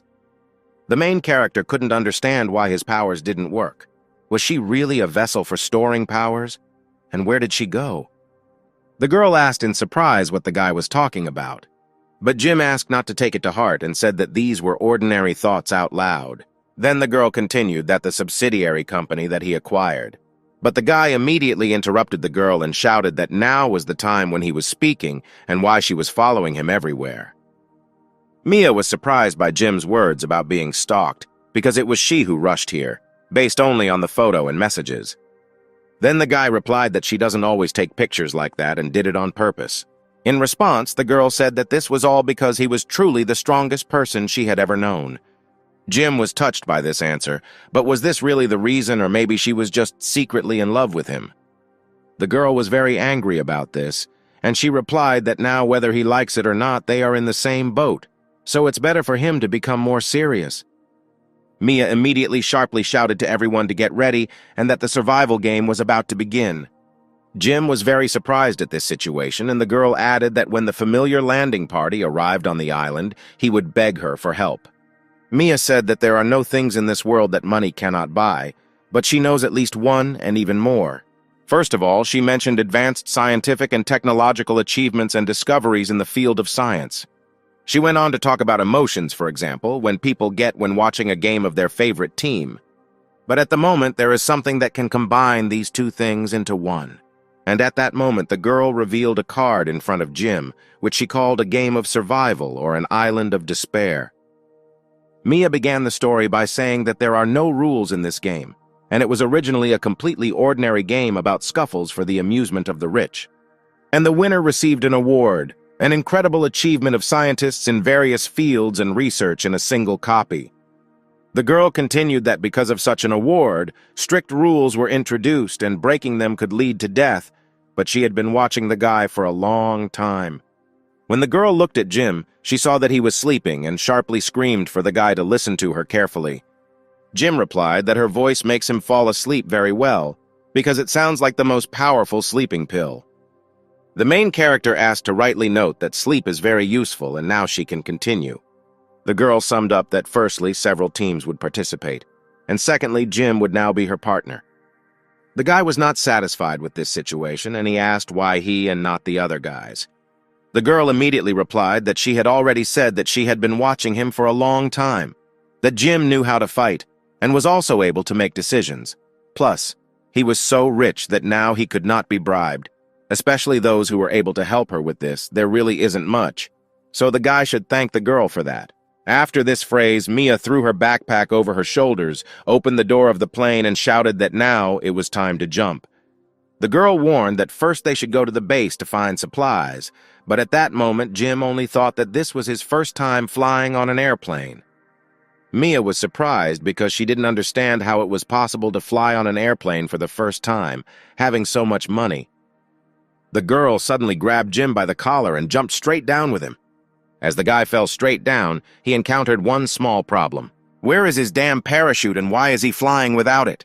The girl said that according to the rules, groups are limited to only one parachute, but if she is generous, and if Jim calls her mistress, she will share a parachute with him. The guy thought for a while and said that he had another option. Suddenly the girl turned around, but she did not see any parachute on her back and she simply flew down like a stone.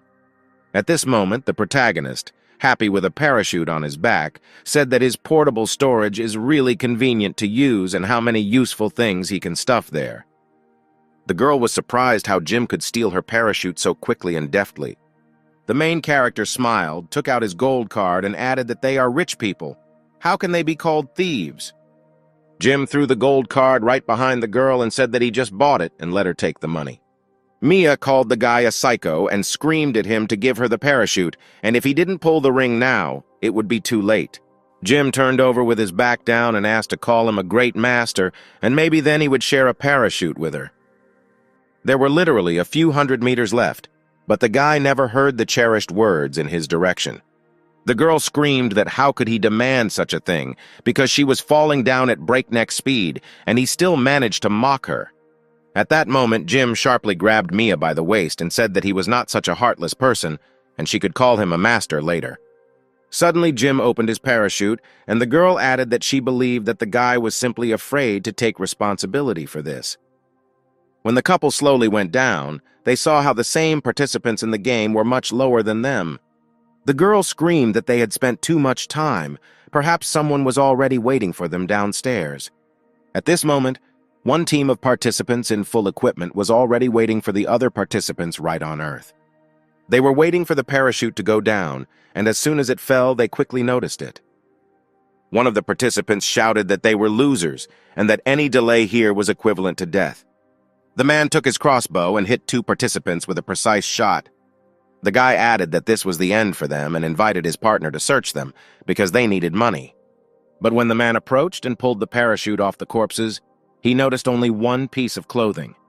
At that moment, Jim killed both players with a sharp blow because they were not qualified enough for this task.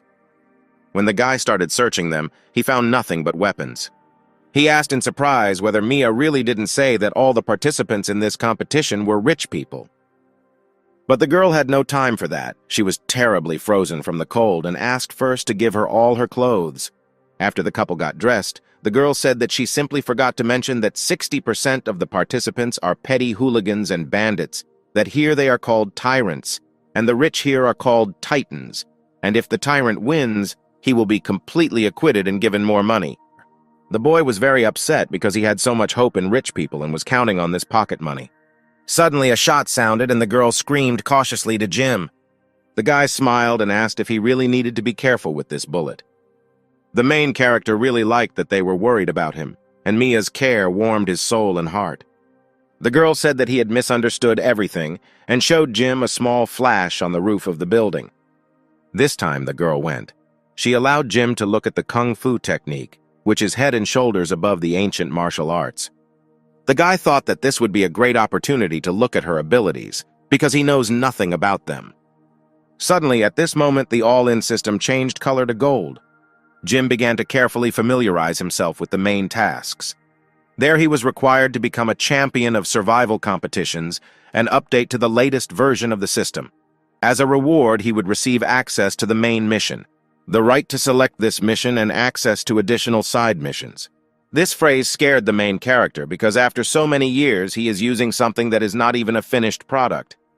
Jim began to imagine how one of the improvements would give him even more money. At that moment, the girl suddenly grabbed the guy's hand and shouted that they didn't have time and they should leave. Jim asked Mia why they didn't have time and why they rushed so quickly. Then the girl said that soon nerve gas would begin to spread across the island, which would eventually fill the entire island, and they could not stay in one place for long. The guy was surprised what kind of gas this was. Then he asked what else the girl considered necessary to hide from him. Mia pointed straight up and said that they should run in the direction of that plane. At that moment, 2 red boxes were thrown out of the plane. Jim was happy because it was air support. Suddenly, one of the players appeared from behind and said that most of the participants already had top equipment other than theirs. Since the guy said so, the couple decided that he was offering his head in exchange for theirs. In one of the locations, where it was necessary to cross the river, there was a bridge where one team of players was already waiting for the others and preparing an ambush. At one point, a car drove onto the bridge, moving towards the players, and they opened fire on the opponent. After several accurate shots, the car exploded like a powder keg and turned over on its axis several times. The guys were happy about this, because having taken an advantageous position on this bridge, they could easily deal with those who wanted it and get the top equipment thrown out of the plane. The team was satisfied with this plan, and this time they must become champions. Looking through binoculars, they again saw some movement. The guys got ready and were already waiting in ambush, but at one point something went wrong. When they looked, they saw a herd of naked men running towards them, carrying another participant in the game. They threw the poor guy full of explosives straight into the team that was in ambush. The team suddenly opened fire in all directions as their checkpoint began to be surrounded from all sides. Suddenly, Jim's team ran across the bridge. They were wearing a large number of body armor because it seemed to them that one would not be enough, and they put on 10. When the fight calmed down, the guys looked at the pile of corpses and said that from the point of view of deceit and intrigue, they were just bronze medalists. Finally, the couple got to the treasured red box, and they were looking forward to what they put there this time. Opening the drawer, the girl discovered a portable, invisible safe. Jim was very surprised by the safe because it looked like an exact copy of his small vault. The girl said that she had seen such a safe in one of the scientific journals. She talked about storage technology through compressing objects to nano sizes with an optical stealth function, and here you could put anything you wanted, and it would be well hidden. This safe is a basic version of his chest. Mia shouted that since she was the first to see him, she took him and everything was fair. But this was the last thing that worried Jim, because perhaps the one who created this chest also had something to do with the protagonist's system. At one point, Mia looked up and screamed that something was wrong here, because the airdrops had become too frequent. Jim said that despite the fact that this was his first time here, he had a gut feeling that something was wrong here. At this moment, the zone began to step on the heel of the main character. The circle began to narrow. They urgently needed to change the location. Jim wondered if this survival game was always so disgusting, because the circle continued to narrow without stopping. At one point, the girl realized that they were not fast enough for this zone, and her clothes began to slowly tear off her body. Then the main character grabbed the girl in his arms and said that from now on he would carry her and turned on the turbo acceleration. Jim asked what happened. Could ancient martial arts really help? The girl asked Jim to close his mouth and run faster. For the guy, this was illogical because the circle was accelerating with him, as if someone was making fun of him. After these words, the main character heard loud clapping of his hands, and one silhouette on the stone praised the guy, saying that he was really good. The guy somehow came out of the stone and noted that Jim was really not bad, and it was a pity that he realized it too quickly. Team Jim and Mia were right in front of this man, and they shouted in surprise. Was he really the creator of this game? This guy's name was James. He was born into a strong research family. His great-grandfather was one of the Qing dynasty members who studied abroad, and his family consisted entirely of intellectuals. The guy is the only one from the fourth generation who is involved in scientific research. He is called the Lord of Science. He went to college when he was 13 and became a doctor at 15, and now at 22 he is a professor emeritus. His patents and inventions brought him a lot of money and fame, and no one knows how much he has. Mia said that if Jim seriously stole his money, then he must return it to him. The guy was surprised, because how can you return something that has already been spent a long time ago? James was surprised by the guy's words that he was directly admitting this fact. The main character spoke very impudently and said that he already knows where he spent everything, and why should he still be afraid? But the guy's real thoughts at that moment were such that he couldn't make him angry, because if he was the creator of the system, then Jim could easily lose everything. But the guy reassured Jim by saying that he didn't need money. For him, it was just a small change, and he came here for one purpose. He was interested in how the main character found a bug in the system he created. Then the guy calmed down, because he realized that James did not know about his system. Jim replied that it was a huge secret, and if he wanted to find out about it, he would have to try. The guy immediately understood what the main character was talking about. He agreed to defeat him in programming, in invention, or in everything else. Jim was very surprised by this answer because he was going to say that he just needed to pay him. But James didn't fully believe this and didn't want to buy into it, because the guy doesn't look like a dirty pig who only has money on his mind. In all this chaos, Mia was present, doing nothing and hoping that she would not suffer the consequences. James said that he had already blocked his own account, and money no longer affected them, and now they could fight honestly, and invited Jim to pit his knowledge against each other in a duel. Then the main character thought that the money that the system gave him belonged to James. At this moment, the system was blocked, and Jim was left without money, which made him very upset. The main character was very angry at this act and attacked his opponent. James said that the guy was very determined, but too naive. He added that he would wait for Jim in the last round and suggested having fun with his guys. When the creator of the game disappeared, a bunch of soldiers appeared in his place, ready to fight. Mia screamed that she would try to break through, but she needed someone to cover her rear.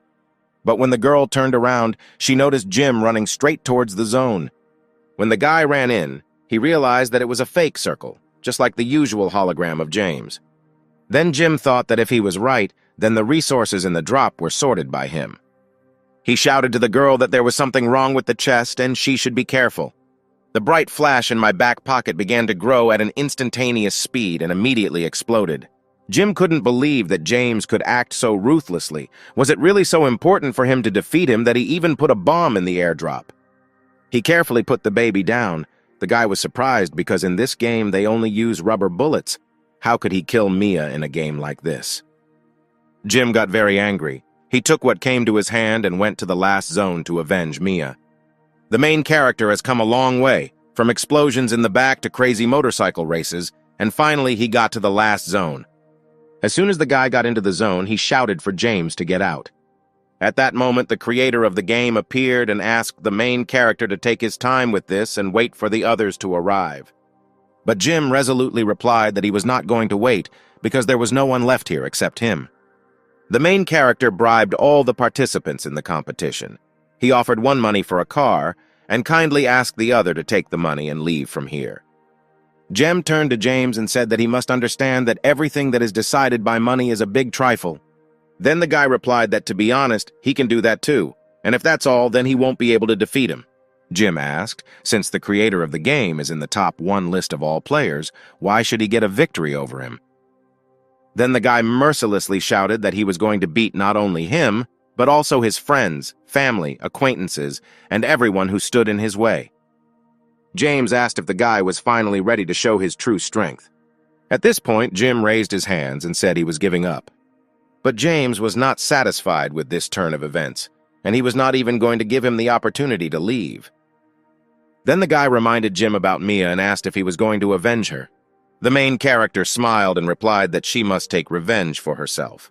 At that moment, Mia suddenly appeared from behind and, with a frying pan in her hand, attacked the creator of the game. James couldn't believe it because he was sure that he had killed her and immediately received a strong blow to the head with a frying pan. After the girl dealt with James, she asked when Jim managed to become a doctor because she felt a wonderful surge of strength even more than when she came here. Jim smiled because he knew that he had to thank the system, thanks to the fact that the more he bought, the stronger he became, and then the guy used the revival token.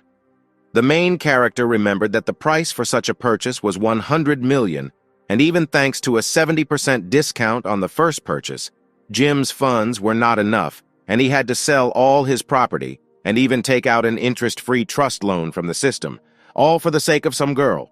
The guy added that he wouldn't have bought all this if it weren't so expensive. It's just money, useless banknotes, and Jim did everything for the sake of one beautiful girl. After these words, Mia's heart began to beat sharply, her pulse quickened, her cheeks turned red, and she didn't know what to say in response. Jim suggested leaving the flowers for later, because they had not yet finished with the main thing. In fact, James is just a robot he designed. At that moment, Jim looked at the cyborg killer and with fear in his eyes, imagined what kind of fight he would have next.